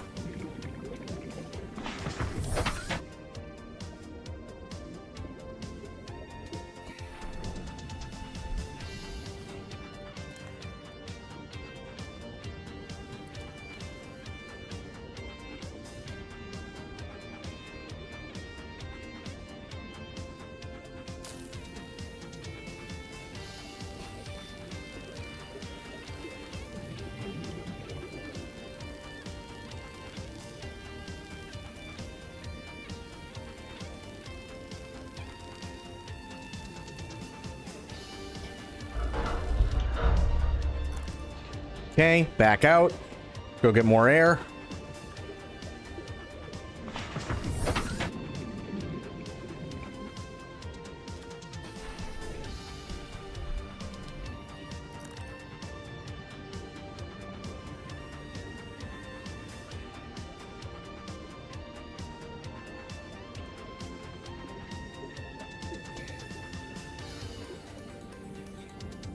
Jesus Christ. The hell am I even doing in here? I'm not seeing anything. Oh. New blueprint acquired. Okay, fair enough.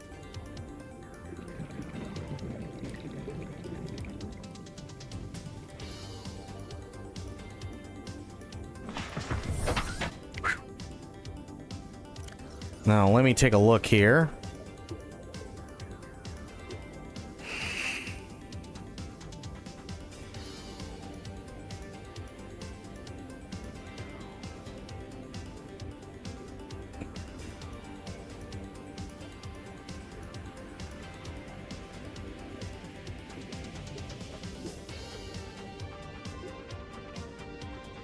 I still need Cyclops' hull. And some unknown one.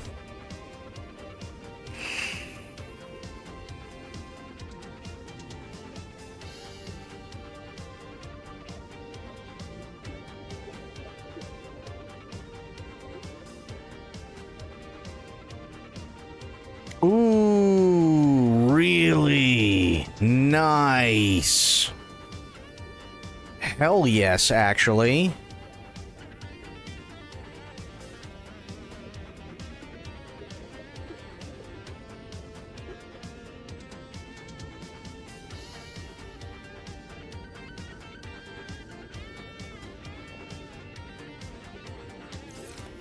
Okay.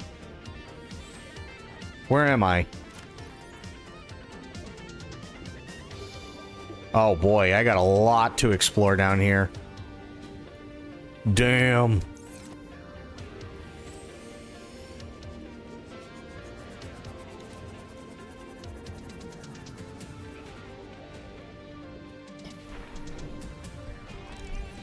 Scanner room fragment again.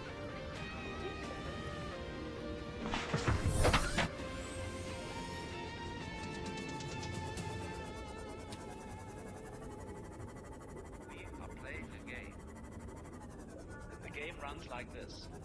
The only thing you really know is what you can put into words.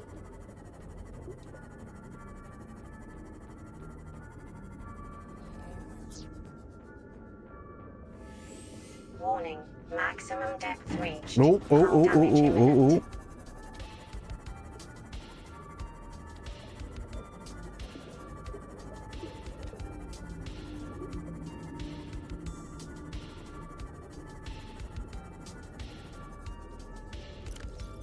Okay, fair enough. Just trying to make sure I know where I am.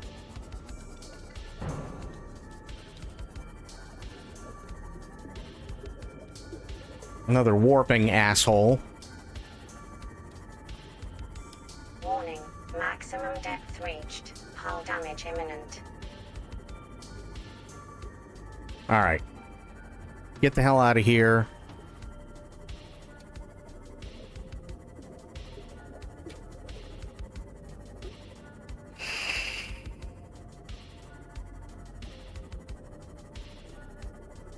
Because I did get some good stuff. And I don't want to lose it.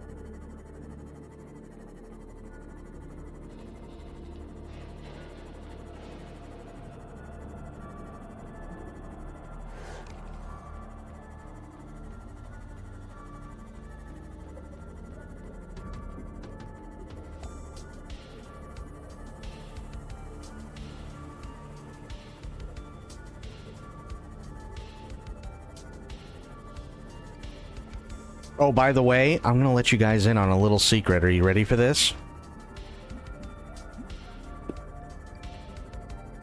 Are you ready for this little secret?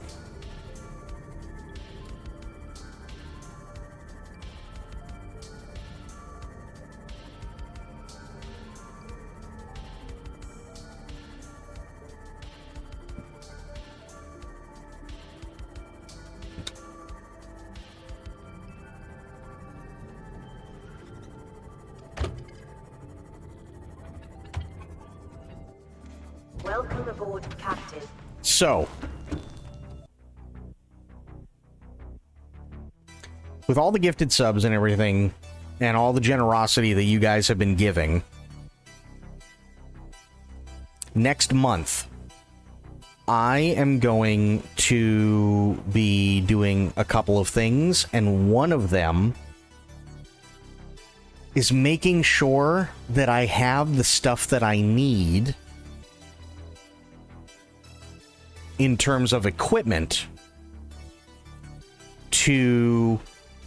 Ooh, excuse me, I just shivered. To do the IRL stream next summer. The IRL stuff. Now, that doesn't include travel, that doesn't include food, that doesn't include, you know, getting a hotel or whatever. But at the very least, I can get, I'm pretty sure, damn near everything that I need for the equipment.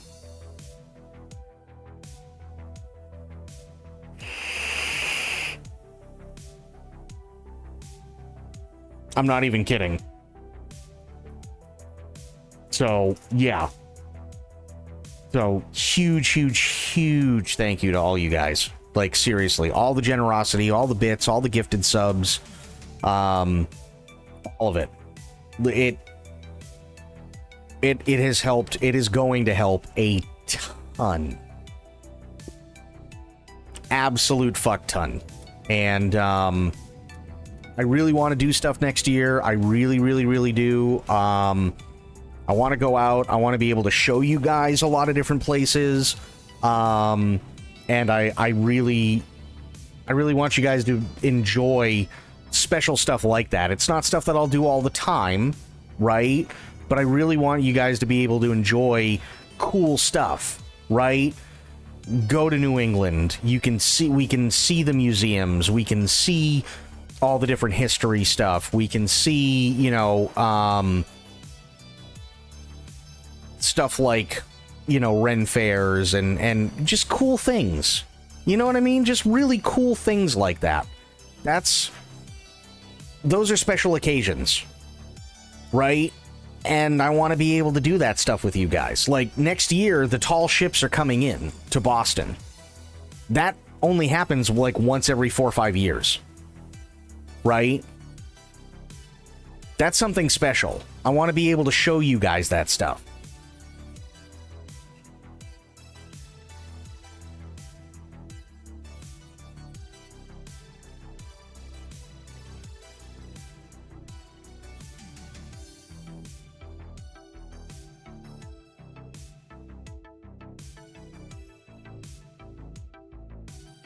So, yeah, you know. That's stuff that I want to do. That is stuff that I want to do. There's other ideas that I have in terms of stuff that I would like to do, but we'll have to see how it goes, for sure. But again, this is in no small part to you guys. Seriously, you guys are amazing. And to be able to go and even at least get the equipment needed is huge. Absolutely huge.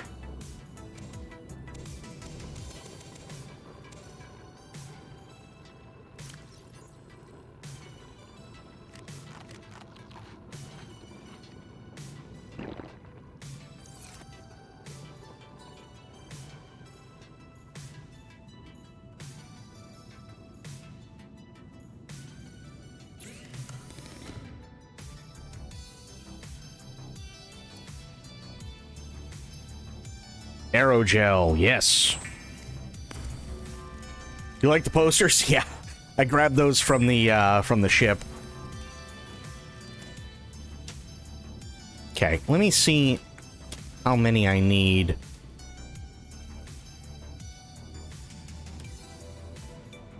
And my coffee machine. And the coffee machine works.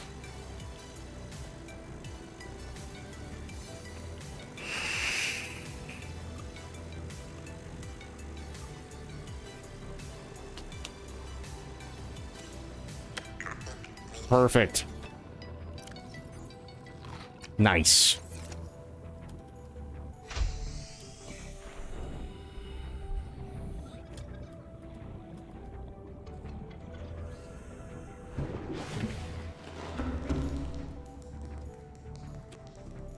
Many of the bases that occupy the upper part of the map are just gone. Yeah, I'm not surprised. I'm not surprised at all. Torpedo system. There we go. And then I need...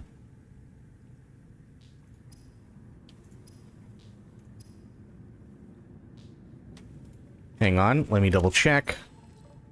Blueprints. I have the depth blueprints, I believe, for Mark II and Mark III.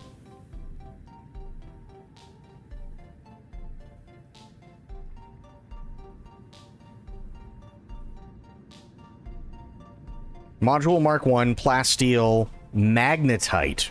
Okay, where the hell do I get magnetite from? I need more rubies for 3. Okay. So plasteel, rubies. I can get rubies. That's easy. Rubies are nothing now. But I need to make the Mark II to make the Mark III. Gotcha.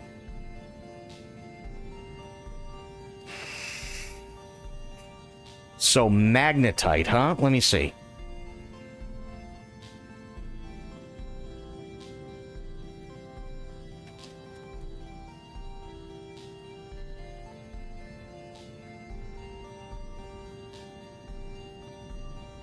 Jelly Shroom Caves and Mountains. Oh, really? I gotta go over to the mountains for magnetite. That's way up north. Okay. Yeah. So the mountains have magnetite. So I need to go get magnetite. Gotcha.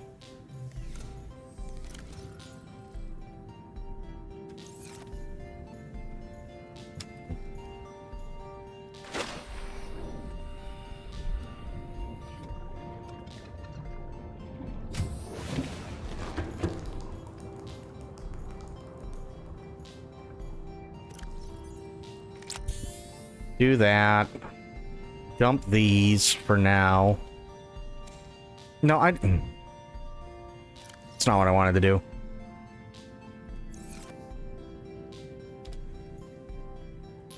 There.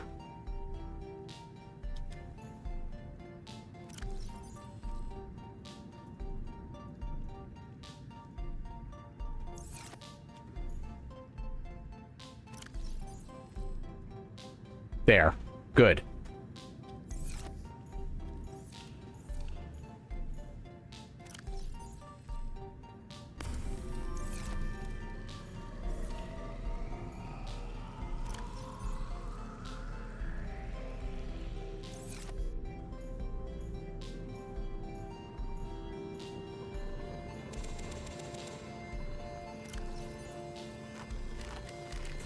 Nice.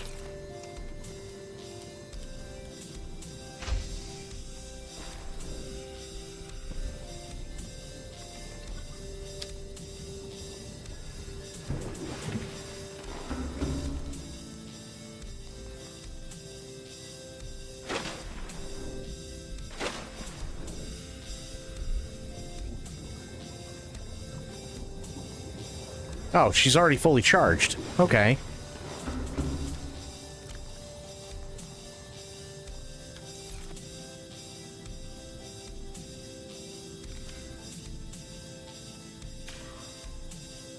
Gotcha. No, I haven't done that in a while, sadly. Online. So all my stuff is gone, for sure.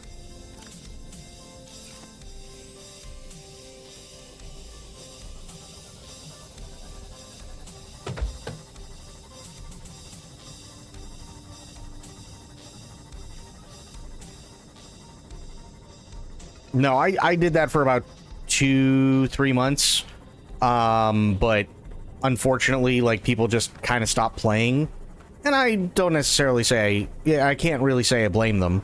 You know, people get busy and so on, and it happens, right?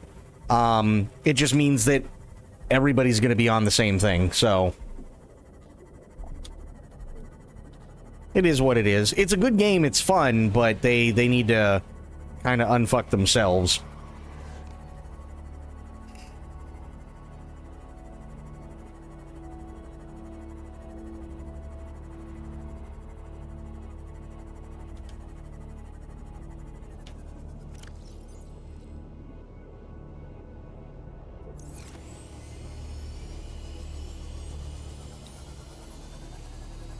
Those motherfuckers.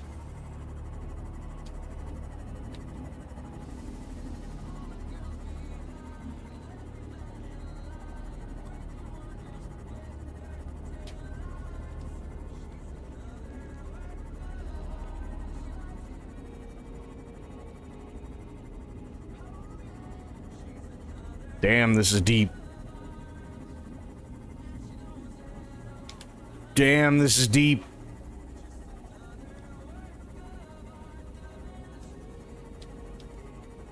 That's as far as I dare go right now.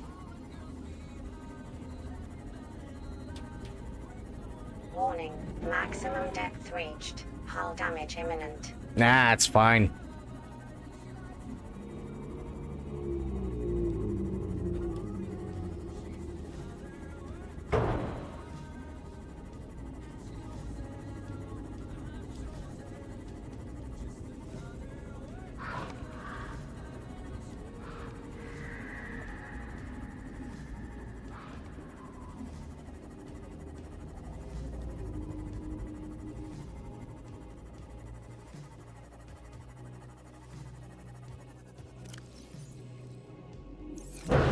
Jesus Christ.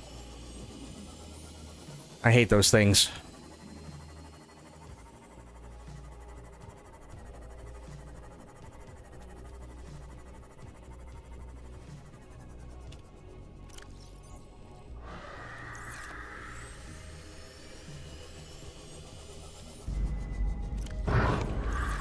Oh, fuck off. I can't even look at a map.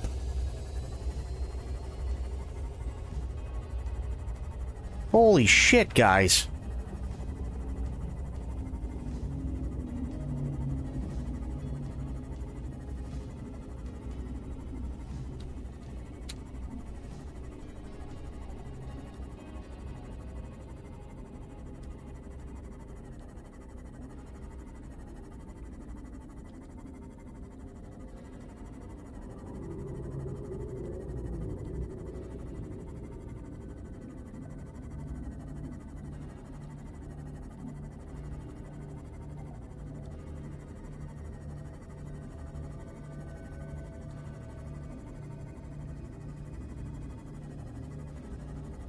Bet you there's something in that box, but I can't even get out to look.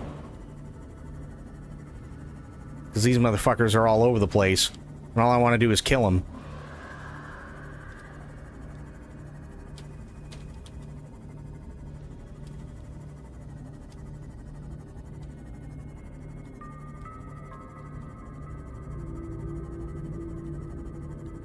Jesus, could you guys fuck off? Holy shit.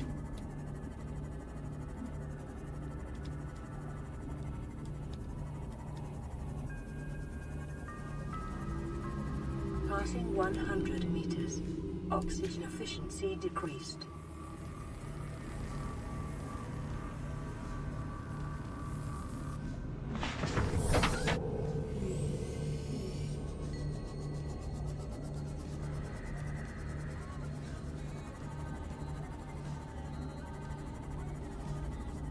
Oh my god, dude. What the fuck, over?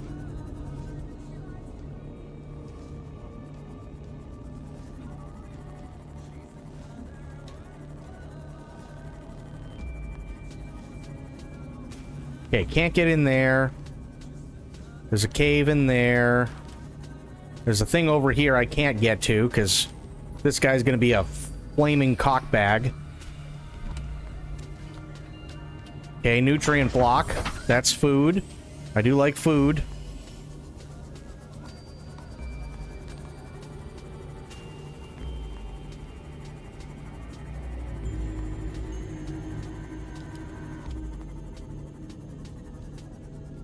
I can't wait to get torpedoes. That way I can come back and give these guys the righteous cock punch of justice and furious anger.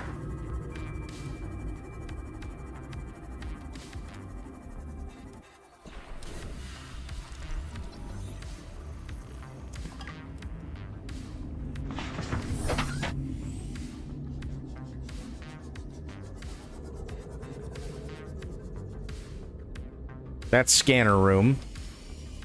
Bro. I swear to God, dude, I will be... You keep this shit up, man. You're gonna be the first one I punch in the dick.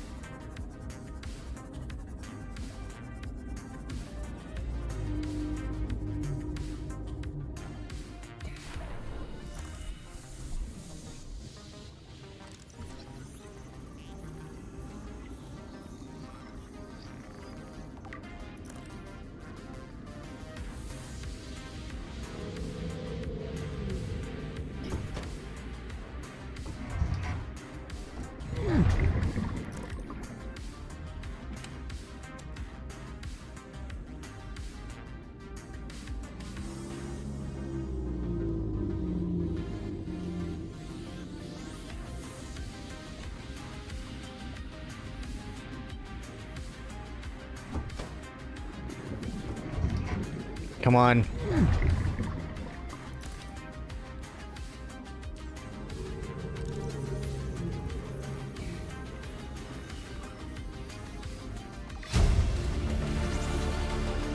New blueprint acquired. Okay, I'll come back. And I'll get that door open. But I gotta go get air.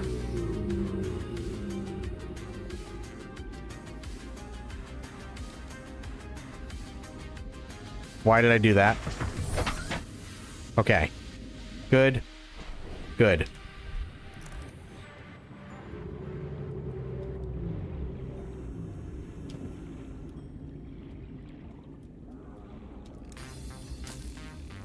There we go.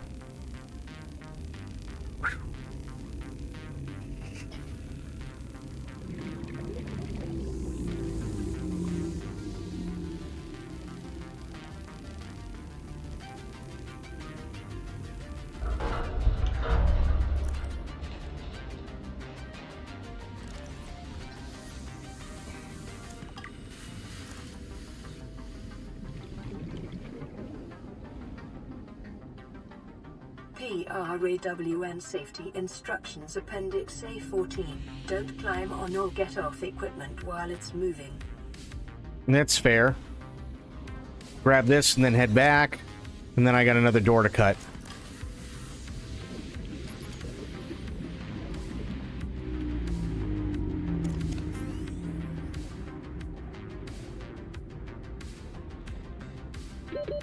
Seconds.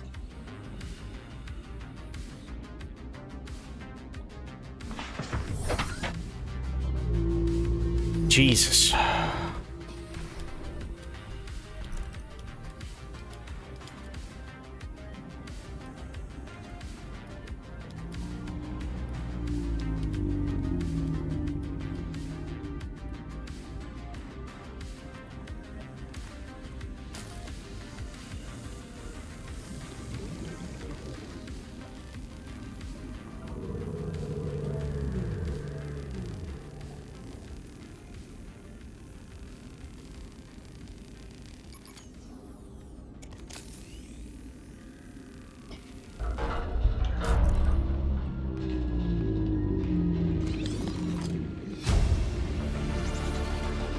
New blueprint acquired.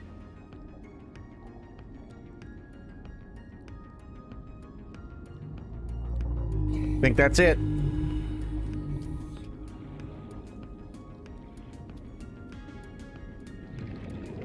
Yep, I think that's it.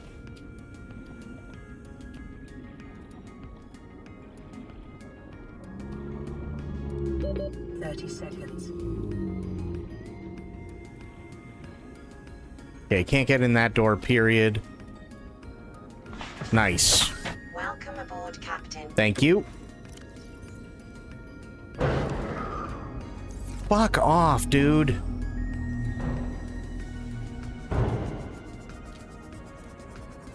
You fucking shit ass.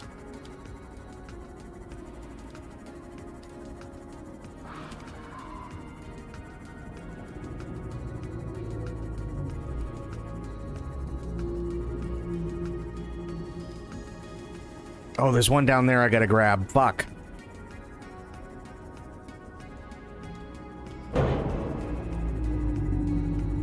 You dirty motherfucker.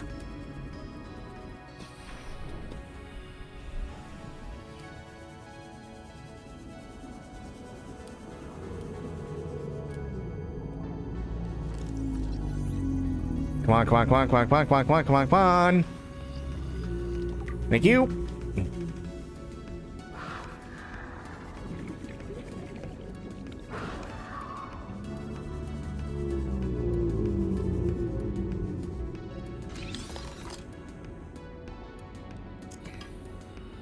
I don't know what I just grabbed, but I did.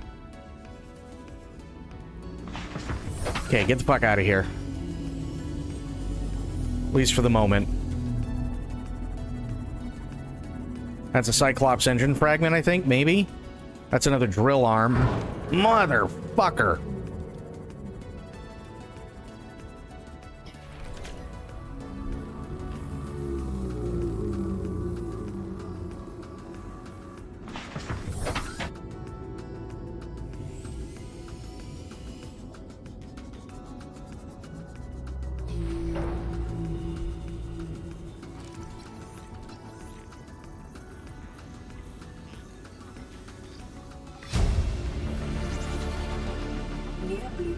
acquired.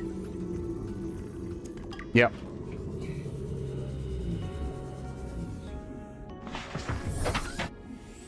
Been playing Arc Raiders. It's been fun. I've heard it was fun. My only issue with Arc Raiders is their usage of AI, from what I understand. I could very well be wrong, but I want to say they were kind of the big perpetrators of that.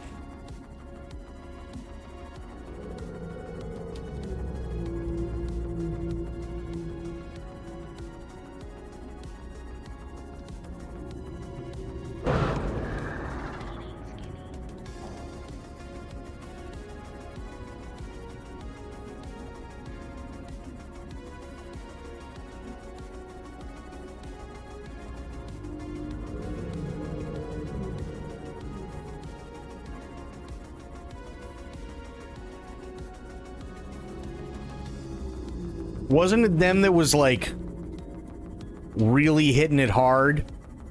They were really hitting the AI hard for that game.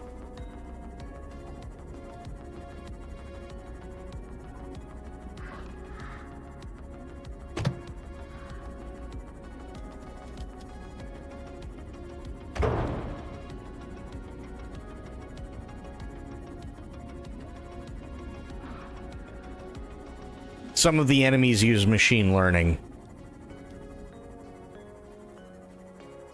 There was one game, and I remember, if that's all it is, then that's not terrible at all.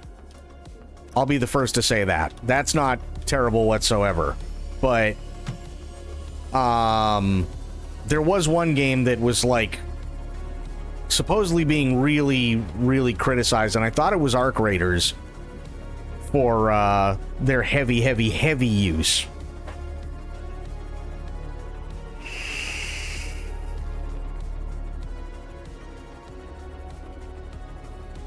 Yeah, I mean, if it's enemy AI, that doesn't bother me.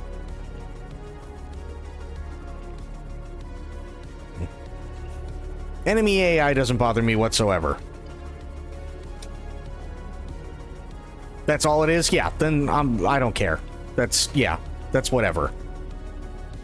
I'm surprised they didn't do that before.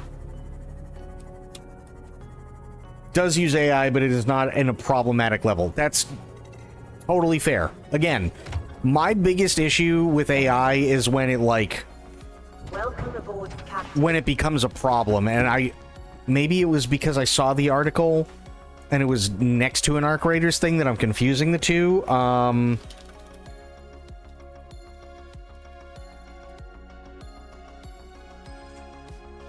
Oh, okay, wait a minute. This is from IGN. This is 3 days ago.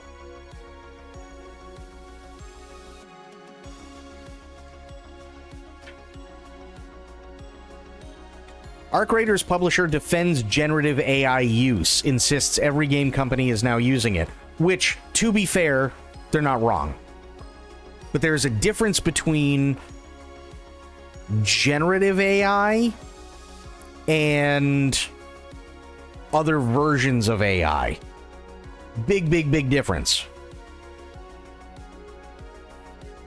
And of course, it's fucking Nexon. Suggesting players should assume that every game company is now using AI. I'll say this again, right? AI doesn't bother me, generally speaking. It's how it's used and what they're using it for that bothers me, right? AI's been around for a very, very long time in one form or another for most video games.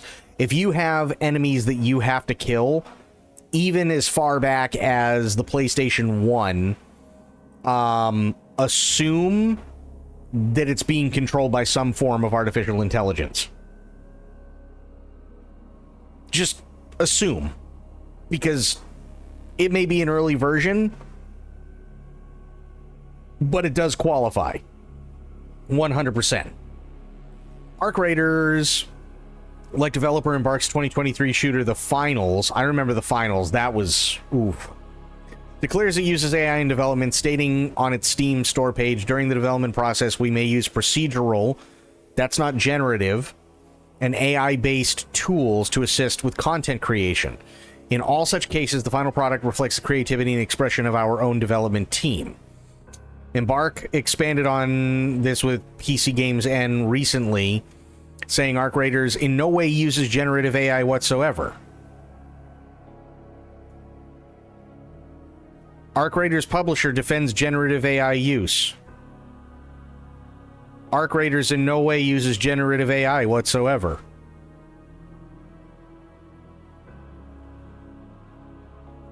What? I'll keep reading. And stress that it instead used something called machine learning or reinforcement learning, and that's to do with the locomotion for our larger drones with multiple legs, but there's no generative AI content whatsoever. So if there's no generative AI content whatsoever, then why are they defending it?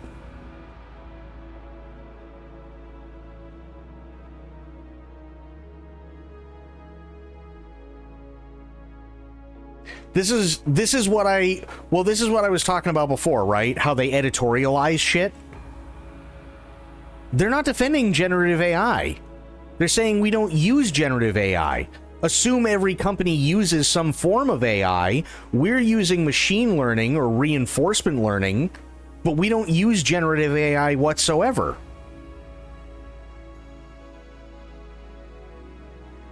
However, in the same interview, design director Virgil Watkins added that with regards to its controversial text-to-speech system, it hired and contracted voice actors for it.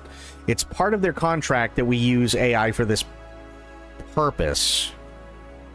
And that allows us to do things like our ping system, where it's capable of saying every single item name, every single location name, and compass directions.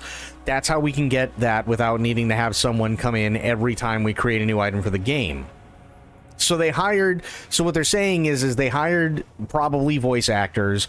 The voice actors probably went through God knows how many different thousands of words. They recorded all of them.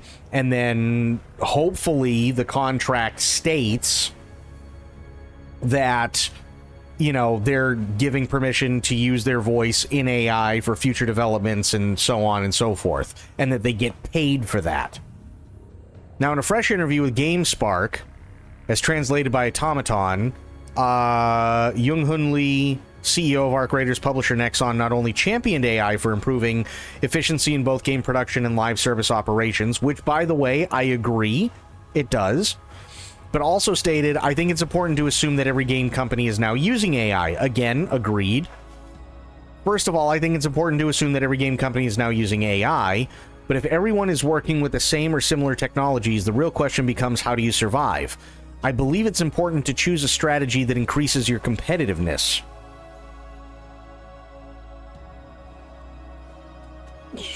Now, again, this is somebody coming from the aspect of a player, first and foremost. I understand what they're saying from a business level, but I think they should be more worried about the experience and not the business strategy.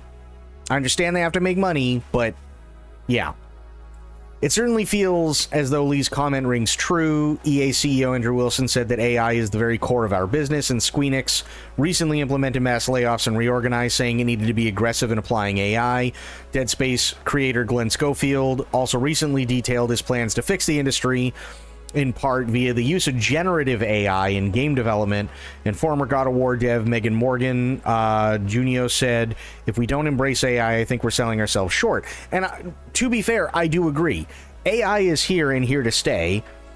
And there are definitely 1,000,000% absolutely ways in which AI can be used and should be used and can be used ethically. So people aren't just losing their jobs time and time again. But EA doing mass layoffs, Square Enix doing mass layoffs, Krafton doing mass layoffs, and then trying to buy people out of their contracts, that's not very ethically.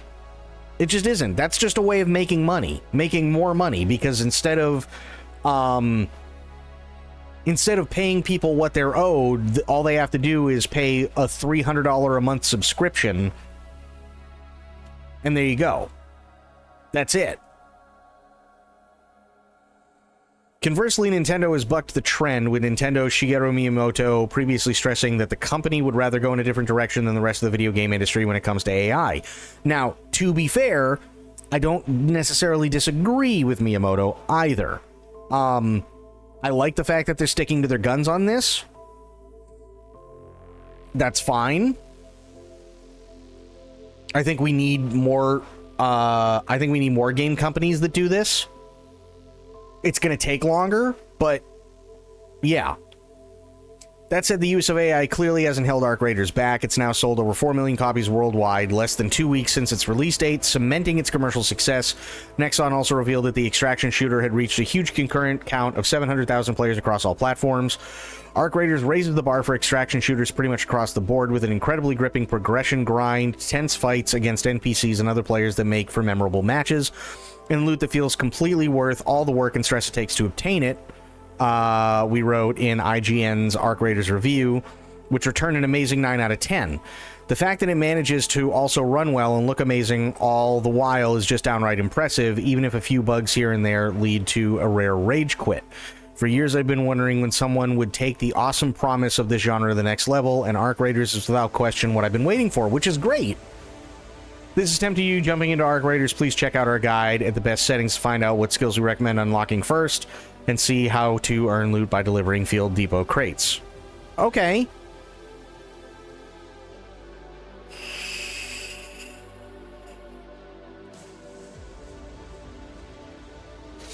They're implementing it in a way that it learns in a way off players and the environments of the enemies that doesn't include Gen AI.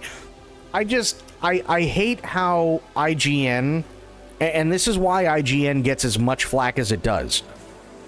Literally at no point in this article did it say that they were using Gen AI or that they were defending Gen AI. They're talking about AI in general, and they're using machine learning in order to get what they want for the desired effect. But then IGN turns around and says, oh, well, they defend Gen AI. No, they don't.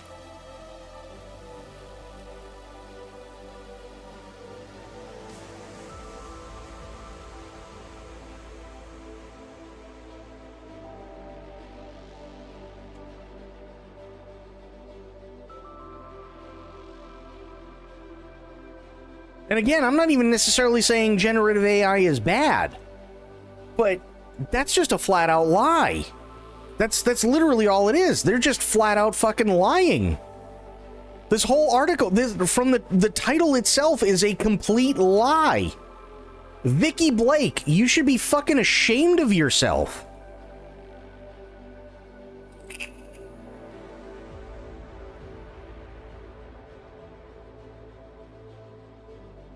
Like, seriously, you should absolutely be ashamed of yourself to use such a blatant fucking rage and clickbait title and try and put Arc Raiders in a bad light because they're using machine learning, which is basically, from my understanding, just an evolution of the same kind of AI that we've been used to for years when it comes to enemies.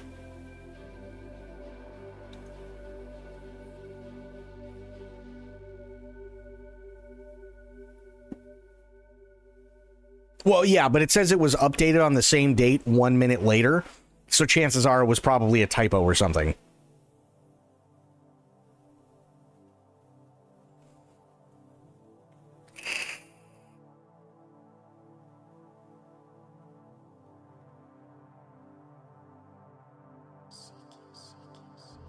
This is why people right here. This right here is why people hate you, IGN. Seriously, this is why people hate you, IGN.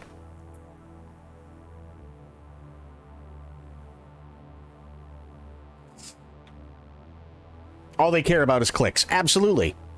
That's it. They're not being objective. They're editorializing, and they're trying to change the narrative of what was said. And people wonder why, or, IGN wonders why people don't trust them and why people trust them less and less, like they did Kotaku for a while.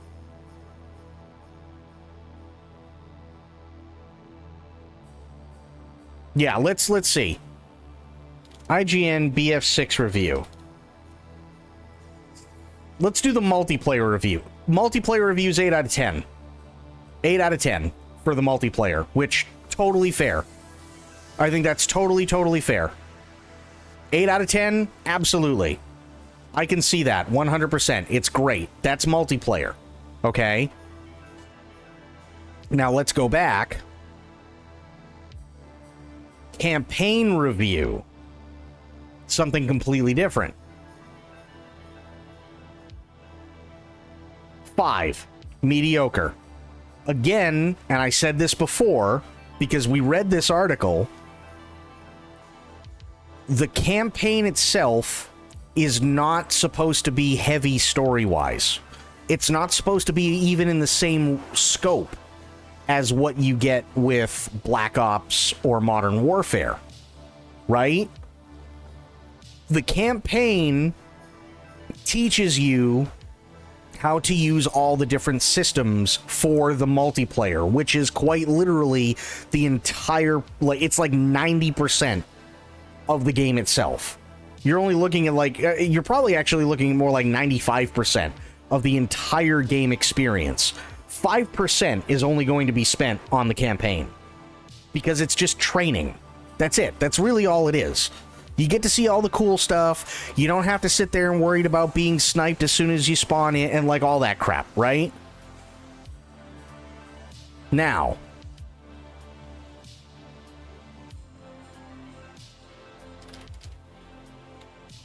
Black Ops 7 review. 6 out of 10 campaign. Again, I think that's generally speaking, yeah. 6, it's okay. It's a wild one thanks to the scope of its ambition, but the big swings it takes don't always land, leaving it an uneven step down from last year. I think that's fair. I think that's fair.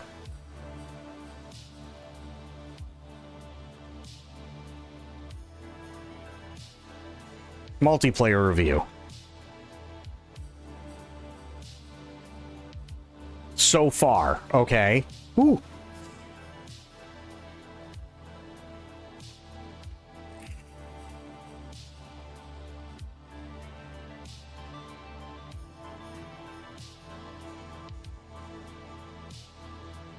So yeah, this is so far, but let me do IGN. Campaign review, multiplayer review.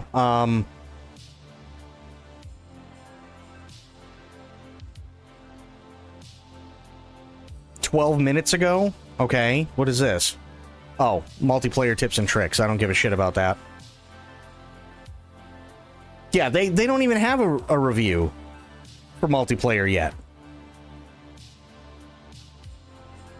They don't even have one. They just have it for the campaign. It's just...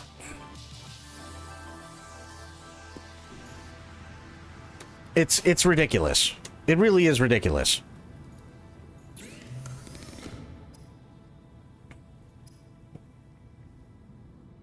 Seamoth torpedo system.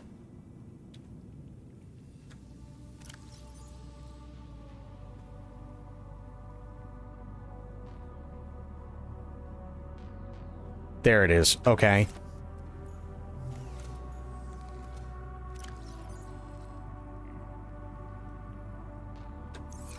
Let me check storage on this one. We're good. Okay.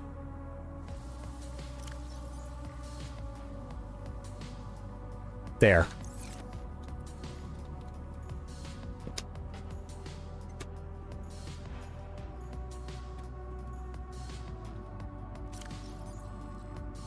I'm assuming I need torpedoes, though, right?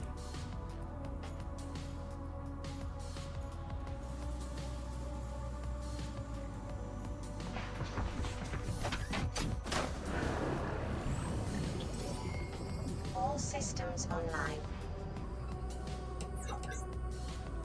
So how do I fire the torpedoes?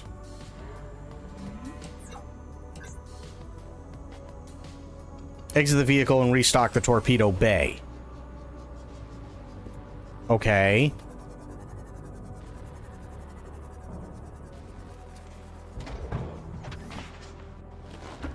And it's only one up. Yeah, here's the thing, right? I think, and I'm gonna be honest, I think when it comes to, I think it's more an indictment of the problem of Black Ops that it's a 6 versus the score that Battlefield gets for its campaign, which is quite literally only meant to be training for the multiplayer, which gets a 5. There has never been, in all the years that I've been playing Battlefield, a good campaign. It's there, it's flashy, but the story itself is always, we're at war. Okay. Fair enough. We're at war. Got it. Done. Understood.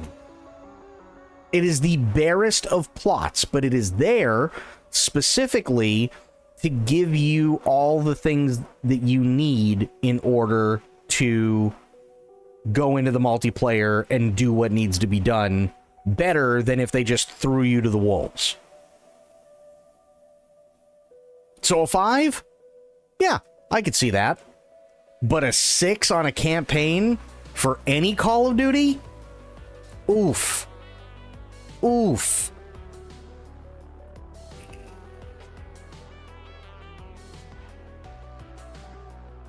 Black Ops 7's campaign seemed more like a campaign in general compared to BF6. Absolutely. Because it was designed that way.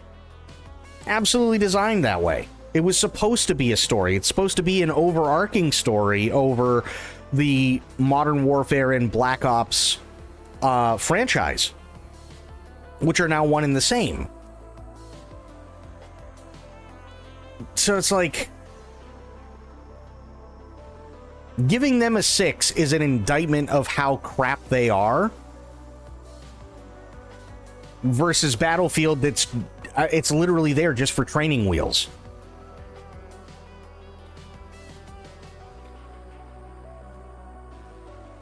That's it. That's all it is.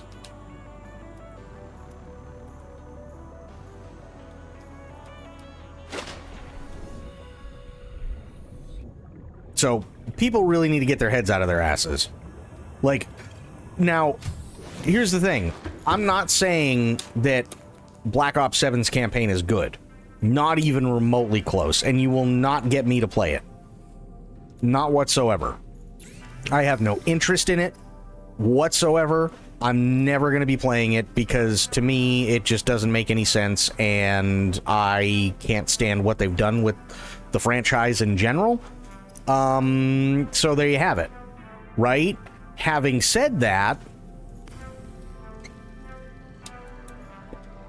it's still a massive disappointment that they can't put together a campaign that's actually worth anybody's time.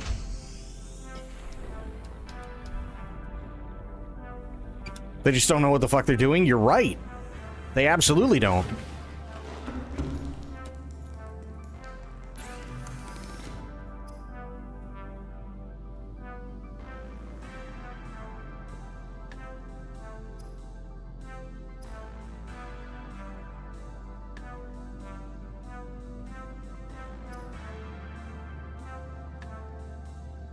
I didn't get any magnetite. That's... fuck. Okay. They quite literally lost the plot, and it shows. So, from what I understand, here's the biggest issue, right? The biggest issue that I have heard when it comes to Black Ops in general, or I should just say Call of Duty in general, is that they keep relying on the same things over and over and over. Psychological and chemical warfare. That's it. Anything and everything else doesn't matter. So but they just keep using the same bullshit over and over again. So what you end up getting is basically a fucked up acid trip. And when you're not in a fucked up acid trip, you're just doing the same thing over and over again, which is chemical weapons are going to be fired on insert country here to start war. But they carry the flag of insert fake country here to blame it on them so that everybody goes to war. That's it.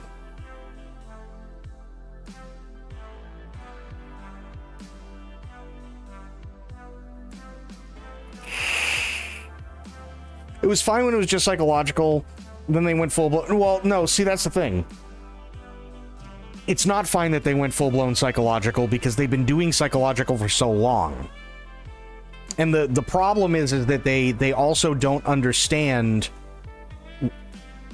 what they don't understand what else they can do with psychological. It's always got to be some sort of gas that basically puts you on fucking lewds, or is the equivalent of giving you about 10 hits of acid all at the same time, and that's it. That's all it's ever been.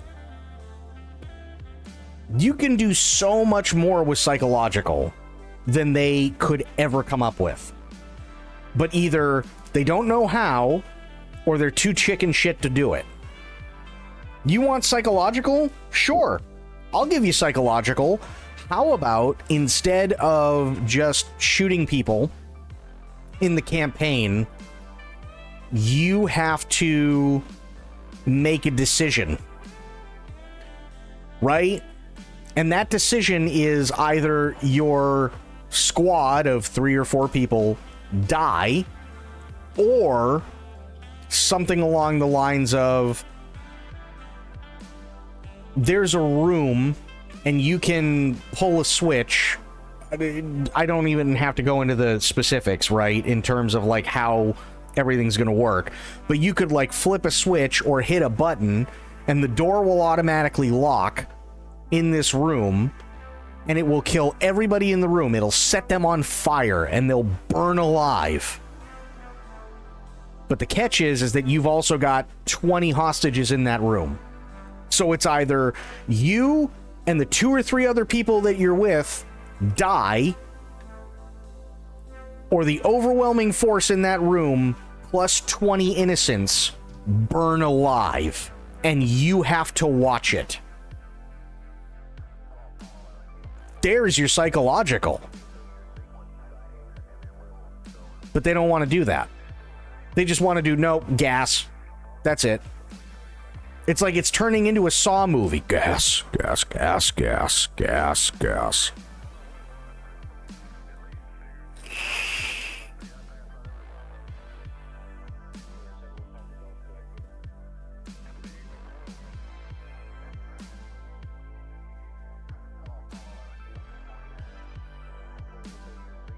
You can do psychological in so many ways that get the point across better than how they do it. But it's always gas. Some type of gas, some type of chemical weapon in gaseous form, and then you get exposed to it, and it turns into basically Inception. That's it. That's all it is. That's all it ever is. Or it turns into fucking Night of the Living Dead. That's their version of psychological, and that's how it's been for a long time. Very long time. They don't want to sit there and take the psychological horror and personal psychological aspect of something, of a decision that you have to make a statement that, okay, the actions that you have done do have consequences and people are going to get hurt. Why? Because it hurts their bottom line and they run the risk, although they'd probably get more accolades for it, and they'd also probably get more mature people playing if there was a decision that had to be made where it's you and your 3 squad mates in the campaign die, or the enemy force plus hostages who are innocent civilians burn alive. And then you have to watch them scream and writhe on fire until they die.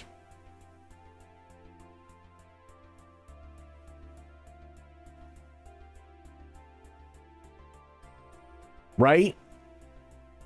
They could do that.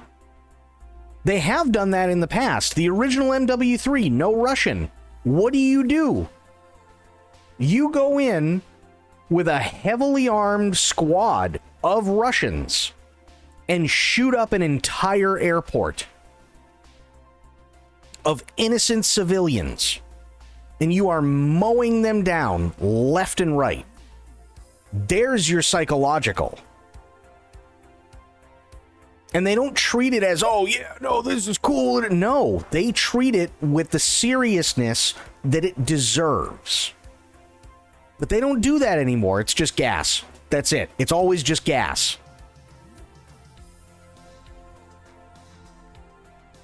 That's all they do now. They're too chicken shit. Or they just don't know how to do it anymore.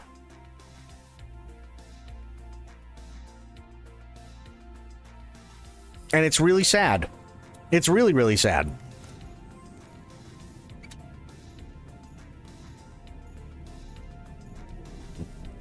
Because I can tell you right now, MW3, I was haunted.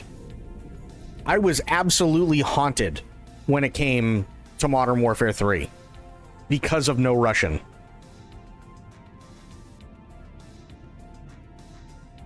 And I think that's a good way to feel. I think that's a very good way to feel about it. Is to feel haunted and to feel bothered by an action that you have to take.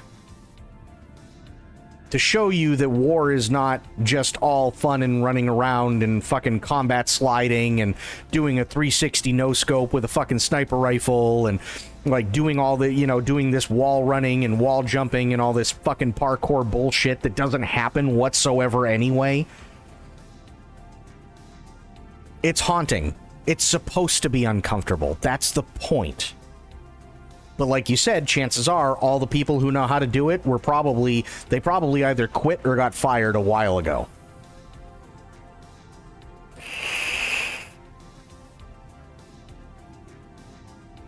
And they don't want to acknowledge that they don't have the talent anymore and they don't have the creativity anymore. And that's really sad. That's really, really sad because they used to be on top of their game. And that's why for the longest time they were kicking Battlefield's ass. Well, guess what? Battlefield's back, baby. And if they keep it up, they ain't fucking going nowhere. And we're going to get a hell of a lot more 6s and 5s from Call of Duty than we will from Battlefield. Simple as that. Military-themed storytelling shouldn't be comforting. Wholeheartedly agree. Wholeheartedly agree.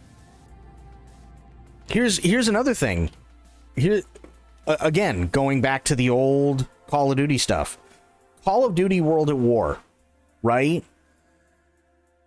Do you remember fighting the Japanese in the campaign and using the flamethrower on them and having to listen to them scream at the top of their lungs while they are essentially covered in napalm? And they run around for a couple of seconds, and then they're on the ground and they're writhing, still screaming. And you, by the way, cannot put a bullet in their head to stop their suffering. So if you use that flamethrower, you're literally forced to listen and watch as what in that world is essentially another person burning alive. That's not comfortable, and it shouldn't be. And that's the whole point. That's absolutely the entire point. They're not gritty anymore. They're just, oh, fuck it, new video game with shooties. Then they go, well, we kind of need something serious. Okay, gas. That's it. That's all they do now.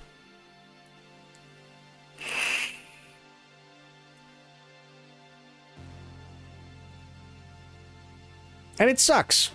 It does. But, I mean, what are you going to do? War should not be a comforting thing. It should be real and riveting. Absolutely it should. And this is something that I think that they should take from movies, right? They have no problem, spending God knows how much for a massive budget to make a Call of Duty title, right?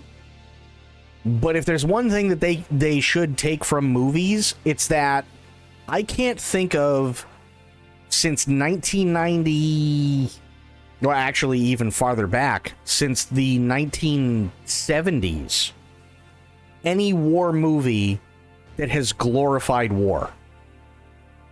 I can't think of one. Apocalypse Now sure as shit didn't glorify it. Good Morning Vietnam didn't glorify it. The Killing Fields didn't glorify it.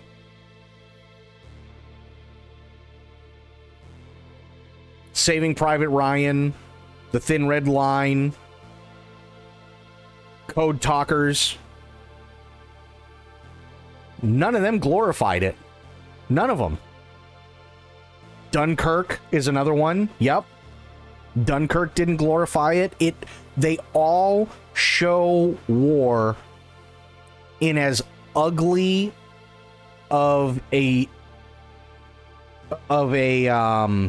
presentation as they possibly can, depending on the things that were done. Oh, We Were Soldiers is another perfect example, right? It's not fun. It is war. The Tomahawk film. What Tomahawk film? Like Bone Tomahawk?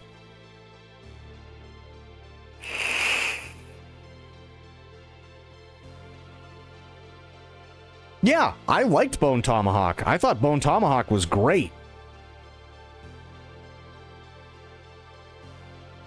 With Kurt Russell? I think it was Kurt Russell. Yeah, Bone Tomahawk was an awesome movie.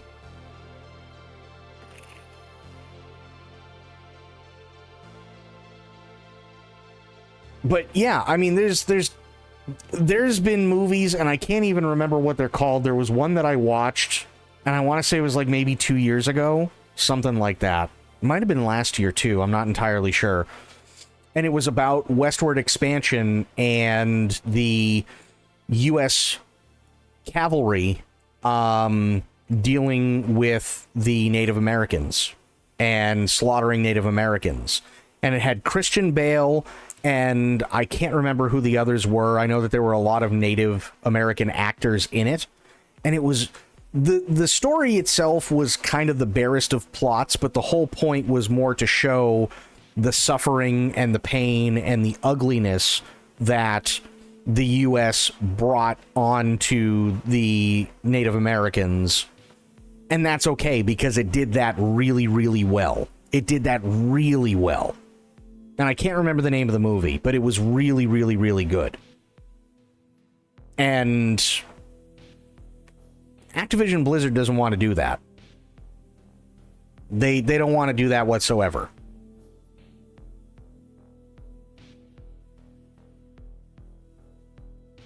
Like, think about it this way, and here's the reason why they don't do it, by the way.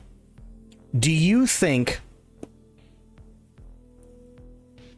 that if Tim the Tatman had to, while playing a Call of Duty game, right? If Tim the Tatman had to play a Call of Duty game, and every time he went to kill someone with a knife kill, right? Let's say it's a knife kill. Let's say he goes up behind somebody and he goes to shank him, right? If every time Tim the Tatman went to go do that, you literally saw their character, or Tim's character, pull the person's head back to expose the throat and slice it open, and all the blood and viscera come out, while listening to them choke on their own blood bubbles. and have to listen to the death rattle? Do you think Tim the Tatman would enjoy that?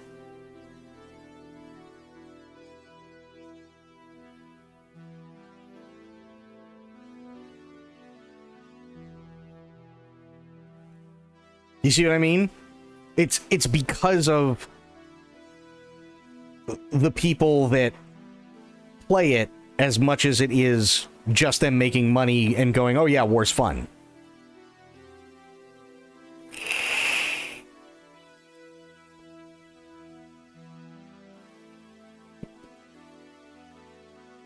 But you're going to be very, very, very hard pressed, unfortunately, to find a video game that shows just how awful war is. Right? You're going to be very hard pressed to find that, sadly. It just is what it is.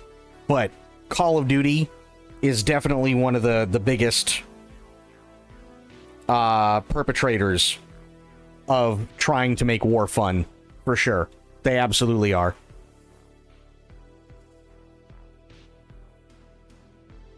They 100% are, and it's sad. It's really sad. But, I mean, what are you going to do, right? So, it's... I don't know if there's any good answer other than Activision, get your shit together.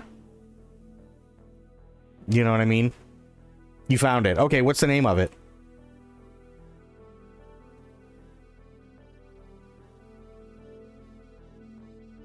Actually, I should probably save here.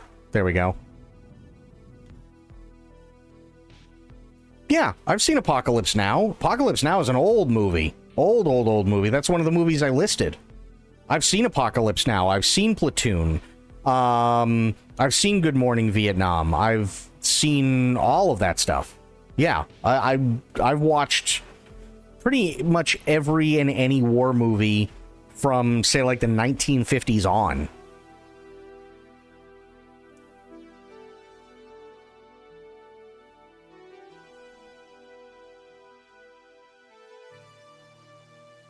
Yeah. Apocalypse Now is huge. Absolutely. Yeah, it was fucked, and that's kind of the whole point. So's Full Metal Jacket. Think about it this way. Everybody remembers the first portion of Full Metal Jacket with R. Lee Ermey. Do you suck dicks? Are you a Peter Puffer? Right? Everybody knows those lines. Everybody knows those lines with R. Lee Ermey. Nobody talks about how Private Pyle shot his DI and then put the gun in his own mouth and blew his brains out all over the back of the bathroom wall. And then even less people talk about the absolute atrocities that you see from both sides once the main characters are in country. Nobody talks about that second half. Nobody. Apocalypse Now, Full Metal Jacket, Platoon, Hamburger Hill, Good Morning Vietnam. The list goes on and on and on. They don't treat war like a video game. They don't treat war like it's a good thing. And you know what? I will even give credit, and I mean this, I will even give credit to Pearl Harbor. I know a lot of people shit on Pearl Harbor, and I get it. I can understand it. But one of the biggest things that Pearl Harbor, the movie, did is show people just how backed into a corner Japan thought they were, and it also showed why the US did what they did, as well as showing the absolute carnage that was the attack on Pearl Harbor. Now, the whole love story thing sucked, but even they went to great lengths to make sure that nobody saw that movie as fun.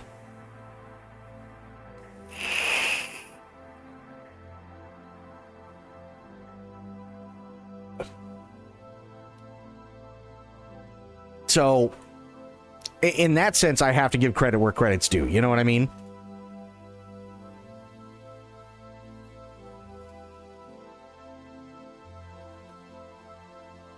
And there are tons and tons of movies that do it right, but for whatever reason, Call of Duty is, at best, Call of Duty is nothing more than a fucking... If we were going to equate it to a movie, it's nothing more than a really shitty B-movie that doesn't get the point at all. It misses the point. So, yeah. But that is going to be it for me for tonight. I do want to thank everybody for hanging out and for being here and for watching. I'm sorry about the late start tonight. I know I started on time technically, but I had to go clean some stuff up, and that was my fault, and it took a lot longer than I wanted it to, but it is what it is. Everything's fine now. I will be back later on today, and I will be starting on time. Okay. But we had Aelin coming in with a total of 40 gifted subs tonight. Holy fuck. Thank you so much, Aelin. I really, really appreciate that. We also had Sophia coming in with 500 bits. Thank you so much. I really, really, really appreciate all of that. And I appreciate all the love and all the generosity that all of you have been showing over the last few days. You guys are amazing, and I can't say it enough. I love you guys. If it wasn't for you, I wouldn't still be here. And I truly, truly, truly mean that. And I don't mean monetarily. I mean in general. My job is to try and take you guys out of reality for a while and have fun, talk about dumb shit, things that typically don't matter to anybody else, bitch about movies, bitch about video games, do stupid things, laugh, cry, see cool stories, and so on. And I'm glad that you guys find it in me. I really, really am. So thank you, thank you, thank you. I really, really appreciate it, and I appreciate every single one of you. You guys are amazing. I will be back later on today, but until I see you all then, have yourselves a great day, great night, wherever you are. Be good to yourselves, be good to one another, stay safe, stay frosty, and of course, the #1 golden rule around here, try to remember some of the basics of CQC. And I